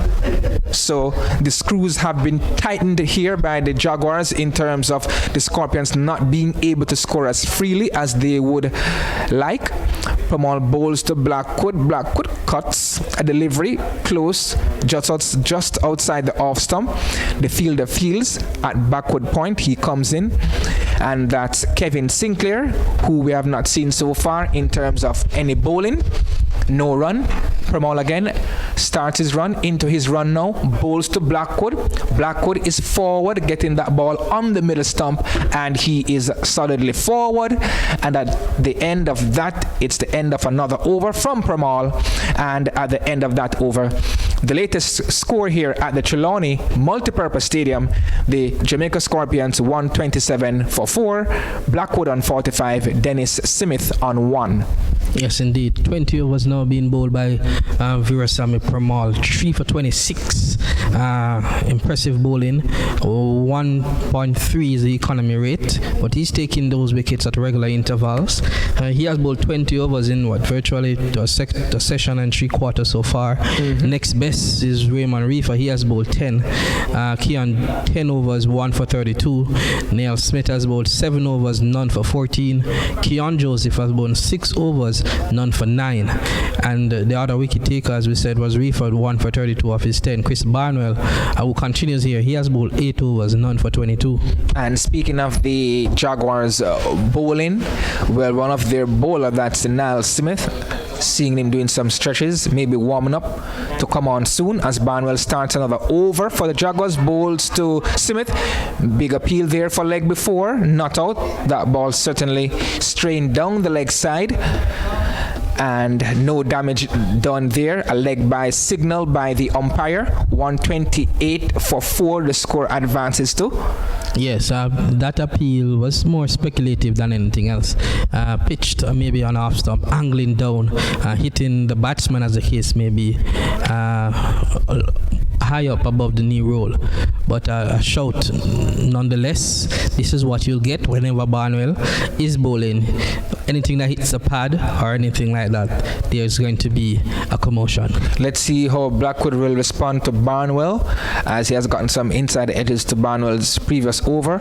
Barnwell bowls on the off stump, and Blackwood is stuck in this down to a wide mid-on area, and Smith comes around to his right, picks up, but the batsman had enough time to get a run. That's Blackwood. He moves on to 46. The total inches on to 129 for the loss of 4. Blackwood now on to 46. As Barnwell starts his run up to the wicket, bowls to Smith. Smith allows a wide ball to go by outside of his off stump. It's collected by Anthony Bramble. No run. A side note here though, who is taller, Blackwood or Smith? Ooh, that's very interesting, Jermaine.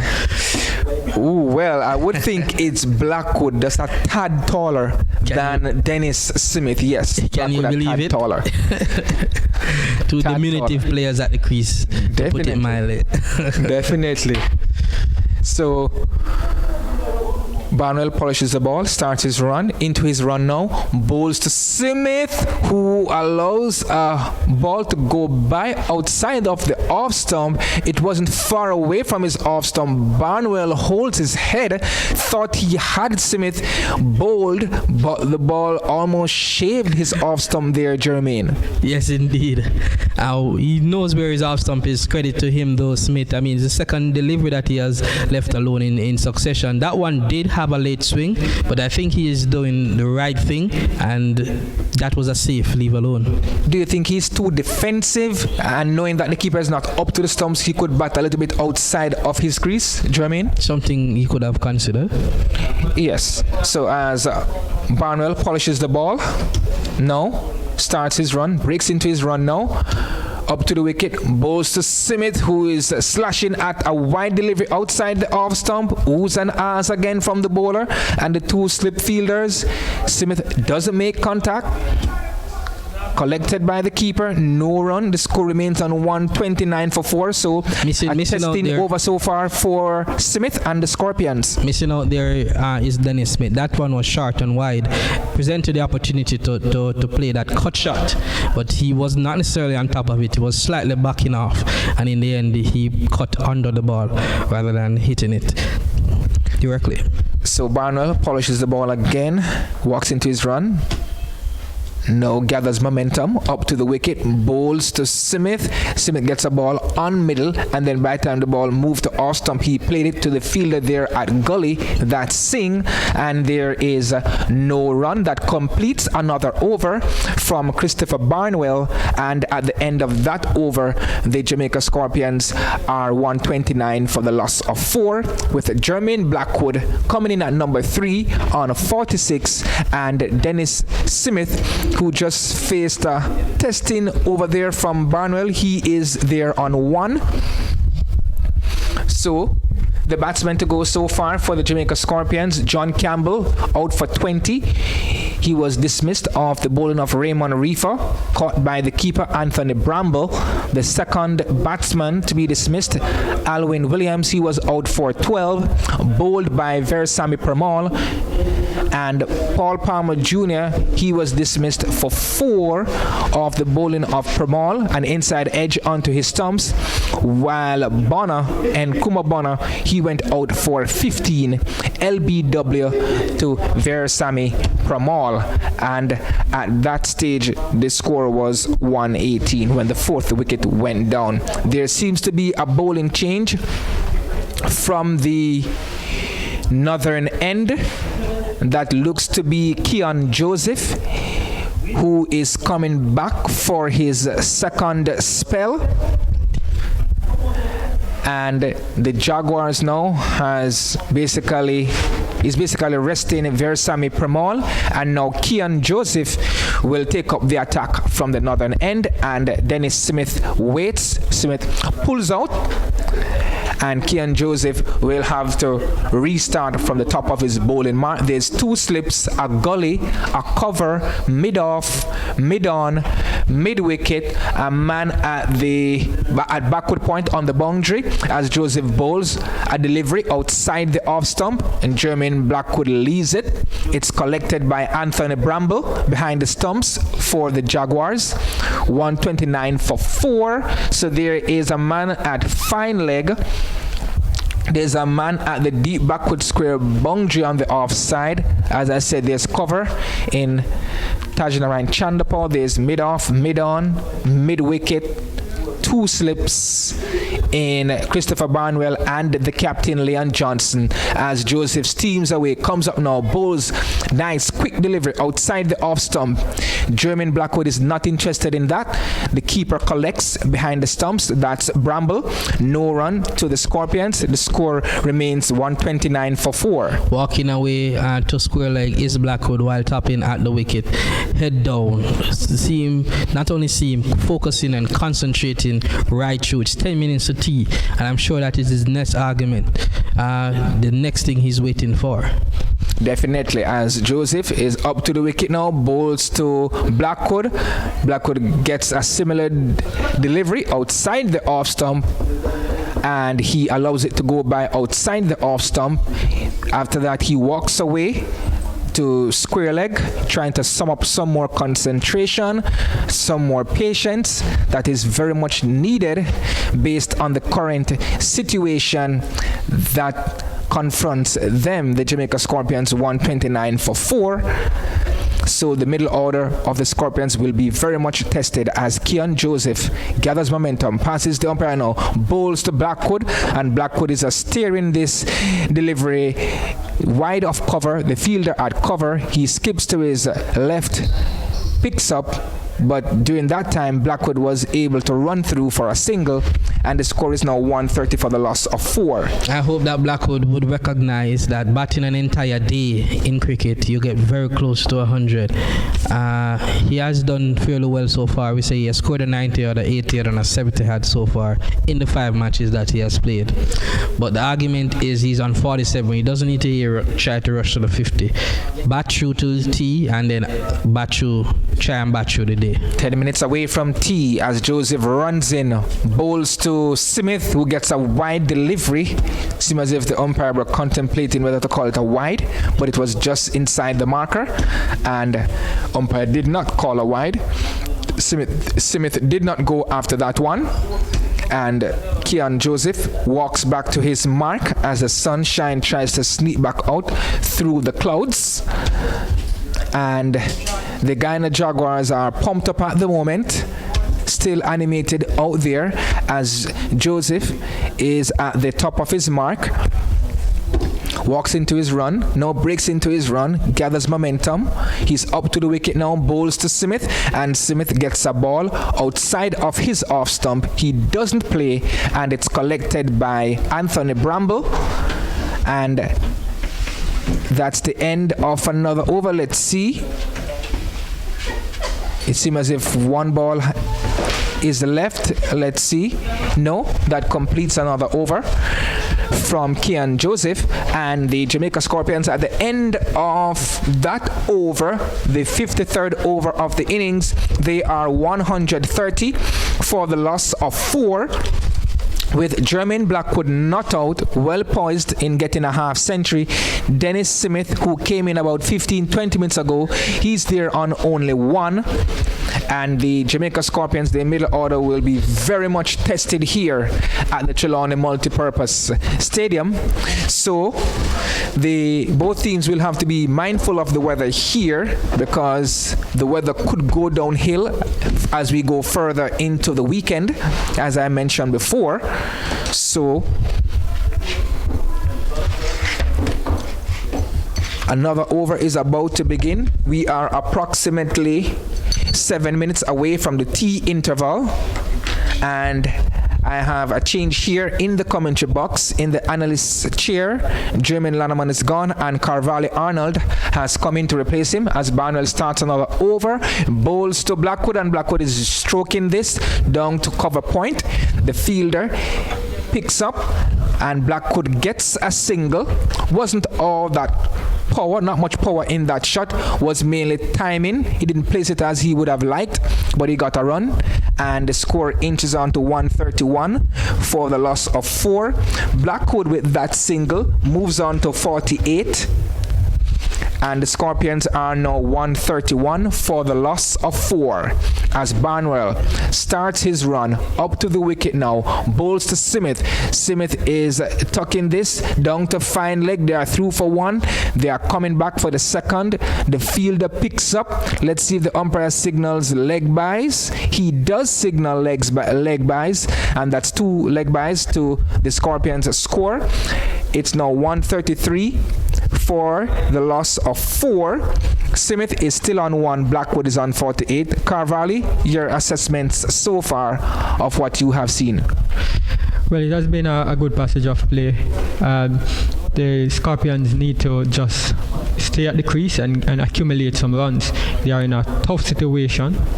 Barnwell bowls to Smith, who is driving outside the off stump. Some late movement there from Barnwell. Smith doesn't make contact, and it's collected by Bramble. No run. Blackwood comes down mid-pitch to have a word with Smith, just to let him know that we are only 5 minutes away from tea, and just telling him that he needs to be very vigilant. And very thoughtful of Blackwood in doing so. Barnwell again to Smith, looking to flick that ball outside of his off stump, doesn't make contact. The keeper throws himself to his left, gathers the ball, and no run. 133 for the loss of 4. The Jamaica Scorpions resuming at 84-3 after lunch. And they lost the wicket after lunch of Nkrumah Bonner. Bonner and Blackwood put on 58 precious runs for the 4th wicket. Barnwell bowls to Dennis Smith, who is into his stumps and tucking that ball through a mid-wicket region, and they come through quickly for 2 runs. Smith moves on to 3. The score moves on to 135 for 4. Smith needs to hold his wicket at this point in time. Just minutes to the tea break, he needs to be out there. The Scorpions can't afford to lose another wicket now. If they lose it, then they would be in an even tougher situation that they're in right now.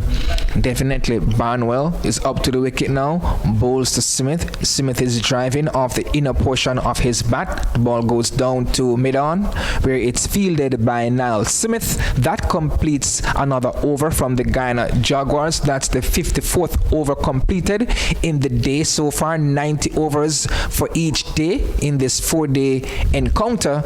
And after that over, which is the 54th, the Scorpions are now 135 for the loss of 4, with Jermaine Blackwood 2 runs away from a 50 on 48, and Dennis Smith very sedate and watchful. He is on 3.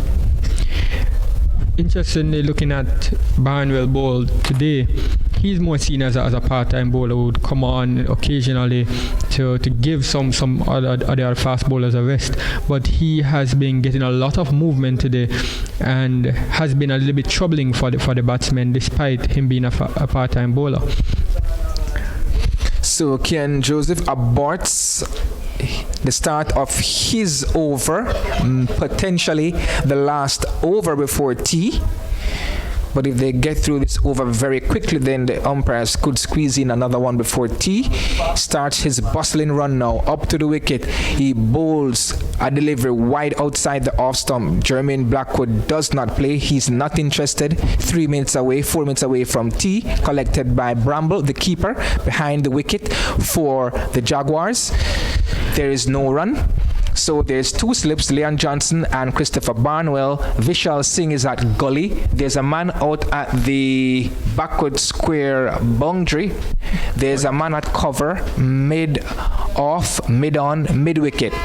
As Kian Joseph up to the wicket now, bowls to Blackwood. Blackwood gets a slower delivery, and Blackwood just steers it out to a short mid-on area, and there's no run.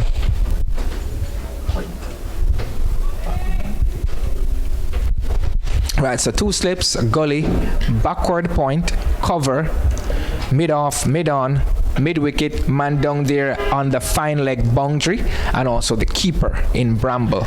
As Joseph starts his run, he's up to the wicket now, bowls to Blackwood, who's driving through the covers. He goes through for an easy single, a tumbling stop there by the fielder that looks to be Raymond Reefer there at mid-on, mid-off, moving to his left, and limits the batsman to 1 run. That's Blackwood. Blackwood inches up to 49 on the cusp of getting another half century. The total 136 for the loss of 4. The Scorpions batting in their first innings. And Blackwood has been getting a lot of runs batting at number 3 for the Scorpions. Joseph up to the wicket now. Bowls to Smith. It passes the outside edge. That was a good delivery from Joseph as Smith was feeling for that one outside the off stump. Nice probing delivery. Lifting one outside the off stump. Collected by Bramble. No run there. And Blackwood is down the pitch again to talk to Smith, maybe asking him what is he doing. Just minutes to go before the tea interval. He needs to be out there. Blackwood has been out there for some time, losing partners.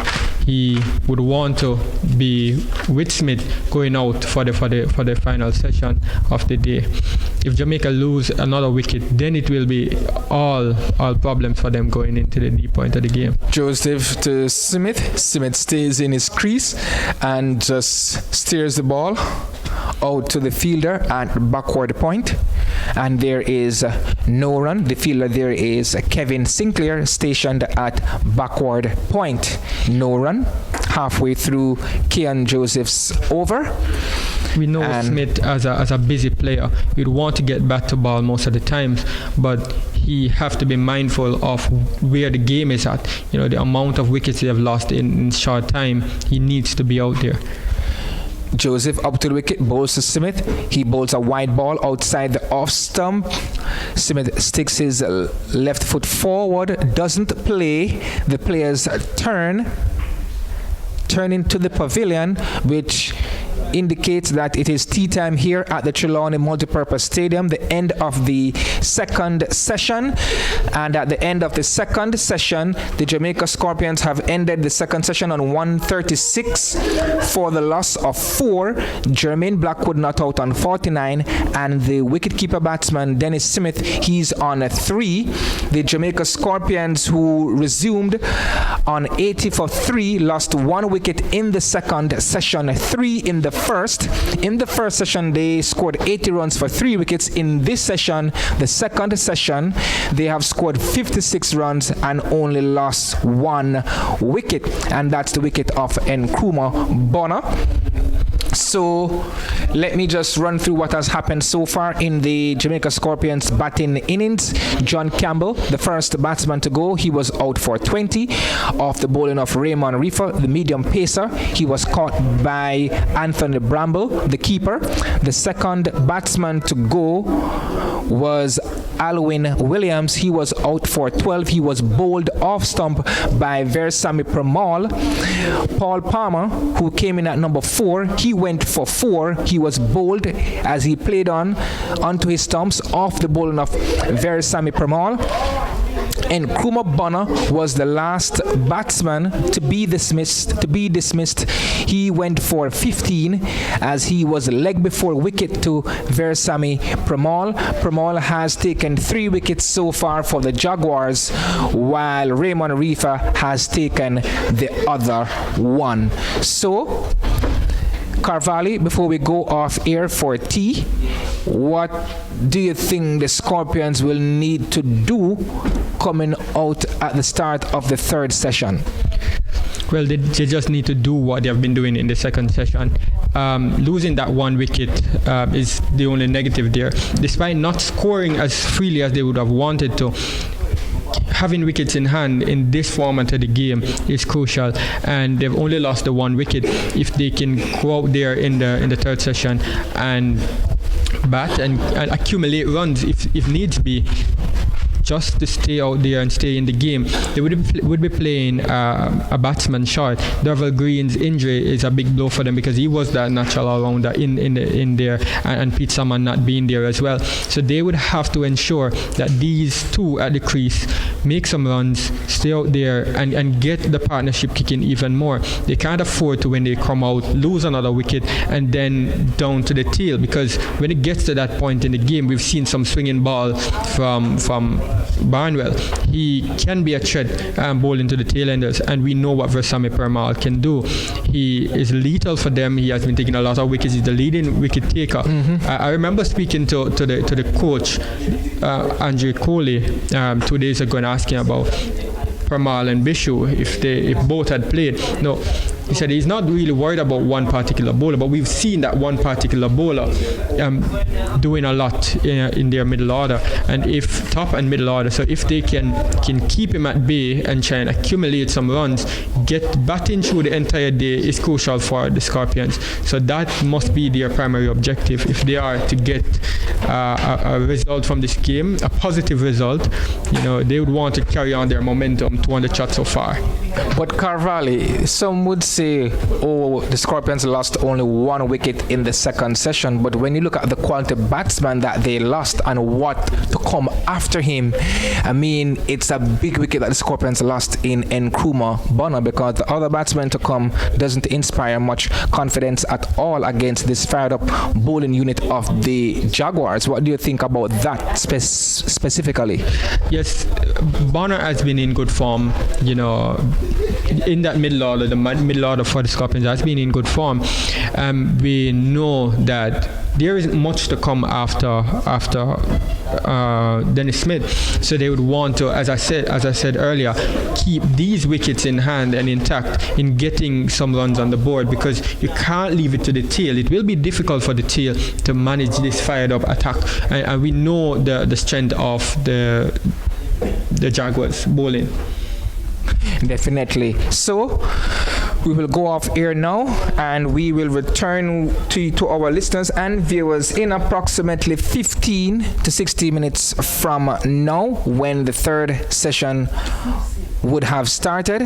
And at T, the Jamaica Scorpions 136 for 4, Dennis Smith not out on 3, Jermaine Blackwood not out on 49. It's goodbye for now.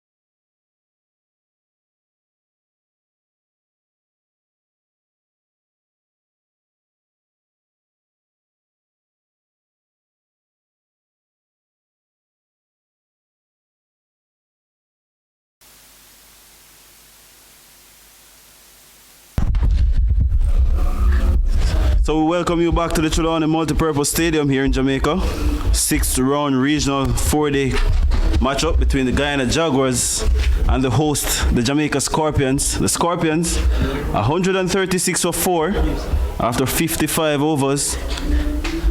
Jermaine Blackwood, 49 not out.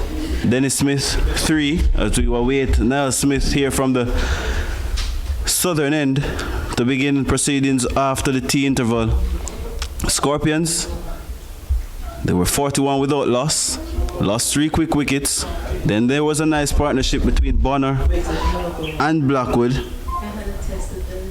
And since then, Dennis Smith and Blackwood has taken the score to 136 for 4.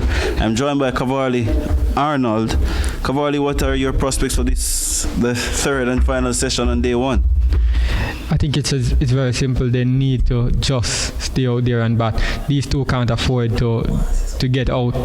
It is just the tail pretty much to come after these two. So if one gets out, then it's just the tail to bat with whoever.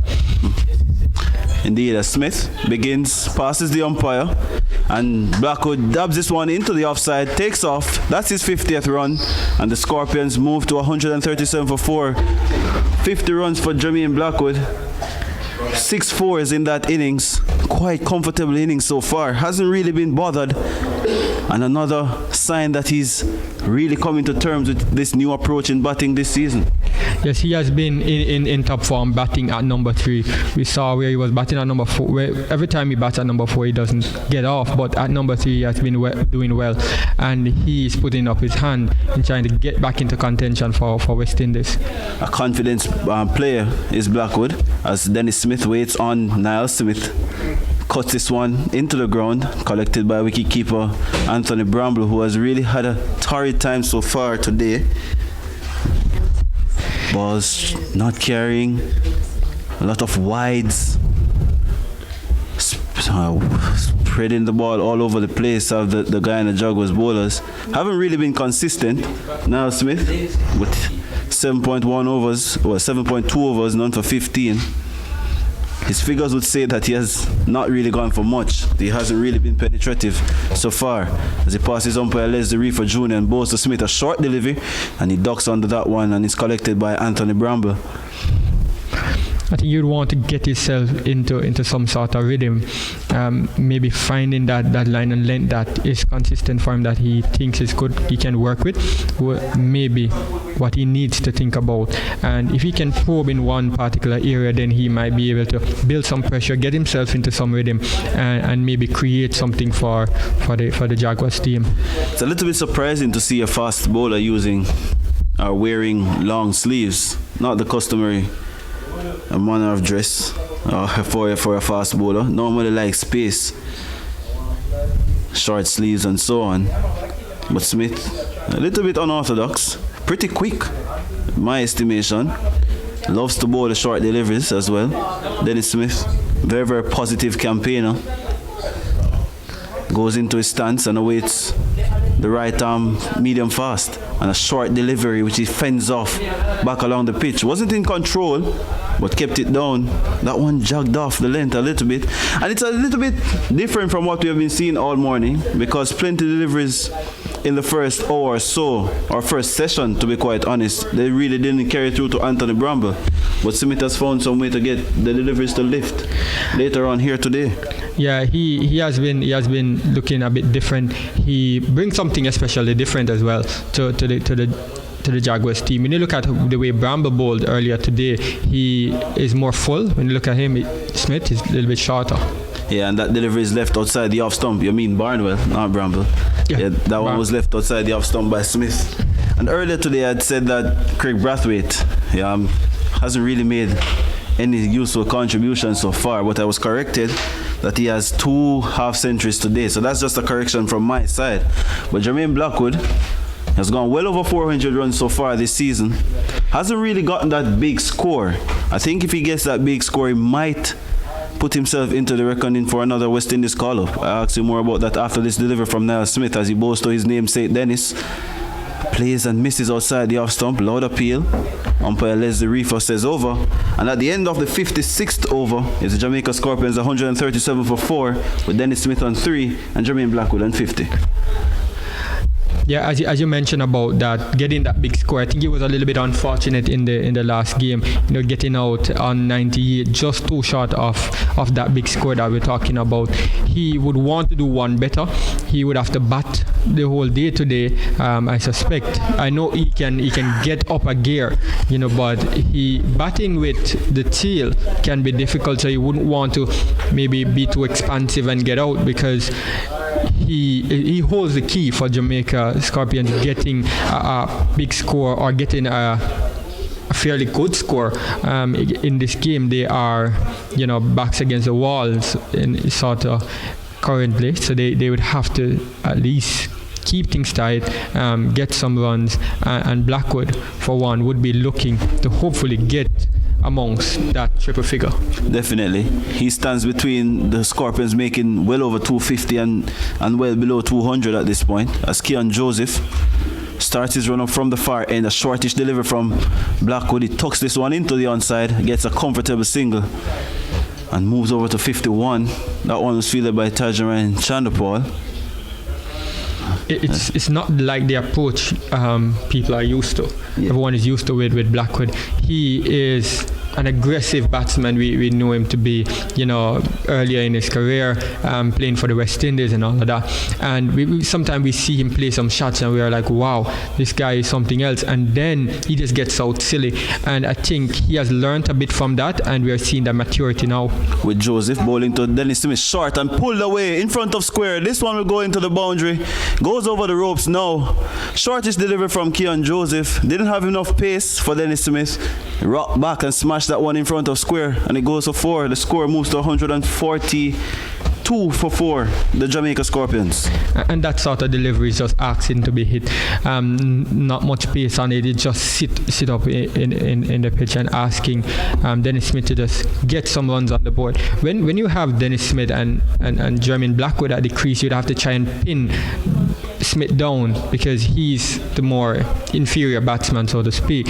But can't be giving him these type of deliveries. That will just ease into his confidence, and we saw in the previous game he's a bit busy at the crease, and if he gets into his own, he can really hurt them by rotating strike and just frustrating the batsmen in terms of pinning them down and formulating some sort of plan. Definitely a busy customer as he awaits Joseph again.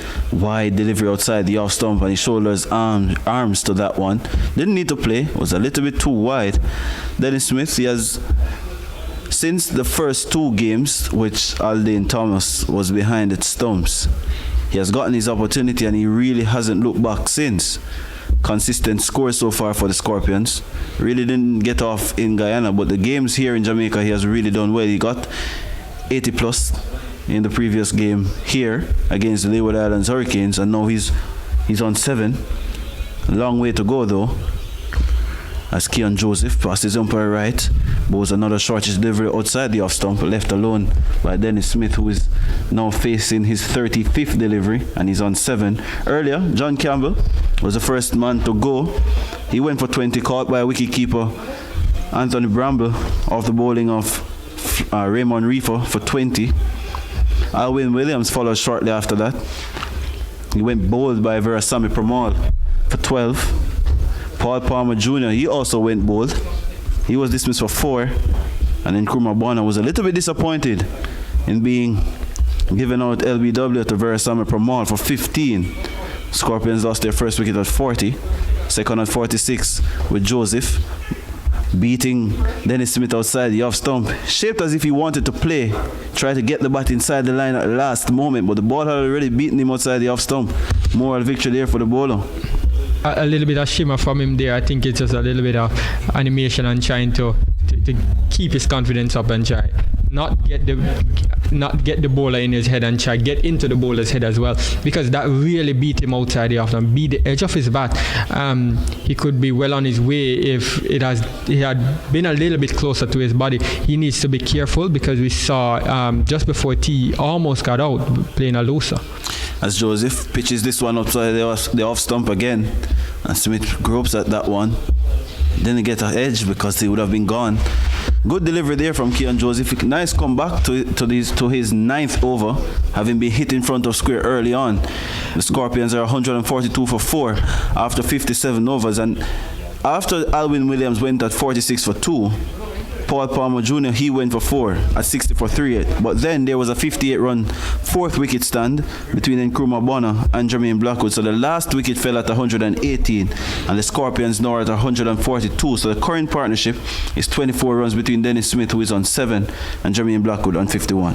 The wicket takers for the Guyana Jaguars so far: Raymond Reefer, 1 for 32 from 10 overs. Verasamy Pramal continuing to dominate regional cricket. He has 3 for 26 from 20 overs as Niall Smith continues. He bowls to Jermaine Blackwood, another shortish delivery pushed into the offside. There's a mix-up in communication, and eventually they get through for what turns out to be a very, very comfortable single for the Jamaica Scorpions as they move up to 143 for 4. Keon Joseph, he has bowled 9 overs, none for 16. Niall Smith in his 9th, none for 16. And Christopher Barnwell, 10 overs, none for 26. Looking at that quick single just now, Smith is busy at the crease, and Blackwood can rotate strike, so they need to maybe just do that in terms of getting some sort of rhythm. Short delivery again from Smith was on to Dennis a little bit quicker than expected, and was trying to pull that one in front of square. Ball went to the man at cover. It was almost as if he was into the shot a little bit too early, or he was defeated by the pace. Yeah, he was into it early, and pace might have rushed him a bit. We saw in the previous over from Smith, he rushed one onto the batsman, and he just did it again. He can create some problems now for the Scorpions team and create some sort of breakthrough for the Jaguars. He's quite skiddy bowler is Niall Smith. Shortish delivery on the leg side. This one is tucked into the onside. Easily played by Dennis Smith out to the man who was pushed back from the regulation square leg position to 3/4 way to the boundary. I can never understand that fielding position. It's an easy single for Dennis Smith. It's neither saving a single or stopping a single. It's there for a catch, but I think if somebody's going to pull a delivery out to the man at 3/4 deep backward square, it would have to be a really, really good delivery that gets the batsman out of control completely. As Niall Smith passes the umpire again and bowls to Jermaine Blackwood, is halfway forward and pushes the ball to the man at cover, and there is no run. And as you talk about that fielding position, in terms of it would have to be a really good delivery. The other thing would have to be is a real loose shot from the batsman. And I think too many times you see field positioning, field placings, and captain decision based on the batsman making a stupid decision or making a mistake, so rather they're than basically following the ball. As Smith, Niall that is, bowls to Jermaine Blackwood. He pushes this one to the man at mid-on. A quick single. Nice energy being shown here from both batsmen, Cavalli. Yes, that as I said, Dennis Smith is known to be busy at the crease, and as long as Blackwood can rotate the strike with him, then we'd see them tick over the scoreboard. I think they won't want to get bogged down with Smith bowling the way he's bowling, trying to get some sort of rhythm. So I think the plan is key in terms of getting that strike rotated, so Smith doesn't get settled into anything and put any pressure on these batsmen. Indeed, could be very annoying for a fast bowler as he pitches this one up is Niall Smith to his namesake Dennis Smith, who leaves this one outside the off stump and completes the 58th over, and the Jamaica Scorpions, they're on to 145 for 4 after 58 overs. Dennis Smith is on 8, Jermaine Blackwood is on 53. And we were talking about the fielding positioning and being a little bit more proactive. I think too many times we see these captains looking for a mistake or just laboring on and hoping that the batsman will make a mistake. Sometimes you have to be a lot more proactive as a captain, as a field inside, in terms of creating something even when something is not necessarily there for you. We see, I think Kane Williamson is pretty much known for it in terms of creating something, but I think too many times you see some of the games in the West Indies, we aren't proactive enough. We're waiting for something to happen. With Keon Joseph starting another over to Jermaine Blackwood, who is driving this one to the man at cover off the front foot. Chandrapur Hemorrhage does the fielding, and I think it comes from the fact that some of these captains, they're not naturally leaders or thinkers of the game. It's more of going by the laws or the conventional manners. People like Kane Williamson and the Virat Kohlis and Steve Smith, when he was captain, they were more trying to work out things or work out angles against oppositions. I don't think that's the same case generally across the world. As Keon Joseph bowls to Jermaine Blackwood, who taps this one to the man at mid-on and scampers through to another quick single. About the 5th straight quick single so far for Jermaine Blackwood since coming out after tea, and the score moves up to 146 for 4 inside the 59th over. Yes, and to continue on that point, I think a lot of the times when maybe age group cricket and all of that, it's just like the best player in the team really just get the captaincy and not necessarily the best leader and the best thinker of the game. Indeed. Because being able to read the game and be proactive and create something is more important than just being the best player out there and doing something. We see the best player sometimes not being the captain, and it works well for some teams. As that deliver from Keon Joseph is outside the off stump, Dennis Smith leaves it alone, because most times the best player in the team or on the team, he's really just interested in doing what he loves, which is to either make runs or take wickets. So entrusting him to be a leader is totally different from him naturally wanting to lead or naturally want to be the man, to be different or being proactive on the field or have different strategies, because the best player would know, he would know most of the rules and so on, but he just wants to be the standout player. As Keon Joseph, the right arm fast bowler, has a false start there, tried to deliver but the ball didn't come out properly. Dead ball signaled by umpire Carlos Wright there at the far end. Keon Joseph looks a little, I don't want to use the wrong word here, he doesn't look the fittest player on the park. He can bowl for sure, but he just doesn't look like the player who you can say he's a cricketer on the field. Well, I don't want to go down that line of fitness. As Joseph passes the umpire again and both to Dennis Smith, who is halfway forward and pushes this ball up to the man at cover. Fields does some shining work to the ball. But he ambles in. He's not as if he's blasting in to bowl towards you. He's just going through his paces. He doesn't get back to his mark in a hurry. Yeah, he looks a little bit out of rhythm, out of shape. Mm-hmm. Look at when he finishes his run-up. He's almost aborting his run-up. He's not going through the run-up. He just bowls and stops. He's not going through in one motion. Don't see that follow-through that coaches talk about. And as we speak about follow-through, he aborts his run, missed his step, or a couple steps. Dead ball is signaled by the umpire. Score remains at 146 for 4.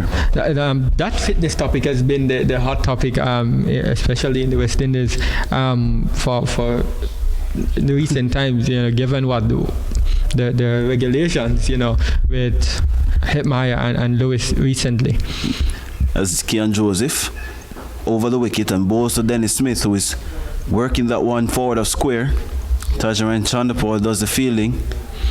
We've seen some divided opinion over the fitness thing, but my opinion on it is that fitness do help the game. As much as I can say, it is crucial, and you can't be playing a sport and not be fit. People can say, well, as a batsman, power hitting, you don't necessarily need fitness, but we can't depend on power hitting alone. We've seen too many times we soak up so many dot balls and then not get off at the end. As Keon Joseph bowls to Dennis Smith, a wide delivery, collected comfortably by wicketkeeper Anthony Bramble to end the over. And as the physiotherapist goes onto the field to attend to Jermaine Blackwood, it's 146 for 4, the Jamaica Scorpions. My view on that fitness topic is it's a little bit strange because one, I think there has to be some amount of fitness. There has to be some standards towards changing your culture and changing how you approach playing the game against every other team in the world. Mm-hmm. Not that we're going to get to the levels of Australia and India in a short space of time, but you need to take the steps to get to those levels. And if the coaching staff or the director of cricket or the management staff recognize that the players are not fit enough to concentrate long enough. So maybe somebody like a Shimran Itmaya can say, well, he's a good batsman. He gets 80s and 70s. Why he doesn't get to 130 or 140? Maybe it's a lack of concentration, and then the lack of concentration can also stem from him not being fit enough. Yeah, and you said a while ago about not getting to maybe the level of Australia and India, but when you look at those teams, they have a talent pool. But we're not talking about the talent pool now. We are talking about the fitness. When you look at maybe say New Zealand, they don't have a huge talent pool, but they do so well. I think they are a total team, so to speak, because their fitness is up.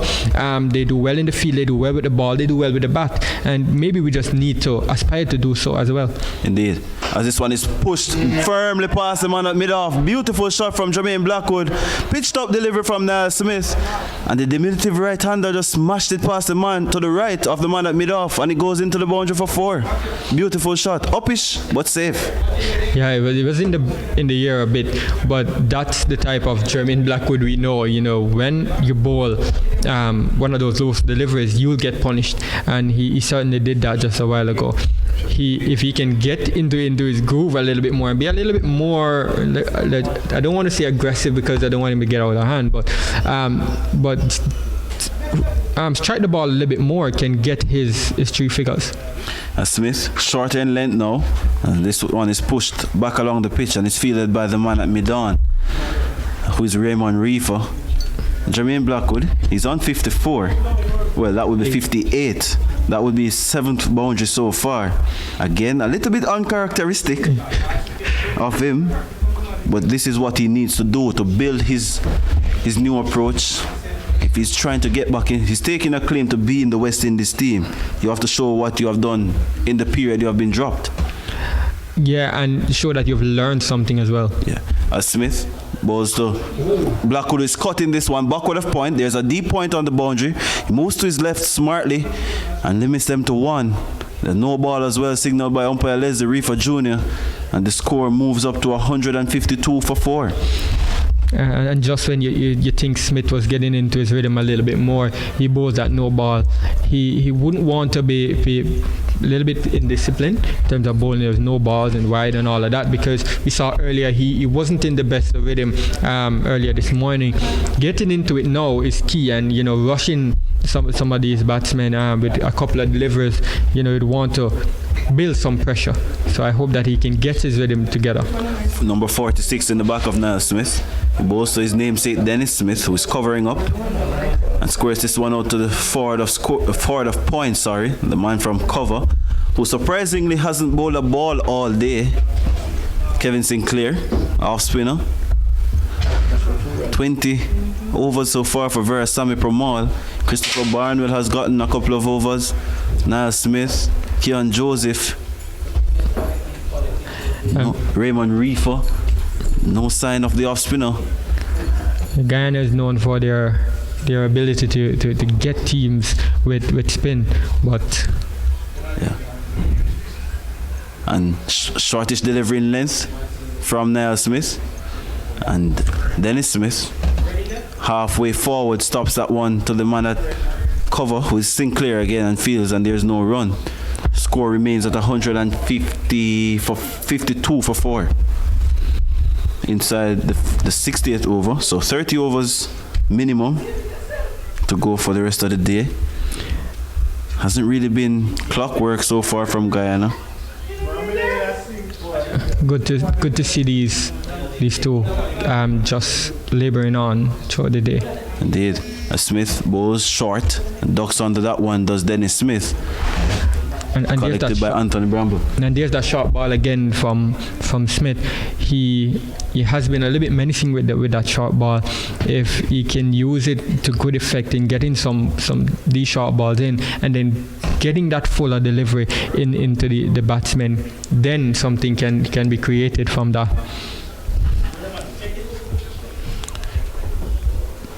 Now Smith into his 10th over, none for 24 so far. Bowls to Dennis Smith, who is inside edging, and this one squirts out down to fine leg for 4. French cut, as you'd call it. And Dennis Smith will take it. Doesn't matter. 4 more runs to the total. 156 for 4, the Jamaica Scorpions, with Dennis Smith on 12. Jermaine Blackwood on 59. Lucky there from Dennis Smith. It was a little bit late on that sharp in-swing and delivery from Niall Smith. Yeah, and it can be a little bit frustrating to the bowlers, bowling good deliveries and having them gone to the boundary. And on top of all that is that Smith was struggling a bit in getting his rhythm, a no ball in that over, and then bowling such good deliveries and then not getting the result in terms of creating that pressure. They're still rotating strike and a boundary of that delivery, which was a very good delivery in my estimation. It was a little bit closer to Dennis Smith than he thought. He was trying to play that back drive. Wasn't wide enough for him. Was coming back towards the stumps, and luckily for him, unfortunately for his namesake Niall, ball past the stumps and into the boundary for 4. Scorpions now 156 for 4. Decent position, not a strong position, but Jaguars must feel as if another wicket or 2 can really set the cat among the pigeons here, as they go back to their main strike bowler in Verasamy Pramal, who will now be bowling his 21st over so far today.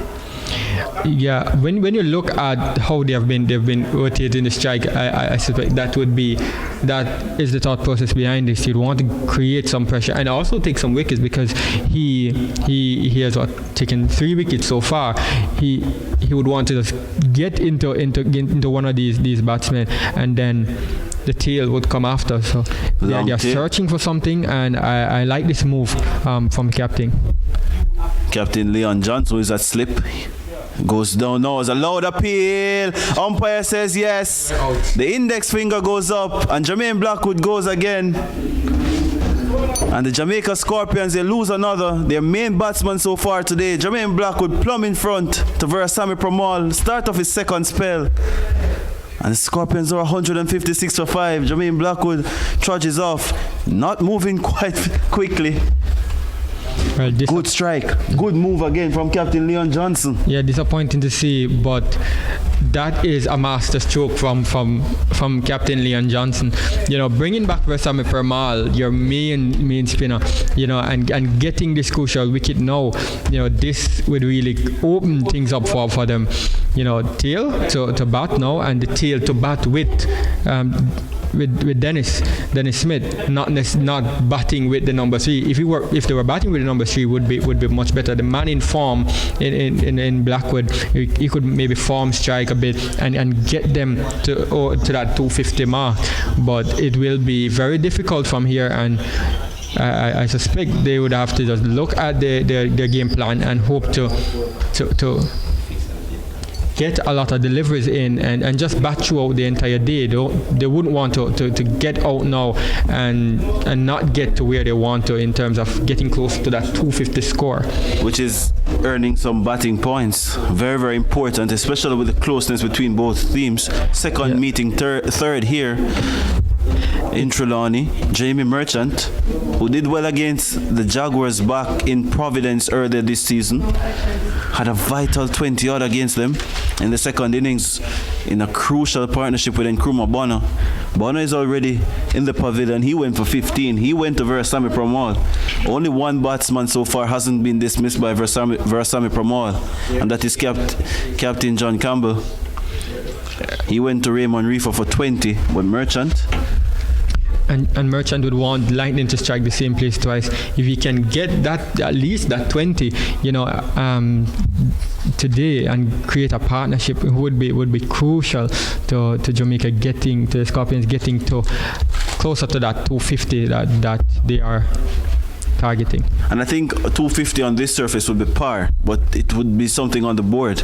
As Pramal around the wicket, Bosa Merchant to his forward, almost playing that one in front of his pad. That's risky business. Tall batsman, tall figure is Jamie Merchant. Has a very, very long stride. Has been like this since high school days. And he loves to hit the spinners over their heads as well. He's no mug with the bat. And he sweeps at this one down the leg side. It will go into the boundary shortly. Oh, no, or no. A man from a third man, that's Kevin Sinclair, stops it from going into the ropes and limits the Scorpions to 2. And Merchant is off the mark with 2 as well. So the score moves over to 158 for 5.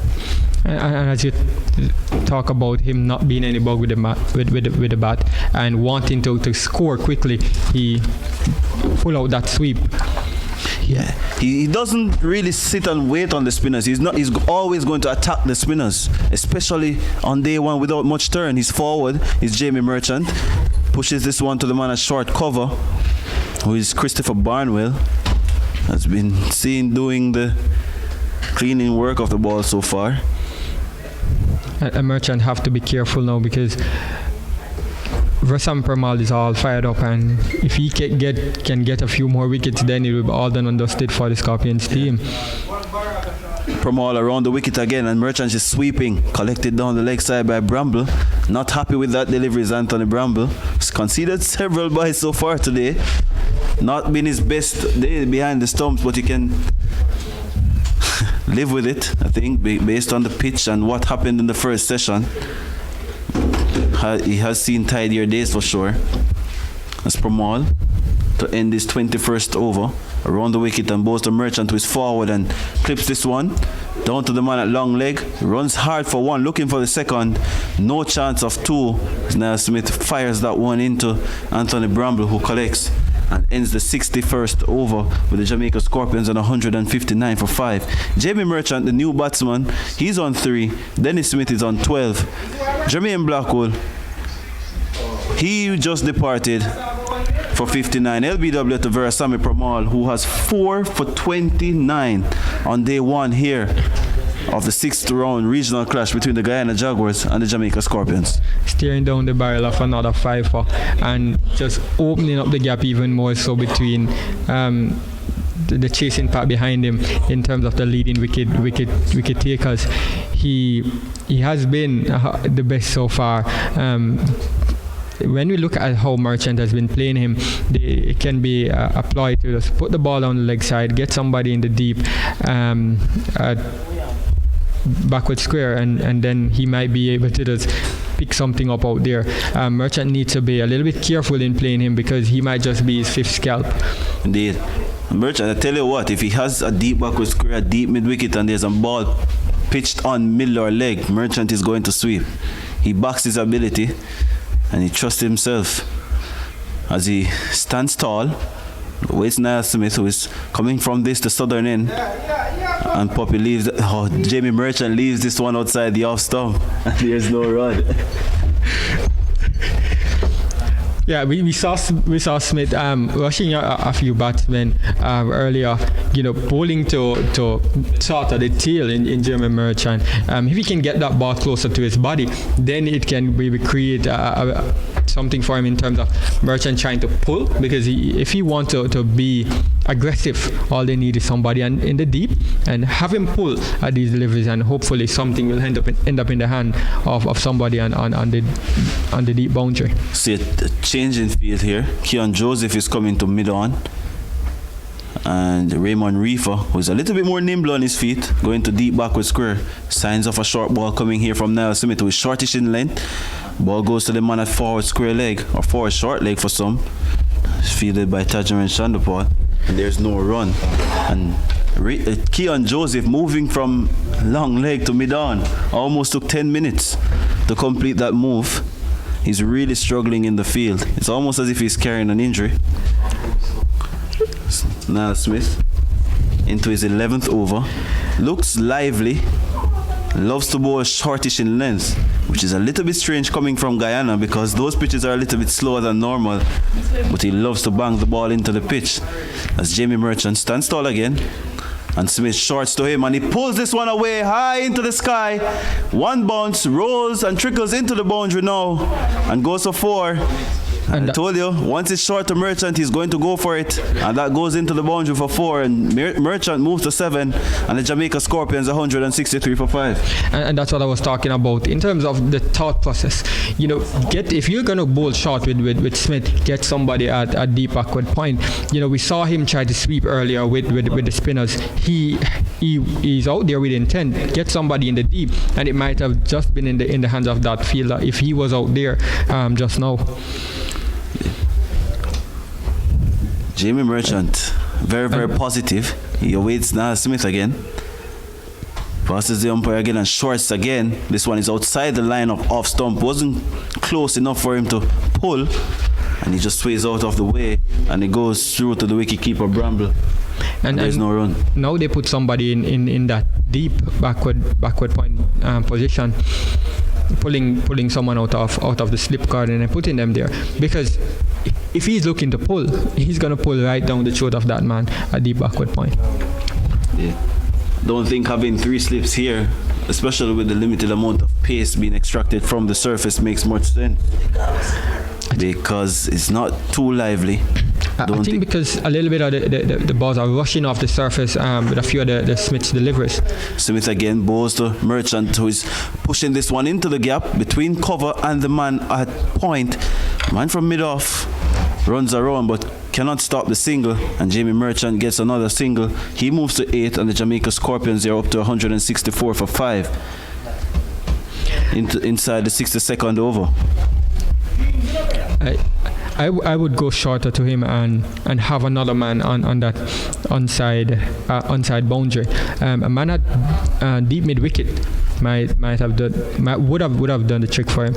Maybe to get the ball short to him just to see me, because the ball is rushing onto him a little bit, and if he can get something to burst the sky, then he might be gone. Smith again outside the off stump to Dennis Smith, who leaves flamboyantly and comfortably taken by wicketkeeper Anthony Bramble, and that ends the 62nd over with the Jamaica Scorpions on 164 for 5.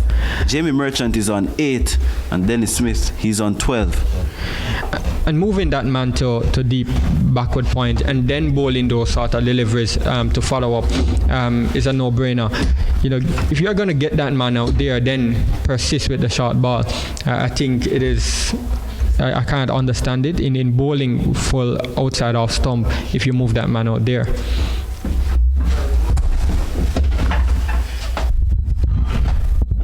Jerome Foster exits his post. Wasn't voted out, by the way. I'll take you through the next couple of overs, or probably through to the end of play, or the end of the Jamaica Scorpions innings, whichever comes first. The Jaguars in a very good position as Permal comes in. This one sweeps this one, took maybe the back of the bat, and the Merchant coming back for a second, was laboring back for a second. Not the quickest between the wicket, but good showing intent there as the Jamaica Scorpions, they take their score, improve their score by 2. Jamie Merchant, by the way, would have remembered, got a couple of scores in the regional Super 50 tournament, has some centuries at the domestic level, got a century on the weekend as well in the Senior Cup. So coming off a good knock and trying to be positive here. Score now 166 for the loss of 5. Here's Merchant. He has gone long. It has gone a very far way. And that's gone somewhere in the northern stand, bounces off the wall and races back towards Kian Joseph at the edge of the ropes. And that is what Jamie Merchant can produce. That is what Jamie Merchant is quite known for, was a flighty delivery from Veersamy Permal. The umpires having a look at the ball because it took a battering there from Jamie Merchant. And when Merchant walked to the crease, Jerome Foster said he loves to hit over the head of the bowlers. I was a bit curious to see how he would go about it, going up against Versame Permal, but no ice in his veins. He just hit that right over the head of Versame Permal. Yes, Permal again. This time he goes long. There's a man at long on, Kian Joseph, and he holds out on the long on boundary. So having hit Versame Permal for a 6, the follow-up delivery was chipped down to Kian Joseph at long on, and I can tell you that Dennis Smith puts his head back in disgust and disappointment as Jamie Merchant was short, sharp and shiny, has to make his way back to the pavilion. It was a real nonsensical shot from Jamie Merchant. Already got a 6 out of the over, the previous delivery. No need to go again, but if that's the way he bats, that's the way he bats. That's the 6th wicket for the Jamaica Scorpions. It's now 172 for the loss of 6. So, some would say it's commentators' curse. The previous over, I said he might be Versame Permal's fifth scale, because the way he plays and he come out to the crease, his intent is to probably hit every ball over the boundary, and given the position that the Scorpions are in, he would need to play a little bit longer, a little bit deeper into the innings, and get that total up closer to that 250 or over that 250, which is so crucial for batting points. I don't know how much the management staff and all that would appreciate what he just did. Going out there in quick fire and gone back in. Regardless of your batting style, it might not work for you. It might just cost your place in the team. We know Jermaine Blackwood as an aggressive batsman, and he did it to his own demise for some time. And we've seen now where he has tailored his game a bit, and he has been batting a little more conservative, and he has been getting some runs. So maybe these batsmen need to look at their game and their approach in terms of getting their heads down and facing all the deliveries, accumulating some runs, especially at the tail. So the new batsman is Dennis Balai, playing his 2nd game this season, but he's not on strike. It's Dennis Smith who is on strike, and gets this one, pushes it into the cover region, and there is no run. So Jamie Merchant scored 101 not out from 60 deliveries at the weekend. 6 4s and 9 6s. Here's Versame Permal again, and 5 wickets in this innings so far, and you can bet your bottom dollar that he won't stop there, but he'll add a few more. Whether or not he will get them tonight, as this one is pushed in front of point and they go through for the single. Now the score now 173 for the loss of 6. 13 for Dennis Smith, and the new batsman Dennis Balai yet to face a delivery, as the Jamaica Scorpions, asked to bat first by the Jaguars, started off well. They added 40 runs for the first wicket. And Dennis Balai is no slouch at the bat. He can certainly help himself. I think it's now the position of the game, the situation, has put a lot of pressure on Dennis Smith, and I think it's a testing situation for him in terms of maybe forming the strike a little bit and see if he can get the Scorpions to that 250 mark that is their target. So it's Neil Smith from the southern end now will be bowling to Dennis Smith. So Smith to Smith. 2-slip gully, backward point, extra cover mid-off, mid-on. There's a long leg and a deep mid-wicket, a short delivery that Smith ducks under, and it beats the bramble. They go through for 1, they're turning for the 2nd. The throw comes in, no, it will be close, and that been a direct hit. It would have been close, but Dennis Smith was quick enough to return for the 2nd, and the wicketkeeper Bramble again disappointed with that effort, as the score now goes up to 175 for the loss of 6. And we've seen Smith doing the hard yards, in terms of maybe getting into some sort of rhythm again, compared to his previous spell. He has been bowling fairly well in this spell, but has been a little bit unfortunate that no ball relieved some pressure. That French cut down to the third man boundary, and deliveries like that, just break the morale of a bowler who is looking for rhythm. So here is Smith, and Dennis Smith behind this one, and competently defends it into the cover reach, and there is no run. So the Scorpions asked the bat this morning. Bright sunshine throughout the entire day. John Campbell, he was dismissed for 20, caught Bramble off the bowling of Raymond Reefer. Alwyn Williams, he was bowled by Versame Permal for 12. Jermaine Blackwood was leg before wicket of the bowling of Permal. He made 59, the top score so far. Paul Palmer Jr. was bowled by Permal for 4. And Kruma Bonner leg before wicket to Versame Permal for 15. And Jamie Merchant was caught Joseph of the bowling of Permal for 16.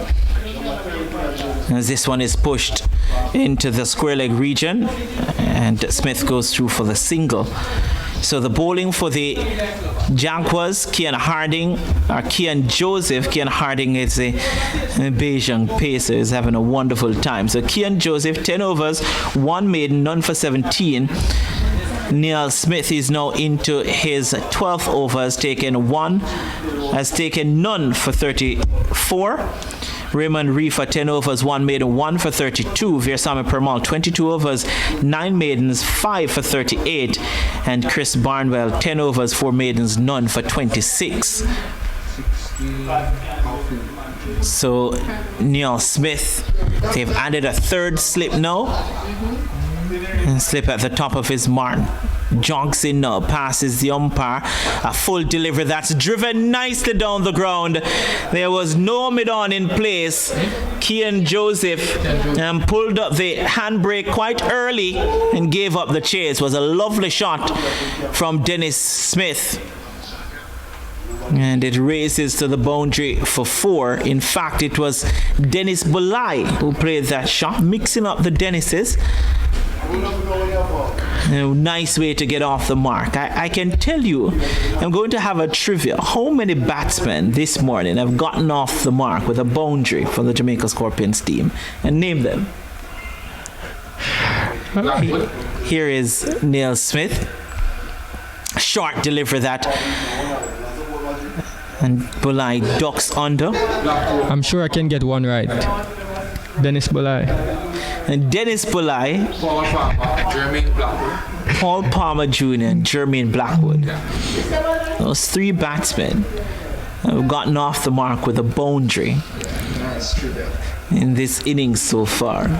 Nevada has been paying attention this morning and gotten all 3 right. It's not something that happens a lot in cricket, that you have so many batsmen in innings getting off the mark with a boundary. Here is this one defended down to a man at mid-on, who is Kian Joseph, who looks to be really struggling here. Over comes to an end. 180 for the loss of 6. I wonder if Kian Joseph is carrying an injury. It's first day into this contest, and he pretty much look like a fish out of water out there every time he moves to the ball. It's surprising to see the amount of time he is pulling up. He's looking a bit uncomfortable. Look at how much time it takes just to get to the other end of the field. What was that analogy? He looks a bit uncomfortable. I would think that's what you were trying to say.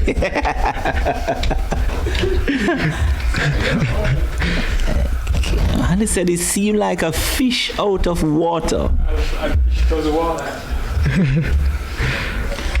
Walking out there. Here is Versame Permal. To bowl now to Dennis Smith. It's onto the back foot and defends this down to the short third man region. There is no run. So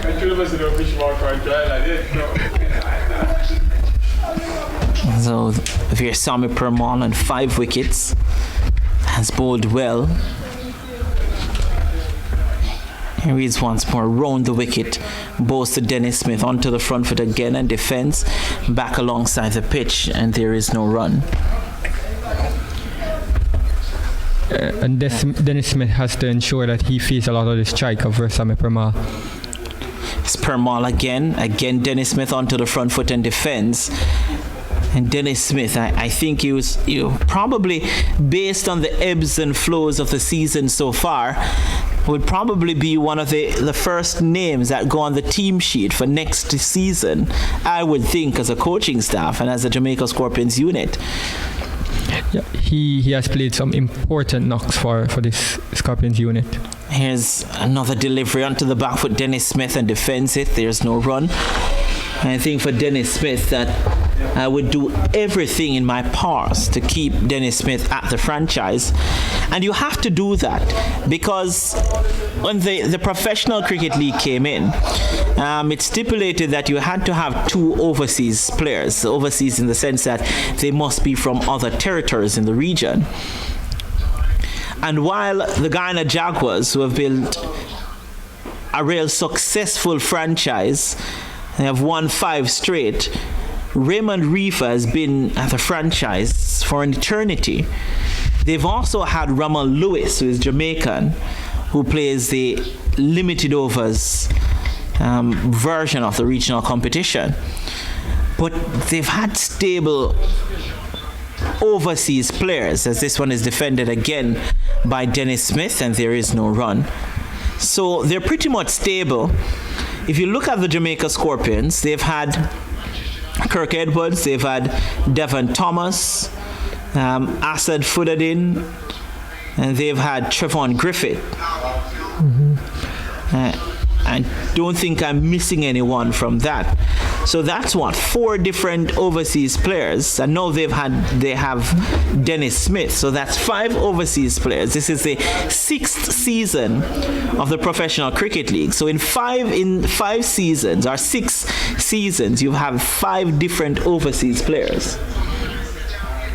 You want to get a sort of player in there that you can believe in, they can build, your team can trust and build some sort of camaraderie. I think Dennis Smith, as busy as he is at the crease, I don't know much about his personality. I hope that he's as busy in his personality. He's pretty quiet, Dennis Smith. He's an introvert. He's pretty quiet. He's a humble character. When it is that I've had a couple of exchanges with Dennis Smith, he's pretty humble, pretty quiet. He's more to himself than previous overseas players would have been. He doesn't necessarily mesh with the team as easily and as quickly as the coaching staff would have liked. But I guess he does his speaking on the cricket field. Behind the stumps, he has done well since coming into the starting 11. Certainly. Smith continues to bowl to Dennis Bulai, and this one is a lifting delivery. Goes through to Bramber, took it about head height. And Dennis Bulai was looking to punch that off the back foot. That's always a risk. And the ball bounces that high and it's that close to your body. And Neil Smith, he has been getting that ball to jump off the surface a bit on quite a number of deliveries. Rushing on to some of the batsmen, he would want to be bowling to the tail enders a little bit more, as well as Versame Permal, in creating some pressure and just keeping them down. Here's Smith again to bowl to Bulai. This time Bulai got in a real awkward position, was looking to play it into the onside, maybe close the face of the bat too early, and the ball popped and dropped on the adjacent pitch in front of him. There was no one close around to catch it. And this is what I talk about, bowling to these tail enders. He brings something different to what you're used to of the Guyana type of pace attack. Short pitch bowler. That's not normal for these type of Guyana pitches, and also getting that ball to skid off the surface a little bit and rushing onto the tail enders. Here's Smith again, another short delivery again. Dennis Bulai was looking to pull this one. I would employ the same type of strategy for Bulai as they did eventually for Jamie Merchant in getting someone at deep backward square, because we see where these short deliveries are getting rushed onto him, and if you can put someone out there to have it fall into his hand, as well as persist with that short ball, and it might just create something for you. Smith has been doing well and operating well with that short ball. So here is Smith again, short ball again. Dennis Bulai up on 1 foot. It works it into the mid-wicket region. They go through for one. They turn for the second. I don't think that Dennis Bulai will ever think about getting a third there, even though it was Kian Joseph who was in pursuit. That's probably the third time I've said Kian Harding this morning. Let's probably say it a couple more times off here to get it out of my system. And Kian Joseph gingerly is again going to that ball, and just his walk back, you look at the way he looks very, very uncomfortable. I wonder if he came into the game with an injury, or it's just something he picked up while out there. If he's injured, or he's just way, way out of shape, because he doesn't look comfortable at all. He can really hurt a fielding team having someone like that out there and have to be chasing these deliveries. These ones become twos and twos become threes. Smith now operating from around the wicket, and again Dennis Bulai being trapped on the crease, was looking to play a cross-batted shot. Missed it as it went through to the wicket keeper, and again there is no run. Looking a little bit, I don't want to say flustered here, Dennis Bulai, just looking to force the issue. And that is why I think Captain Liam Johnson need to get someone else on the onside boundary. Like Merchant, trying to get everything out there. So is Dennis Bulai. I would put someone out there and keep bowling that way to him short, as well as now Smith operating around the wicket. And looking to line up Dennis Bulai here, and it gets it, and Dennis Bulai just fending that one off, and it dropped in front of the man at to the left of the man at leg slip. And they were able to go through for the single. A pretty awkward shot.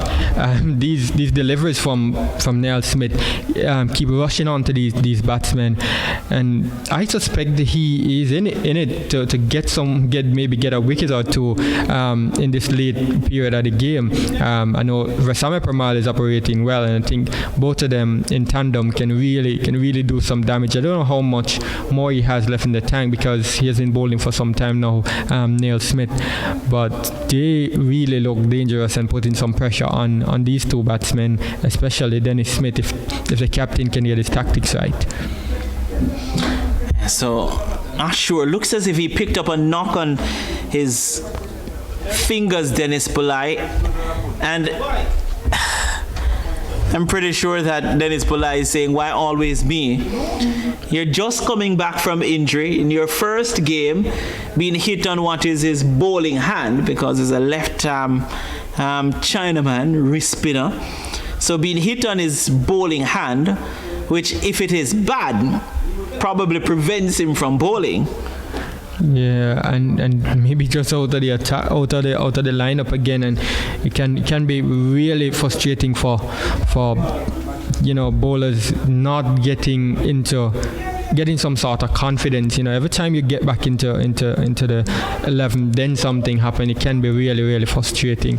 I hope all is well with him. I hope it's something that he can play through. I hope it's not anything serious, that he'll be able to continue throughout this game and into the next game if in contention for selection. But a little bit of spray, a little bit of physiotherapy work out there. It seems as if he'll be okay from what I'm seeing from here. Yeah, tell you what, they've taken drinks, by the way, because of the injury to Dennis Bulai. So going to pause for maybe about 3 or so minutes, as the drinks cart is on the park here at the Trelawney Multipurpose Stadium, with the Jamaica Scorpions batting first, 183 for the loss of 6.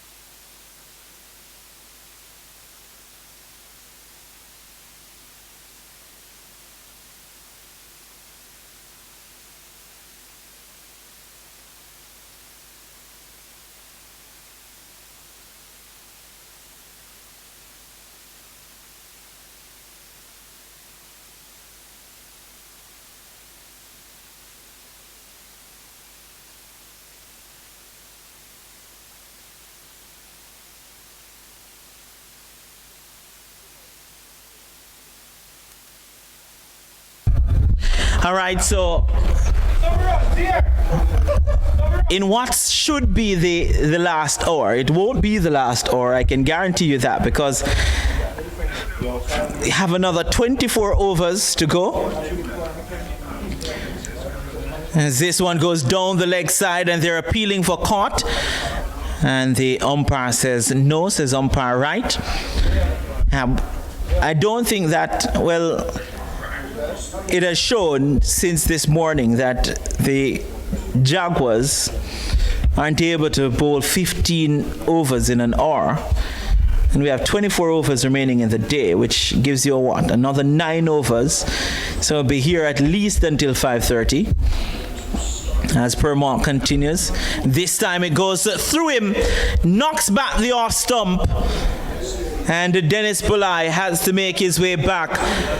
Arm ball was a delivery outside the line of the off stump, played all around it. Went between bat and pad, and Dennis Bulai, after making 7, will have to walk back to the pavilion with the score now 183 for the loss of 7. The 6th wicket for Veersamy Permaul as well. I wonder if Dennis Bulai had too much to drink in that short interval. Veersamy Permaul has been operating well today, and when he came back on, I said that was a master stroke from the captain. And you just said, Renato, that he might be on his way to getting some more, and we've seen that that arm ball has come right back in through the gates of Bulai. Just superb in bowling to these tail enders. This is what you want to see from these spinners, and established spinner and experienced spinner as well. Using your head and thinking the game and bowling accordingly. Bulai had no answers for that. He needs to maybe just be playing a little bit more conservative instead of pushing for that ball a little bit too much. New batsman is Markina Mindley. So Mindley makes his way to the crease. Don't want to belay the point any longer, but I'm pretty sure that Veersamy Permaul will go on to take 7 wickets, and then it's going to be how many after that? And we saw when that peg got racked back, Dennis Smith was in anguish. And here's a full delivery. Markina Mindley onto the front foot, works it into the onside and gets off strike. And gets off strike his first delivery, Markina Mindley. And that is what you want from these tail enders, if they can possibly get off strike. I suspect that Dennis Bulai was maybe pushing into that delivery in terms of getting off strike and giving Dennis Smith a chance to face the well fired up Veersamy Permaul. But he looked well on his way to get some more wickets, as you said, Renato. Now here is Permaul to bowl to Dennis Smith. Beats him outside the line of the off stump from a delivery back of a length. A man from Berbice in Guyana. As Dennis Smith once again taps away at the crease. Here's a slip in place. There's a forward short leg. He eases onto his front foot and plays it into the onside, and there is no run. And we saw signs of anguish when Bulai got dismissed a while ago. Smith would want to bat deep into this innings and hopefully get the Scorpions into a better position. Here's one that gets the outside edge. It will run close to the boundary. Don't think it will get there. It's pulled back, and they're turning for a third. It's going to be close. And there been a better throw. I reckon Markina Mindley would have continued his run towards the pavilion. In the end, they came through for a third run. Good in getting to the ball quickly, Sinclair, but that throw could have been a little bit more spot on.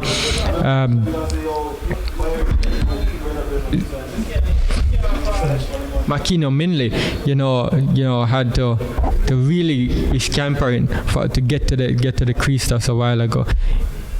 Yeah, so by the way, that was Veersamy Permaul's 28th 5-wicket haul in his first-class career. 28.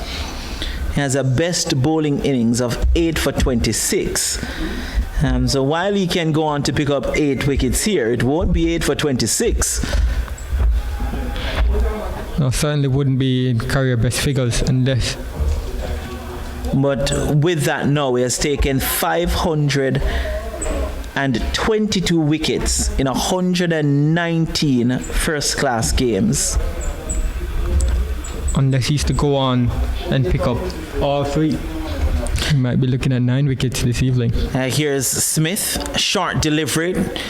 And even though it was short and got up round about shoulder height to Dennis Smith, the ball still died and went through to wicketkeeper Bramble on the bounce.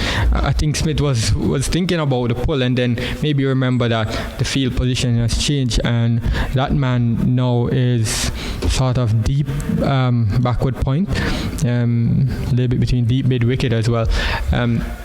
He's out there for these type of shots. Had he been pulling a while ago, he might have been in trouble. So Vishal Singh left all the way from gully, ran down towards Smith.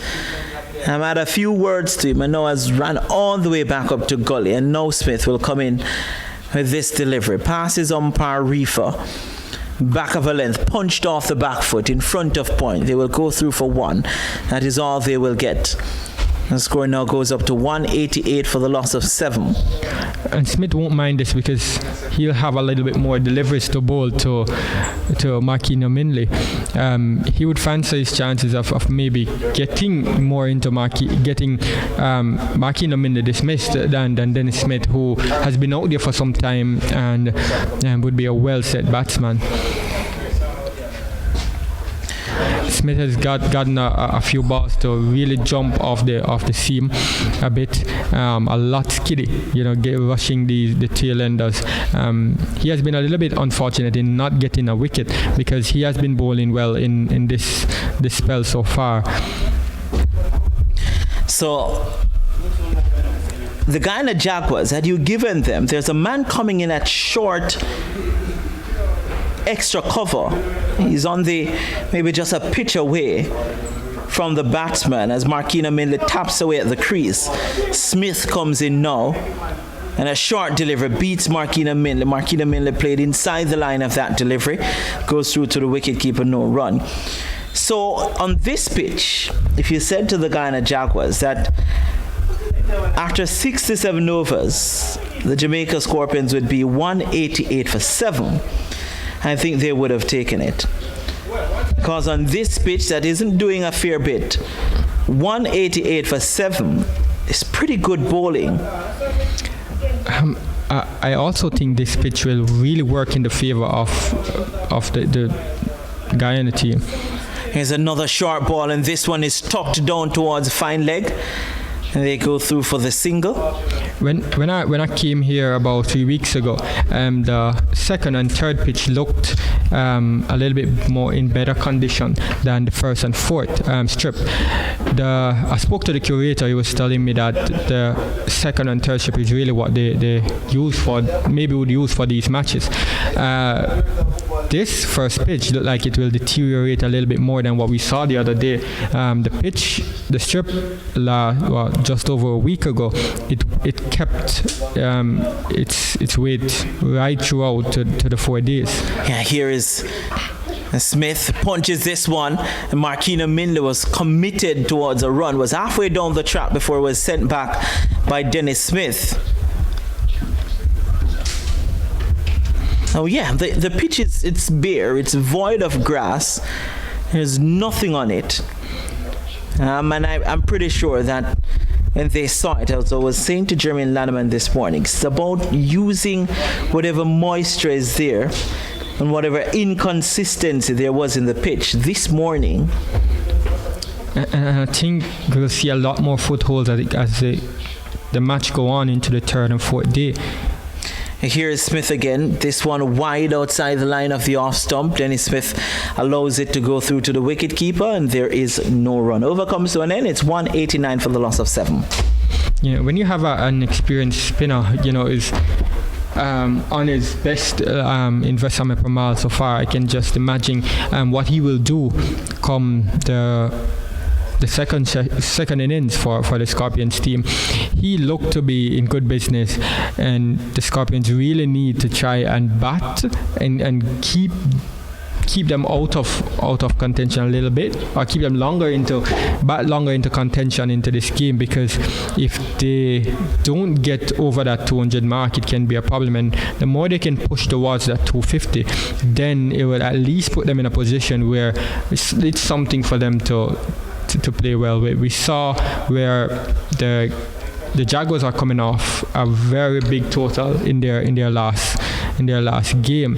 They would be well fired up in thinking that they can really get a huge first innings score on the board. So Permalt will continue, will be bowling to Markina Mindley with 4 men around the bat. Here, slip, leg slip, forward short leg, silly point in place as he pushes out and defends this one alongside the pitch, and there is no run. Score remains 189 for the loss of 7. Jermaine Blackwood's 59, the high score, the high point in this innings by the Jamaica Scorpions. That has really been dominated by the spin of Versame Permalt. Here he is again to bowl to Markina Mindley, who's looking to sweep this one, misses it, goes through to wicketkeeper Bramble, and there is no run. Has bowled with real smarts and guile this morning. Versame Permalt, you think about the dismissal of Alwyn Williams, the arm ball that hit over off stump, and you think about the dismissal as well of Dennis Bulai, one that came in with the arm in between bat and pad, and it's bowled with some smarts. Here he is once more, and flighted delivery, and again defended by Markina Mindley. But of all the dismissals this morning, you would be very upset with the dismissal of Jamie Merchant. Just hit Versame Permalt for a 6, and the following delivery picked out Kian Joseph on the long on boundary. This time a delivery that spun back sharply in towards Markina Mindley and defended it off the back foot, and there is no run. Tej Ryan Shandapal would have taken a hit this morning from a sweep shot by John Campbell, who is fielding at forward short leg. And Versame Permalt does this. It's some gamesmanship. He comes through like he's bowling and holds on to the ball, doesn't bowl. He look at what the batsman is trying to do, and then goes back to the top of his mark. Does this a lot, Versame Permalt. Here he is once more. This one on the line of the off stump, and Markina Mindley onto the front foot and defends it. And again, there's no run. I heard Nevada just said he may be looking for 9 wickets. You know, in terms of getting a career best figure, getting 9 wickets might be on the cards for him. And there's some cloud coverage, not necessarily heavy cloud coverage. Well, who am I kidding? It is heavy cloud coverage, not dark clouds overhead. But you think no, and you think that a condition, as I look to my right towards the east and to my left towards the west, doesn't look as if it's condition that will improve throughout the remainder of the day. So you don't know how long they will go on until. We're thinking that they will definitely go beyond the cutoff time at 5 p.m. because there are 21 overs remaining in the day, and it's now 4:15, so it's 45 minutes to get in 21 overs. That's not happening. And Dennis Smith, no, not Dennis. Neil Smith, you know, he has been operating for some time now from this southern end.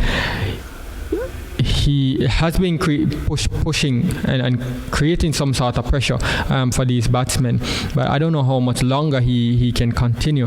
I suspect he would want to maybe get a wicket now, because he, as I said, he has been bowling well in this spell. Here is Smith to bowl to Smith. Another delivery on the hips that tucked behind square. Don't think they will get more than 1. They won't. Move into the 190s now. They're now 190 for the loss of 7. I'm thinking a good change for Neil Smith. It's maybe if he gets off now after this over, maybe I would like to see Barnwell back into the attack. He got the ball to move a lot during his post-launch spell. I would want to see him getting that ball to nip around with the tail ender in Makino Minley and who's to come. I think he would create some sort of problem for them.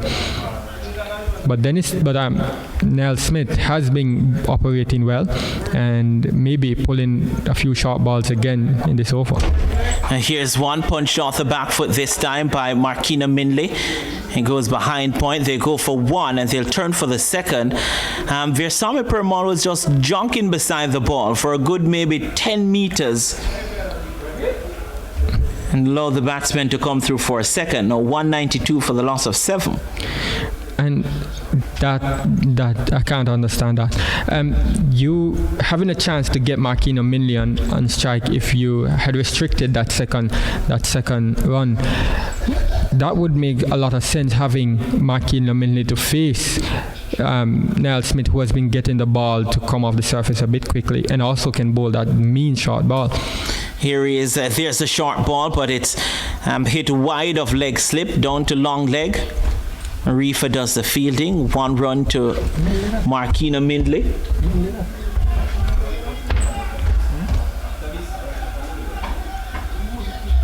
.193 now for the loss of 7. Markina Mindley is on 5. 19 for Dennis Smith. And 2 slip gully, just a deep backward point. There's extra cover. Here's mid-off, mid-on. There's a deep backward square. That's 3/4 ways to the boundary. And now there's an adjustment. Chandrapal Hemraj will be going into a square leg position, or almost a leg gully's position, as Dennis Smith open stance now, with Niall Smith coming around the wicket, a short delivery that he ducks under. And this is really just predictable stuff. If Smith is going to run in and bang the ball into the pitch and bowl short balls, then all Dennis Smith and Markina Mindley will do is has to duck under these deliveries.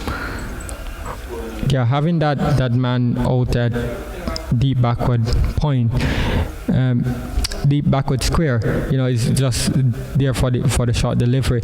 But you can't be bowling these type of short deliveries behind the batsman. You want to get it just a bit right in front of them or right at the shoulder. And here is Smith, and this one is punched viciously off the back foot by Dennis Smith, and it races into the third man boundary for 4.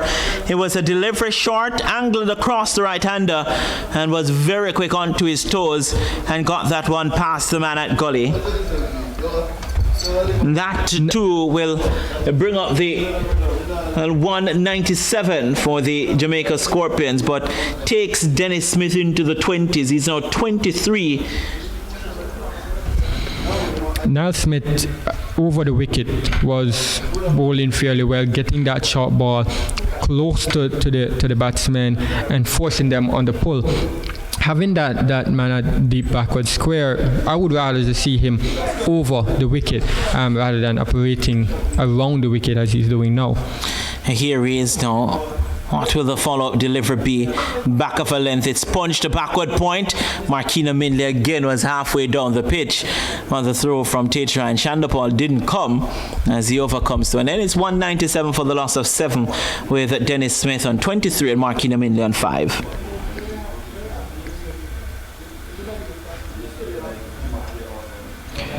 And we saw the attempted single a while ago, just looking to maybe get off strike. Markina Mindley wouldn't want to be facing Versame Permal for a full over. I think it was sharp work in the field in keeping him on strike and have Versame Permal having a chance to bowl 6 deliveries to the tail ender, so to speak.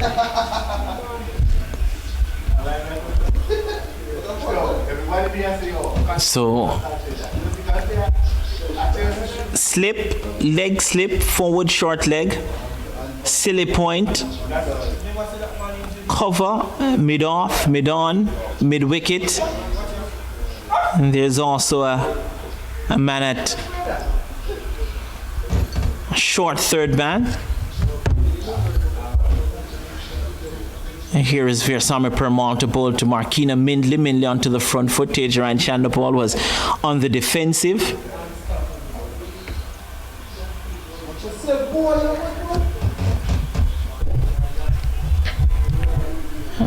Here's Permaul once again from around the wicket. And Mindley was looking to cut, missed it. Got some bounce there, Veersamy Permaul. Looking at the way the pitch has been playing for Veersamy Permaul, I don't see a lot of big sideway movement. It's one on the line of the leg stump, pushed into the onside, no run. What I can say about his bowling so far is that experience, and he has been using the experience to good effect and bowling smart.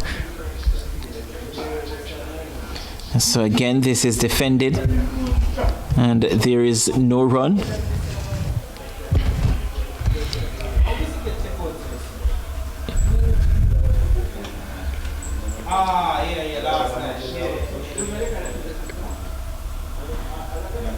And they're just taking their time here, the Jaguars. Yeah, they have not been a little bit not urgent in the field. They taking time to get through these overs. And another fly to deliver, and again Markina Mindley onto the front foot and defends it into the onside. And again, no run. Over comes to an end. It's 197 for the loss of 7. A maiden over from Veersamy Permaul. Yeah, and Mindley lives to fight another day. You know, he tried to get off strike the over before this, but being able to keep Veersamy Permaul out for these 6 deliveries and doing so fairly comfortable. That is what maybe he just need to do when he's on strike. Just try and defend, not go for the bull-eyes type of innings, because Bulleye and Merchant, type of innings, trying to be so expansive and get out cheaply. He has been playing well so far. I hope that he continues like this, Markina Mindley, and get some sort of partnership in with Dennis Smith, who maybe can form strike and get the Scorpions to that 250. So there's a change now. Looks to be Sinclair who will bowl his first over of the day. A little bit surprising that it has taken 2 3/4 sessions for him to be given the ball. The Jaguars may be seeing that just 19 overs are remaining in the day's play with a little over 30 minutes to go. He's trying to get through the final knock-ins of this first day play.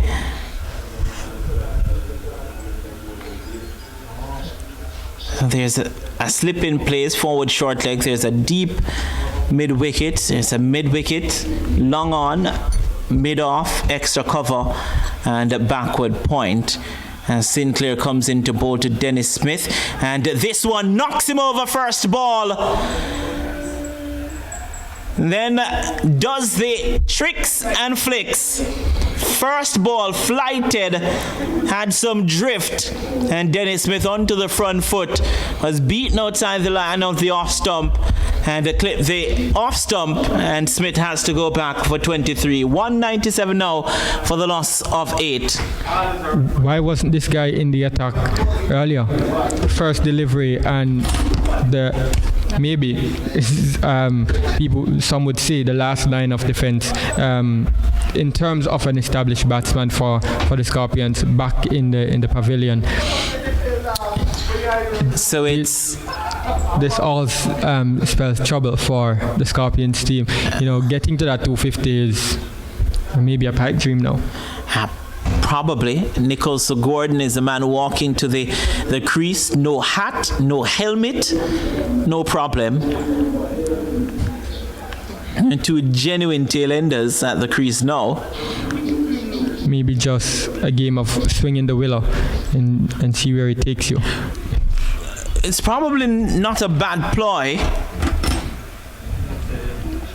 You first have to survive these 5 deliveries from Sinclair. And let's see, there's still a long on in place for the new batsman. There are now 2 slips, forward short leg. There's a deep backward square. So long on, deep backward square of the men out. And there are 5 men on the offside, including 2 slip fielders. Here's a fly to deliver, gets the outside edge and bounces in front of the man at second slip. So good start here for Sinclair.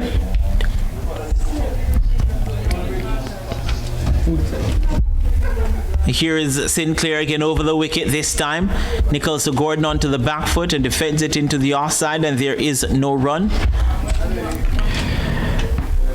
Get some applaud from those behind the stumps. Here's Sinclair again. This time, back of a length delivery onto the front foot again was Nicholas Gordon.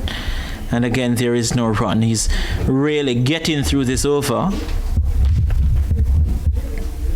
Here he is once more. Back of a length onto the back foot. Nicholas Gordon defends it back to the bowler. And about to be a wicket maiden to start off with for Sinclair. Nicholas Gordon backs away. And Nicholas Gordon onto the front foot again and defends this one as the over comes to an end. It's 197, wicket maiden for Sinclair's first over, 197 for 8, with batsmen number 9 and 10 at the crease. You'll hear from Kimali, then you'll hear from Nevada, and then a little bit later you'll hear from Jermaine Lanneman as well. Earlier we heard Jerome Foster asking where is Sinclair in terms of getting into the attack and bowling. His first delivery knocking over the last established batsman for the Scorpions unit. You know, if he can put together a little bit of bowling partnership with Rasame Parmal, then we could be looking at maybe the Scorpions even going all out, maybe just short of 200 or maybe just over 200, because they look menacing so far.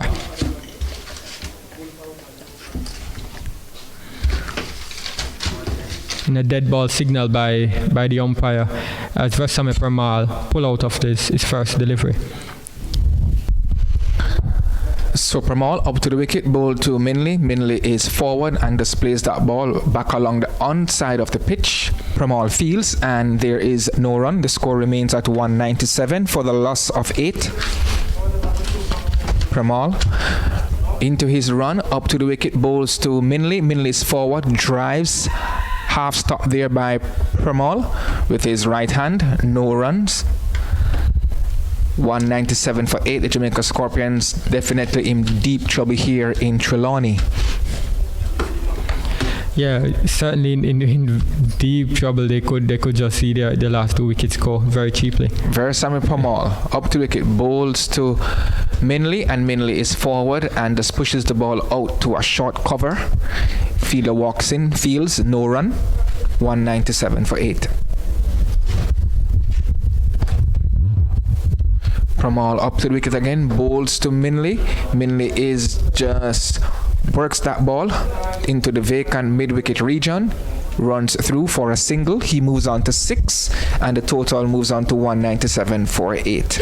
I would want to see a little bit more urgency from the Jaguars in the field. I think too many times they give away some quick singles and some singles turn into 2 because of just their approach in the field. It seems as if it's just their way of playing, but it can really come back to hurt you sometimes. So true. As Parmal bowls to Gordon, big appeal for leg before. Elongated appeal there, not out says the umpire. Gordon forward, struck on the pad, not out says the umpire. Gordon is on not. Parmal there in search of his 7th wicket in this first innings for the Jaguars. And Gordon survives. Yes, he does. Every single man for the Jaguars unit still in who has trying to convince that umpire that something was there. Everyone except the umpire found something there. Definitely. Pramal up to the wicket now. Bowls to Gordon, struck on the pad. Stifled appeal this time than the previous. The over comes to an end. So another testing over there from Versamy Pramal. He has taken 6 wickets for 43 runs. Certainly a testing innings. Versamy Pramal has been asking questions of these batsmen since he came on back for this spell. I suspect that he will get another wicket or two, or the last two, before the close of play.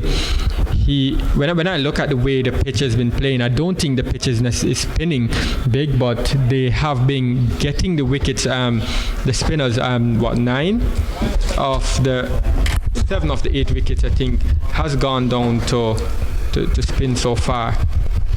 So Kevin Sinclair bowled his second over. He bowled a maiden in his first over and got the wicket as well. He got the wicket of Dennis Smith for 23. He bowls, and this time he's bowled. So Marquis Laminley goes, bowled by Kevin Sinclair for 6, and the Scorpions have lost their 9th wicket with the score on 198. Kevin Sinclair strikes in consecutive overs. And where was Kevin Sinclair? My fellow commentator and analyst Jerome Foster was asking for Kevin Sinclair from earlier in the day, and Sinclair now his second over, his second wicket. He bowled a maiden as well, and this time now he has gotten rid of Marquis Laminley for 6. Just 8 deliveries into his spell and 2 wickets. The first being a wicket maiden. He has been creating some problems since he walked to the crease for his run up. I was just saying Versamy Pramal has been operating well from the northern end and could maybe take these last 2 wickets, but we've seen now where Kevin Sinclair has some sort of a point to prove, or has something to say about that, because these 2 wickets in just quick succession, he might be well in it to just take the last wicket in this over. How much would you bet on that, Nevada? Definitely, he will definitely continue. He's getting some turn. He's flighting the ball as well and getting some turn, especially into the right-handed batsman. And he has certainly troubled the right-handers here at the Trelawney Multipurpose Stadium. Kevin Sinclair, right arm off spinner for the Guyana Jaguars, and the final batsman comes to the crease in Patrick Hartis Jr. He examines the field as Sinclair is up to the wicket now, bowls to him, and Patrick Hartis Jr. is forward, getting a ball on the middle and off stump. No run, 198 for 9. He survives that delivery. Let's see how long he does. Sinclair bowls, and Harty Jr. is forward, and the ball goes out to the fielder there in the cover region. That's Chandrapal Hemraj. No run. Sinclair up to the wicket now, bowls to Harty Jr. and Harty Jr. plays correctly forward. Nice defensive stroke, no run, but showing good intent in coming forward and smothering whatever spin is there. Sinclair, who is pumped up, bowls to Harty Jr., who gets a ball down the leg side, sweeps, doesn't connect. The keeper collects behind the stumps in Anthony Bramble.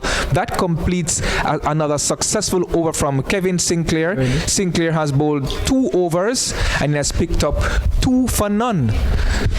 And at the end of that over, the Jamaica Scorpions are 198 for 9 with Nicholson Gordon on North and Patrick Harty Jr. on North. So Cavalli Arnold has departed, and Jermaine Lanaman has rejoined me for the final half an hour, maybe to 1 hour, because we have 16 overs left after this, as Versamy Pramal, in search of his 7th wicket, bowls to Nicholson Gordon, and Gordon is just forward and just playing that ball down to mid-off, no run. Score remains on 198 for 9. Gordon waits on Pramal. Pramal bowls, and he's back and stands up straight and displays this ball into the cover region. It's fielded, no run. Scorpions 198 for 9. Versamy Pamal in search of his 7th wicket and to bowl out the Scorpions. Bowls to Gordon, and Gordon is lifting this high and hard. That's 6 runs over deep mid wicket.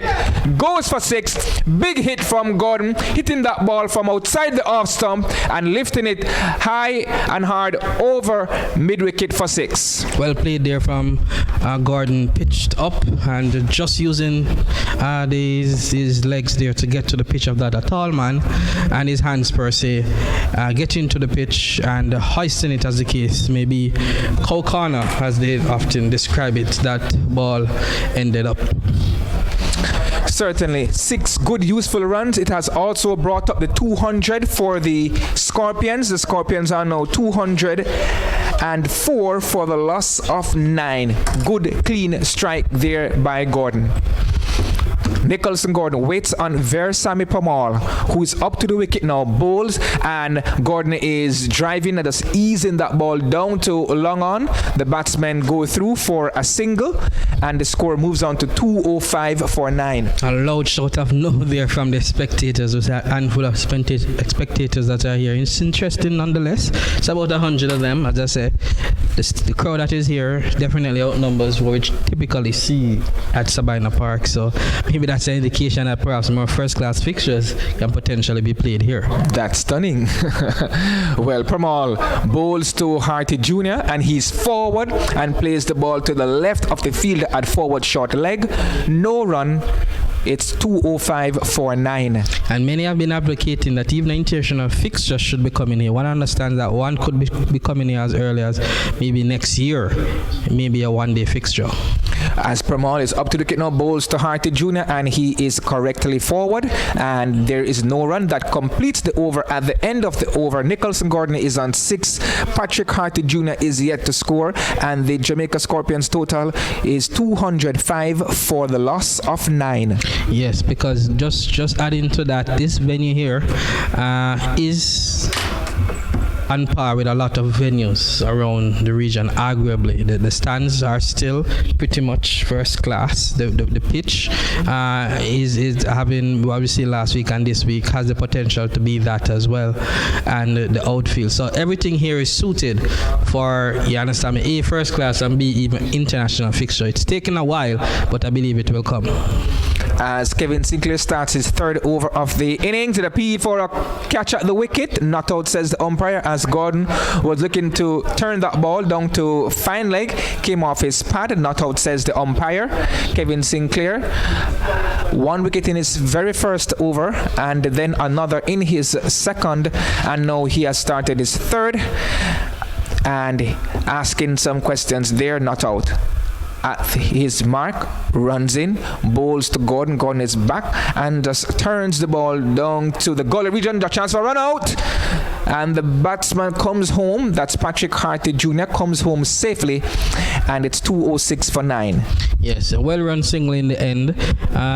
Gordon wasn't necessarily up for it, but Harty left his crease quite early and eventually just slid his bat as he went across the line. So another run to the Jamaica's cause. But having said that, as I say, not only is the venue nicely located here on the edge of the North Coast, as we're looking out, we're seeing the Falmouth cruise ship pier and a nice sized cruise ship out there.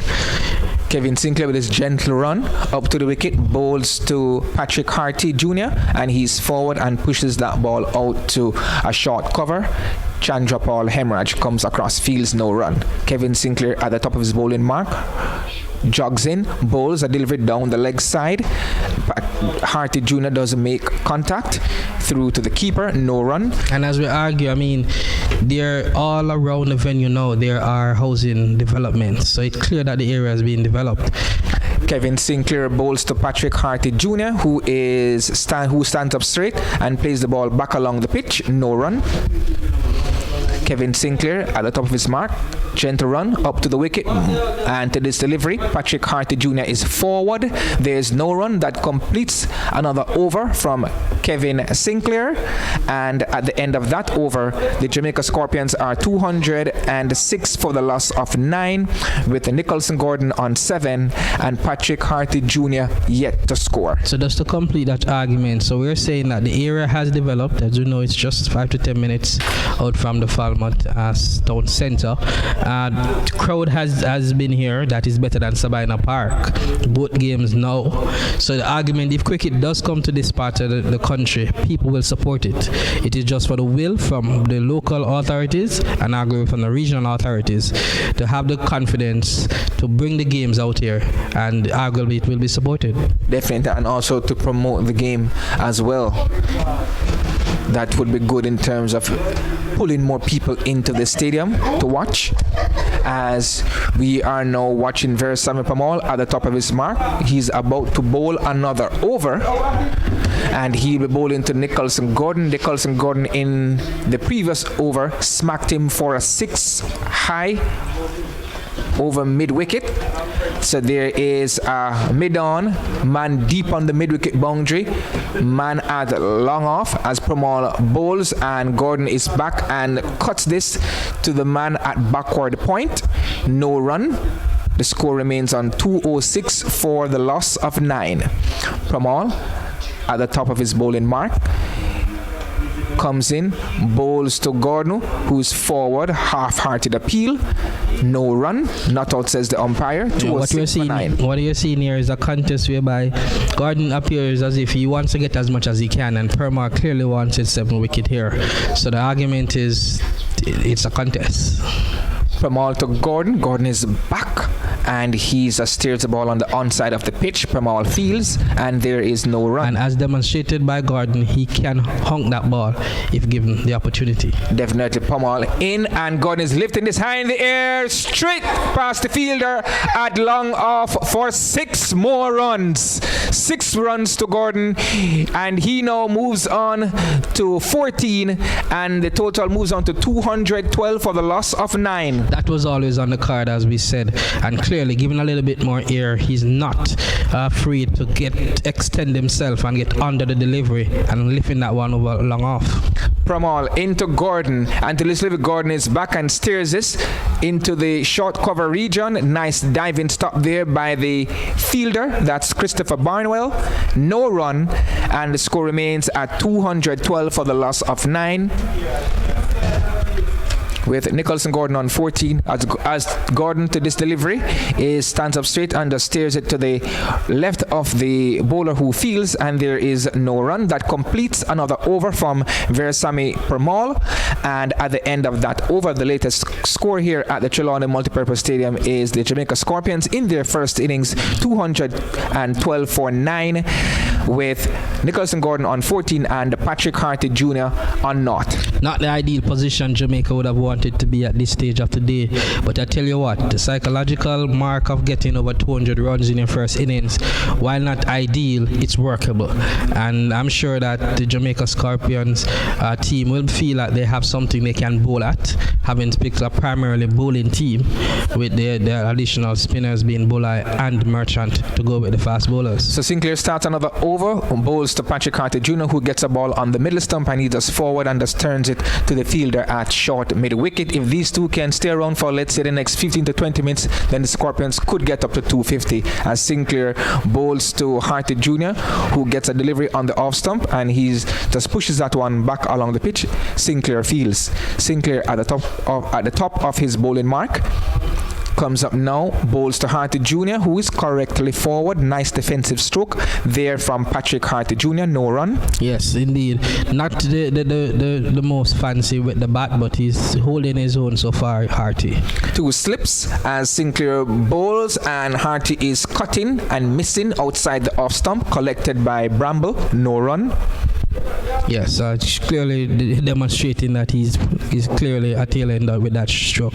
Kevin Sinclair with his gentle run. Up to the wicket bowls to Patrick Carty Jr., who is beaten outside the off stump. And it's collected by the keeper, Anthony Bramble, oohs and ahs. Again, they're just prodding forward, not really offering much of a shot. Missing that delivery is arty. But the important thing is at the wicket. And if he can continue to survive, then Gordon can be scored at the other end.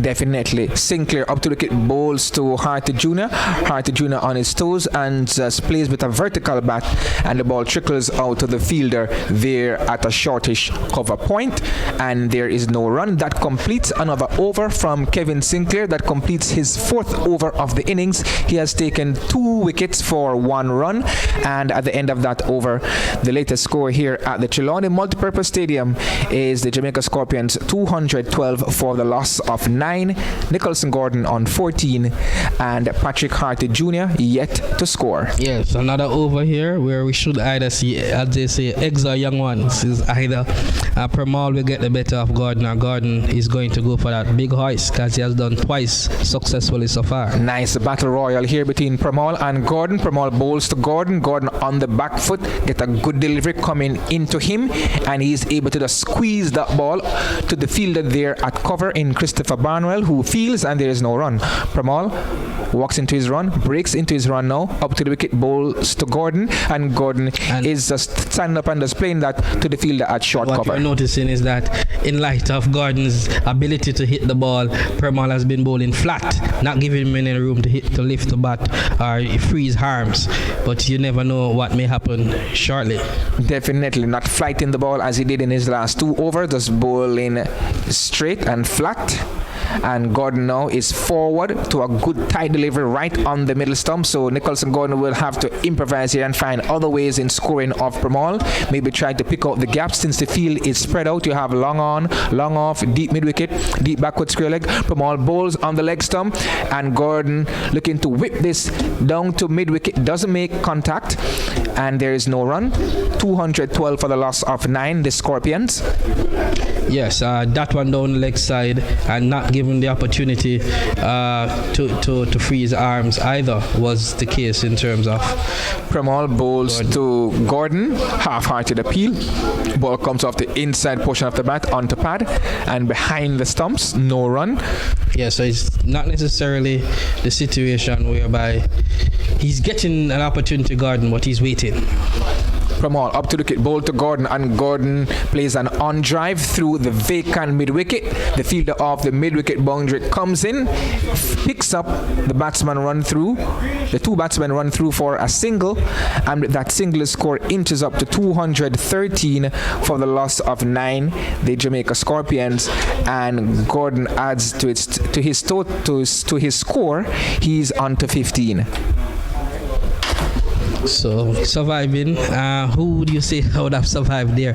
Because Pramal didn't get hit for a 6, neither did Gordon get dismissed, but you could see both are teeing up as it relates to what they want to achieve. Didn't happen, but for what it is worth, a single was taken, and now Gordon is on strike to the off spinner. He may even fancy himself more to the ball spinning into him than away from him, as was the case with Pramal.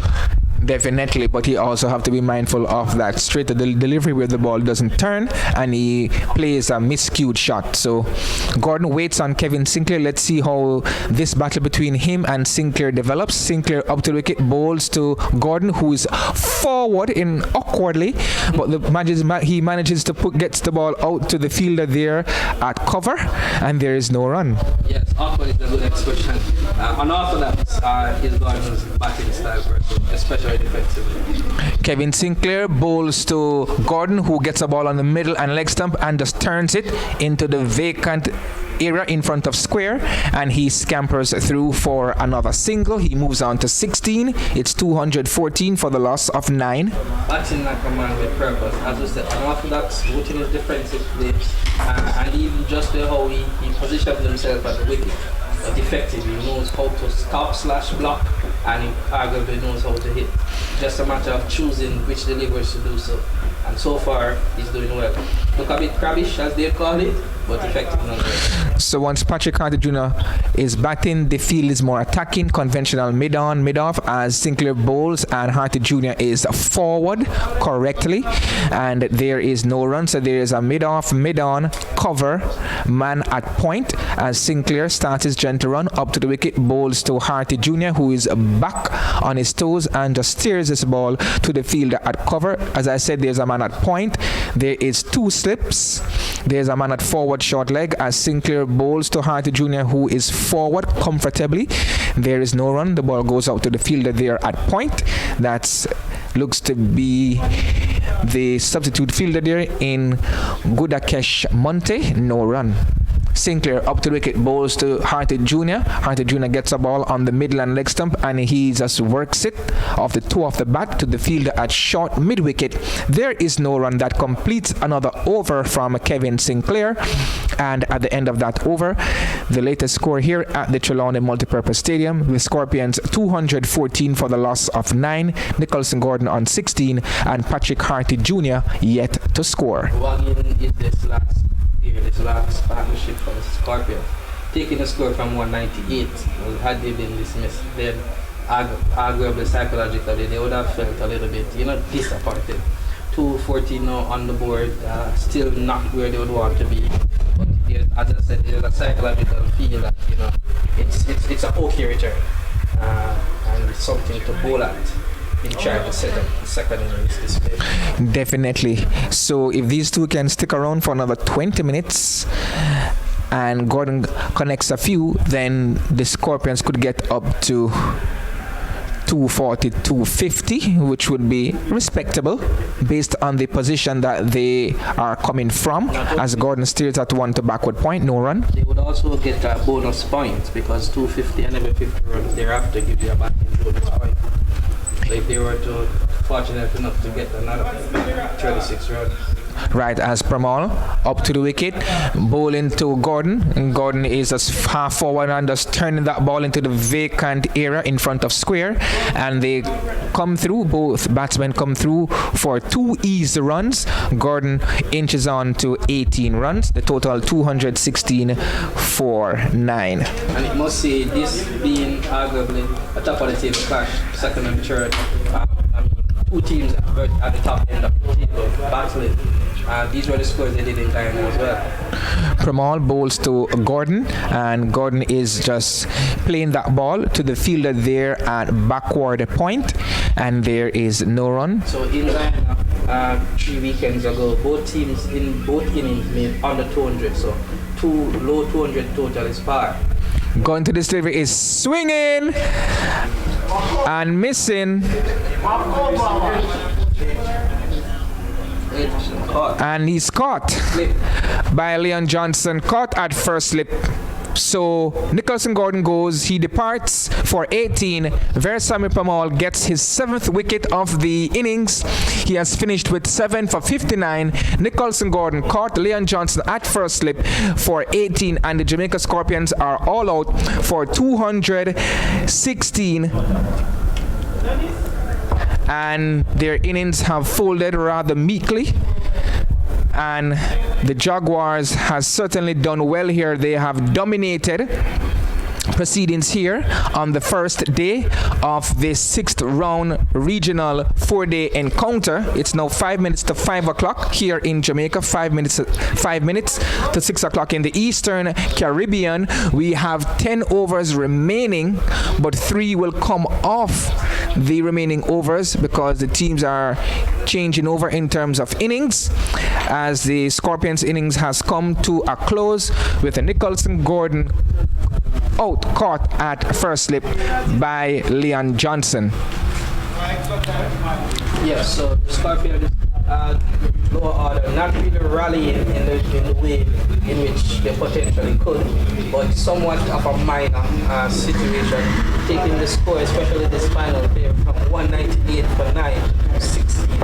And you also had the wicketkeeper playing a good role, Dennis Smith, in making 23 towards the end. Jimmy Marshall made 16, Dennis Bullard made 7, Marquino Milne made 6, and Nicholson Gordon, as we said, made 18, and taking the score to 216 the players who would have top scored in the innings would have been Jermaine Blackwood with 59, and you find that Dennis Smith with the 23 being second best. John Campbell made 20 first up.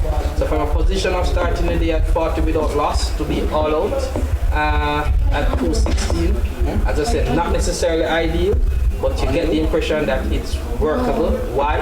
The last time these teams met, both failed to make 200 runs in either of their innings. So Jamaica would feel confident that they have enough to bowl at in terms of Guyana, and Guyana will be hoping that they can do much better nonetheless. Definitely. So 216 doesn't inspire a lot of confidence, but is a total that they can work with. The Jamaica Scorpions bowlers, they have Marquina Minley, Nicholson Gordon, Dennis Bulai, Jamie Merchant.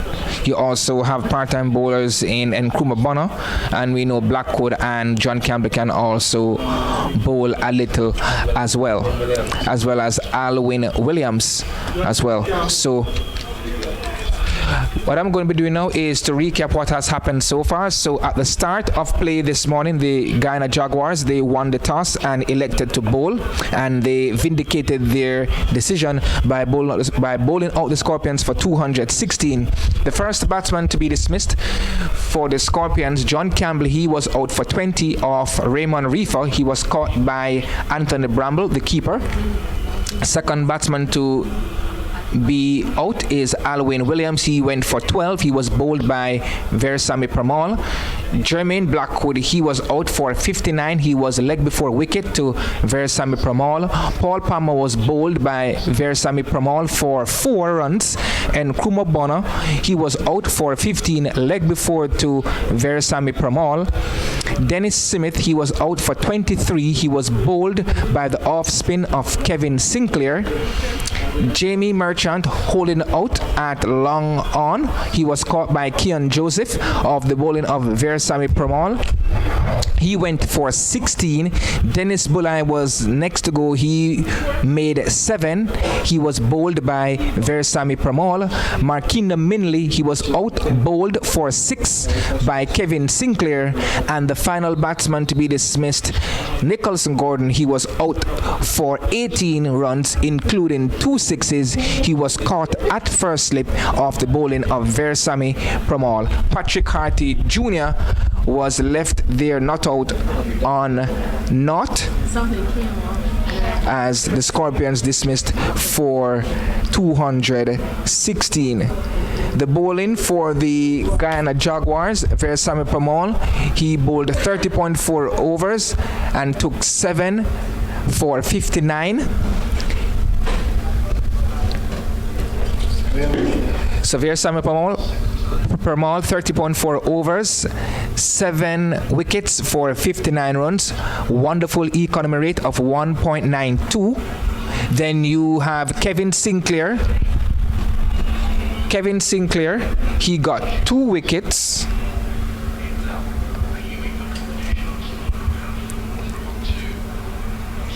So Kevin Sinclair, 2 wickets for 2 runs of 5 overs. Christopher Barnwell, 10 overs, no wicket, 26 runs. Raymond Reefer, 1 for 32 from his 10 overs.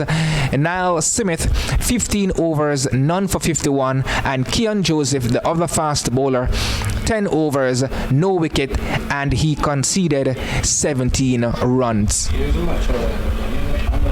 Also, the partnership of worth, there was a 5th wicket partnership of 58 runs between Jermaine Blackwood and Nkrumah Bonner. That's for the 4th wicket, and for the 5th wicket there was a partnership of 38 runs between Jermaine Blackwood and Dennis Smith. So what I'm going to be doing now is to run through the starting lineup again for both teams. Let me start out with the host team, the Jaguars. John Campbell, captain.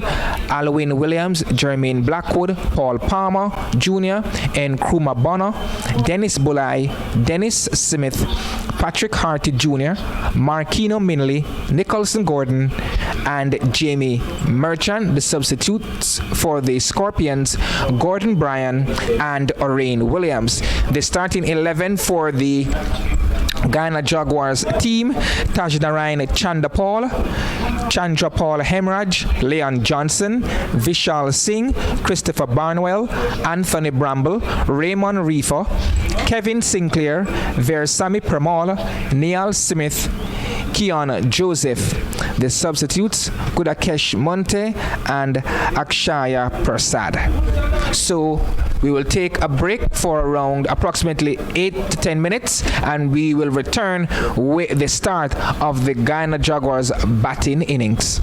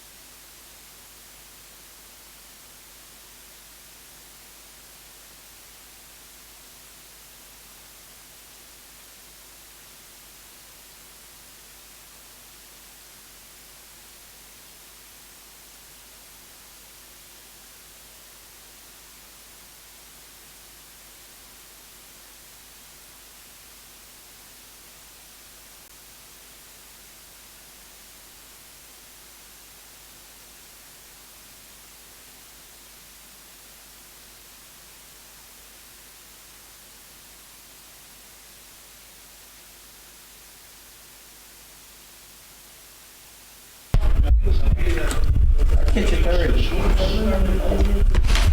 Good afternoon to our listeners. Welcome back to the start of the Guyana Jaguars' first innings. They will be responding to the Jamaica Scorpions 216 all-out late on the first day of the sixth round regional four-day professional cricket match here at the Trelawney Multipurpose Stadium here in Trelawney, Jamaica. Mostly cloudy conditions prevails here at the Trelawney Multipurpose Stadium in Jamaica as Jamie Merchant will get the innings of the Jaguars on the way. He'll be bowling for the Scorpions, the off spinner. He will be bowling around the wicket, bowling to Tajnarayan Chandapal, who is cutting and well stopped by the fielder at point, and there is no run.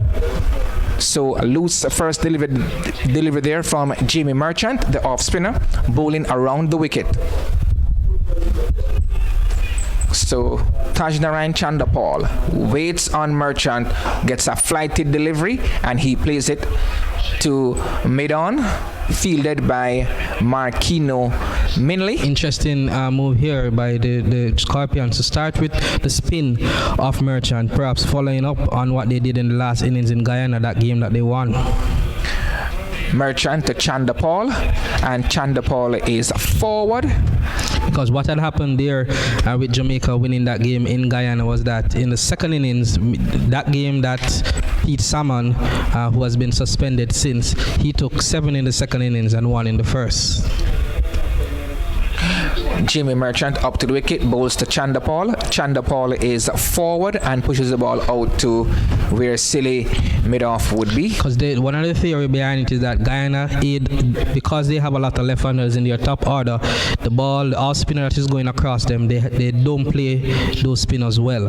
So that is one of the reasons why Jamaica continue to open with an off spinner. Okay, Merchant, flighted delivery to Tajnarayan Chandapal. He's stroking this sweetly down to mid-off, no run. It's fielded there by Alwyn Williams, not for naught.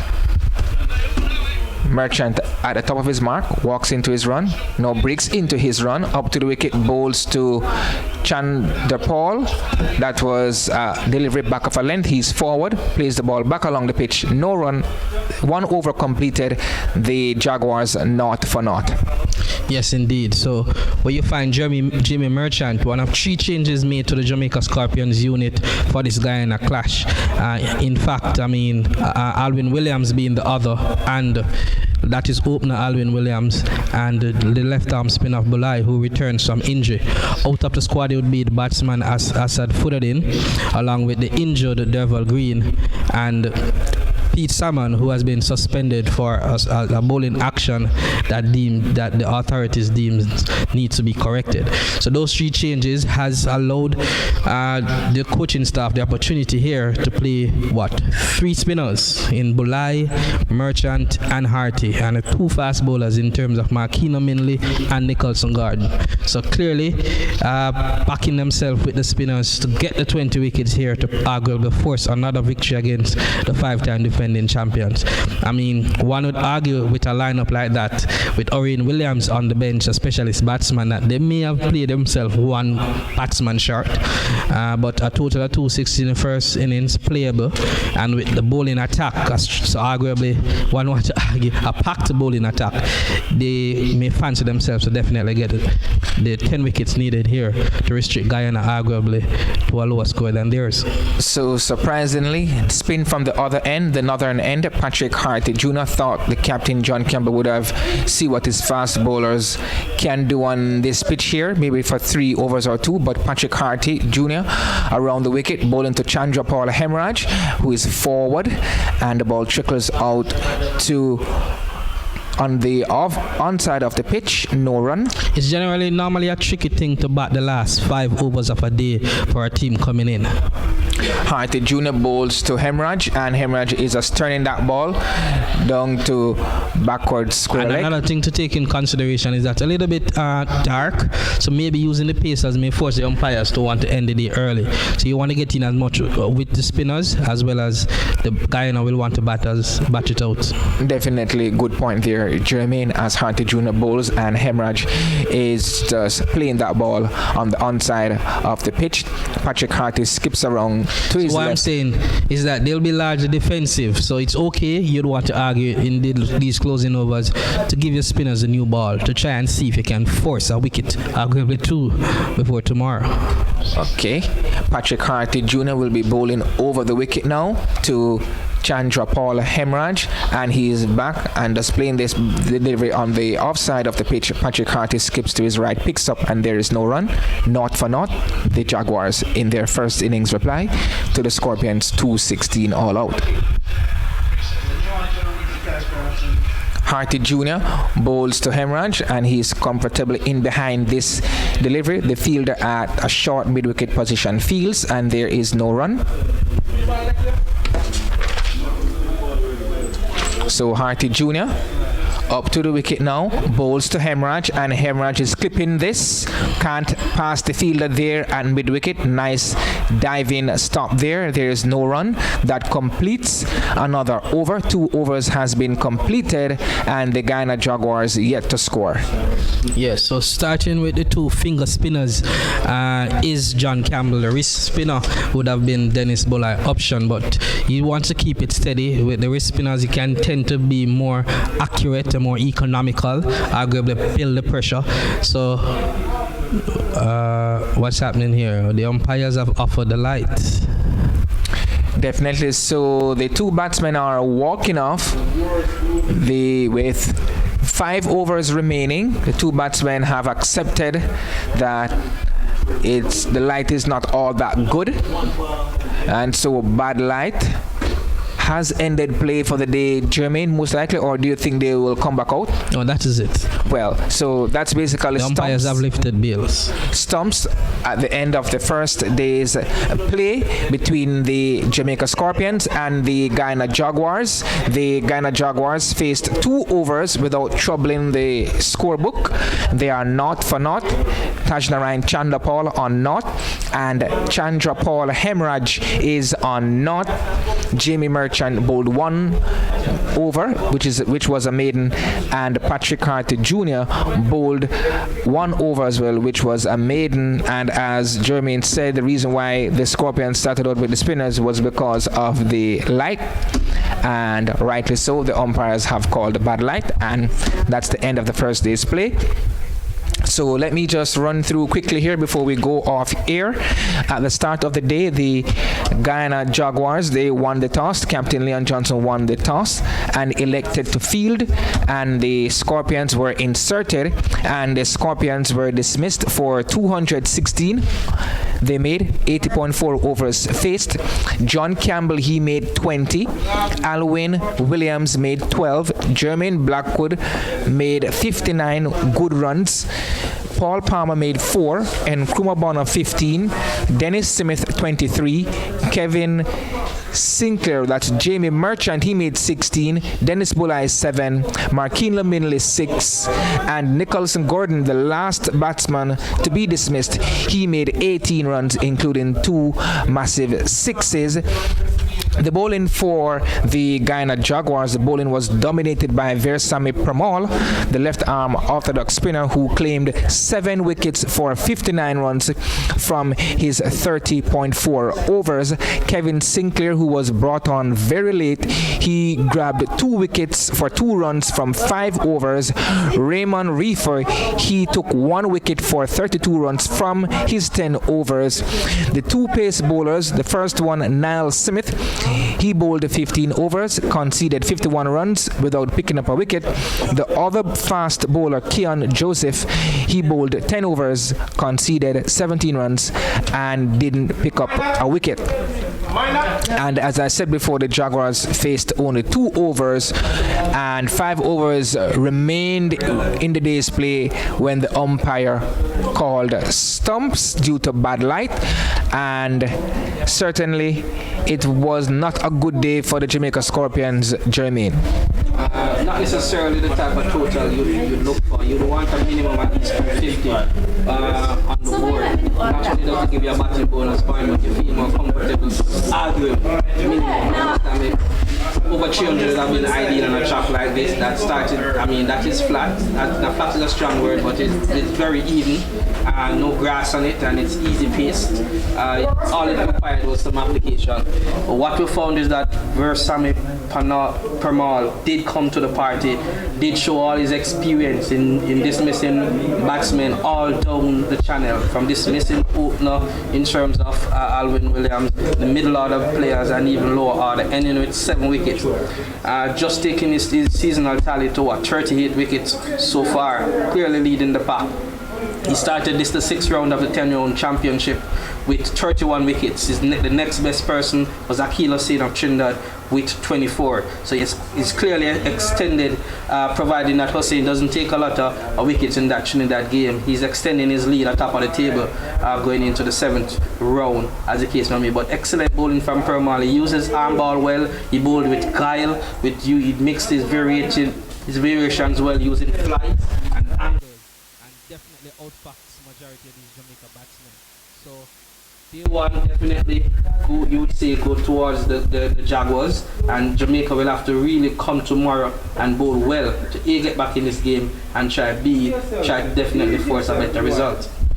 And with the potential for some early morning rain over some northern parishes tomorrow, and maybe in the afternoon again, rain could play a part in this match. And also with the rain threat for Saturday as well, possible, Jermaine, that could really play a part in a full result in this match. But we will see how the weather pans out tomorrow. We will see how the second day's play pans out in terms of Guyana Jaguars, seeing if they could surpass the Scorpions total of 216, or if the Scorpions can bowl an inspirational spell from two of their main bowlers. If two of their main bowlers can bowl some inspirational spell, then it could be very interesting tomorrow, on tomorrow's second day of this 6th-round regional 4-day professional cricket encounter. So it's goodbye from us here at the Trelawney Multipurpose Stadium. Before I go, I want to thank my fellow commentators.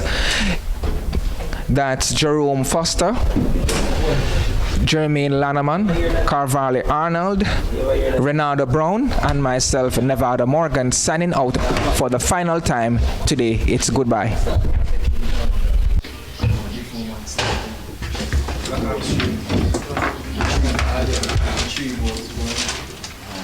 So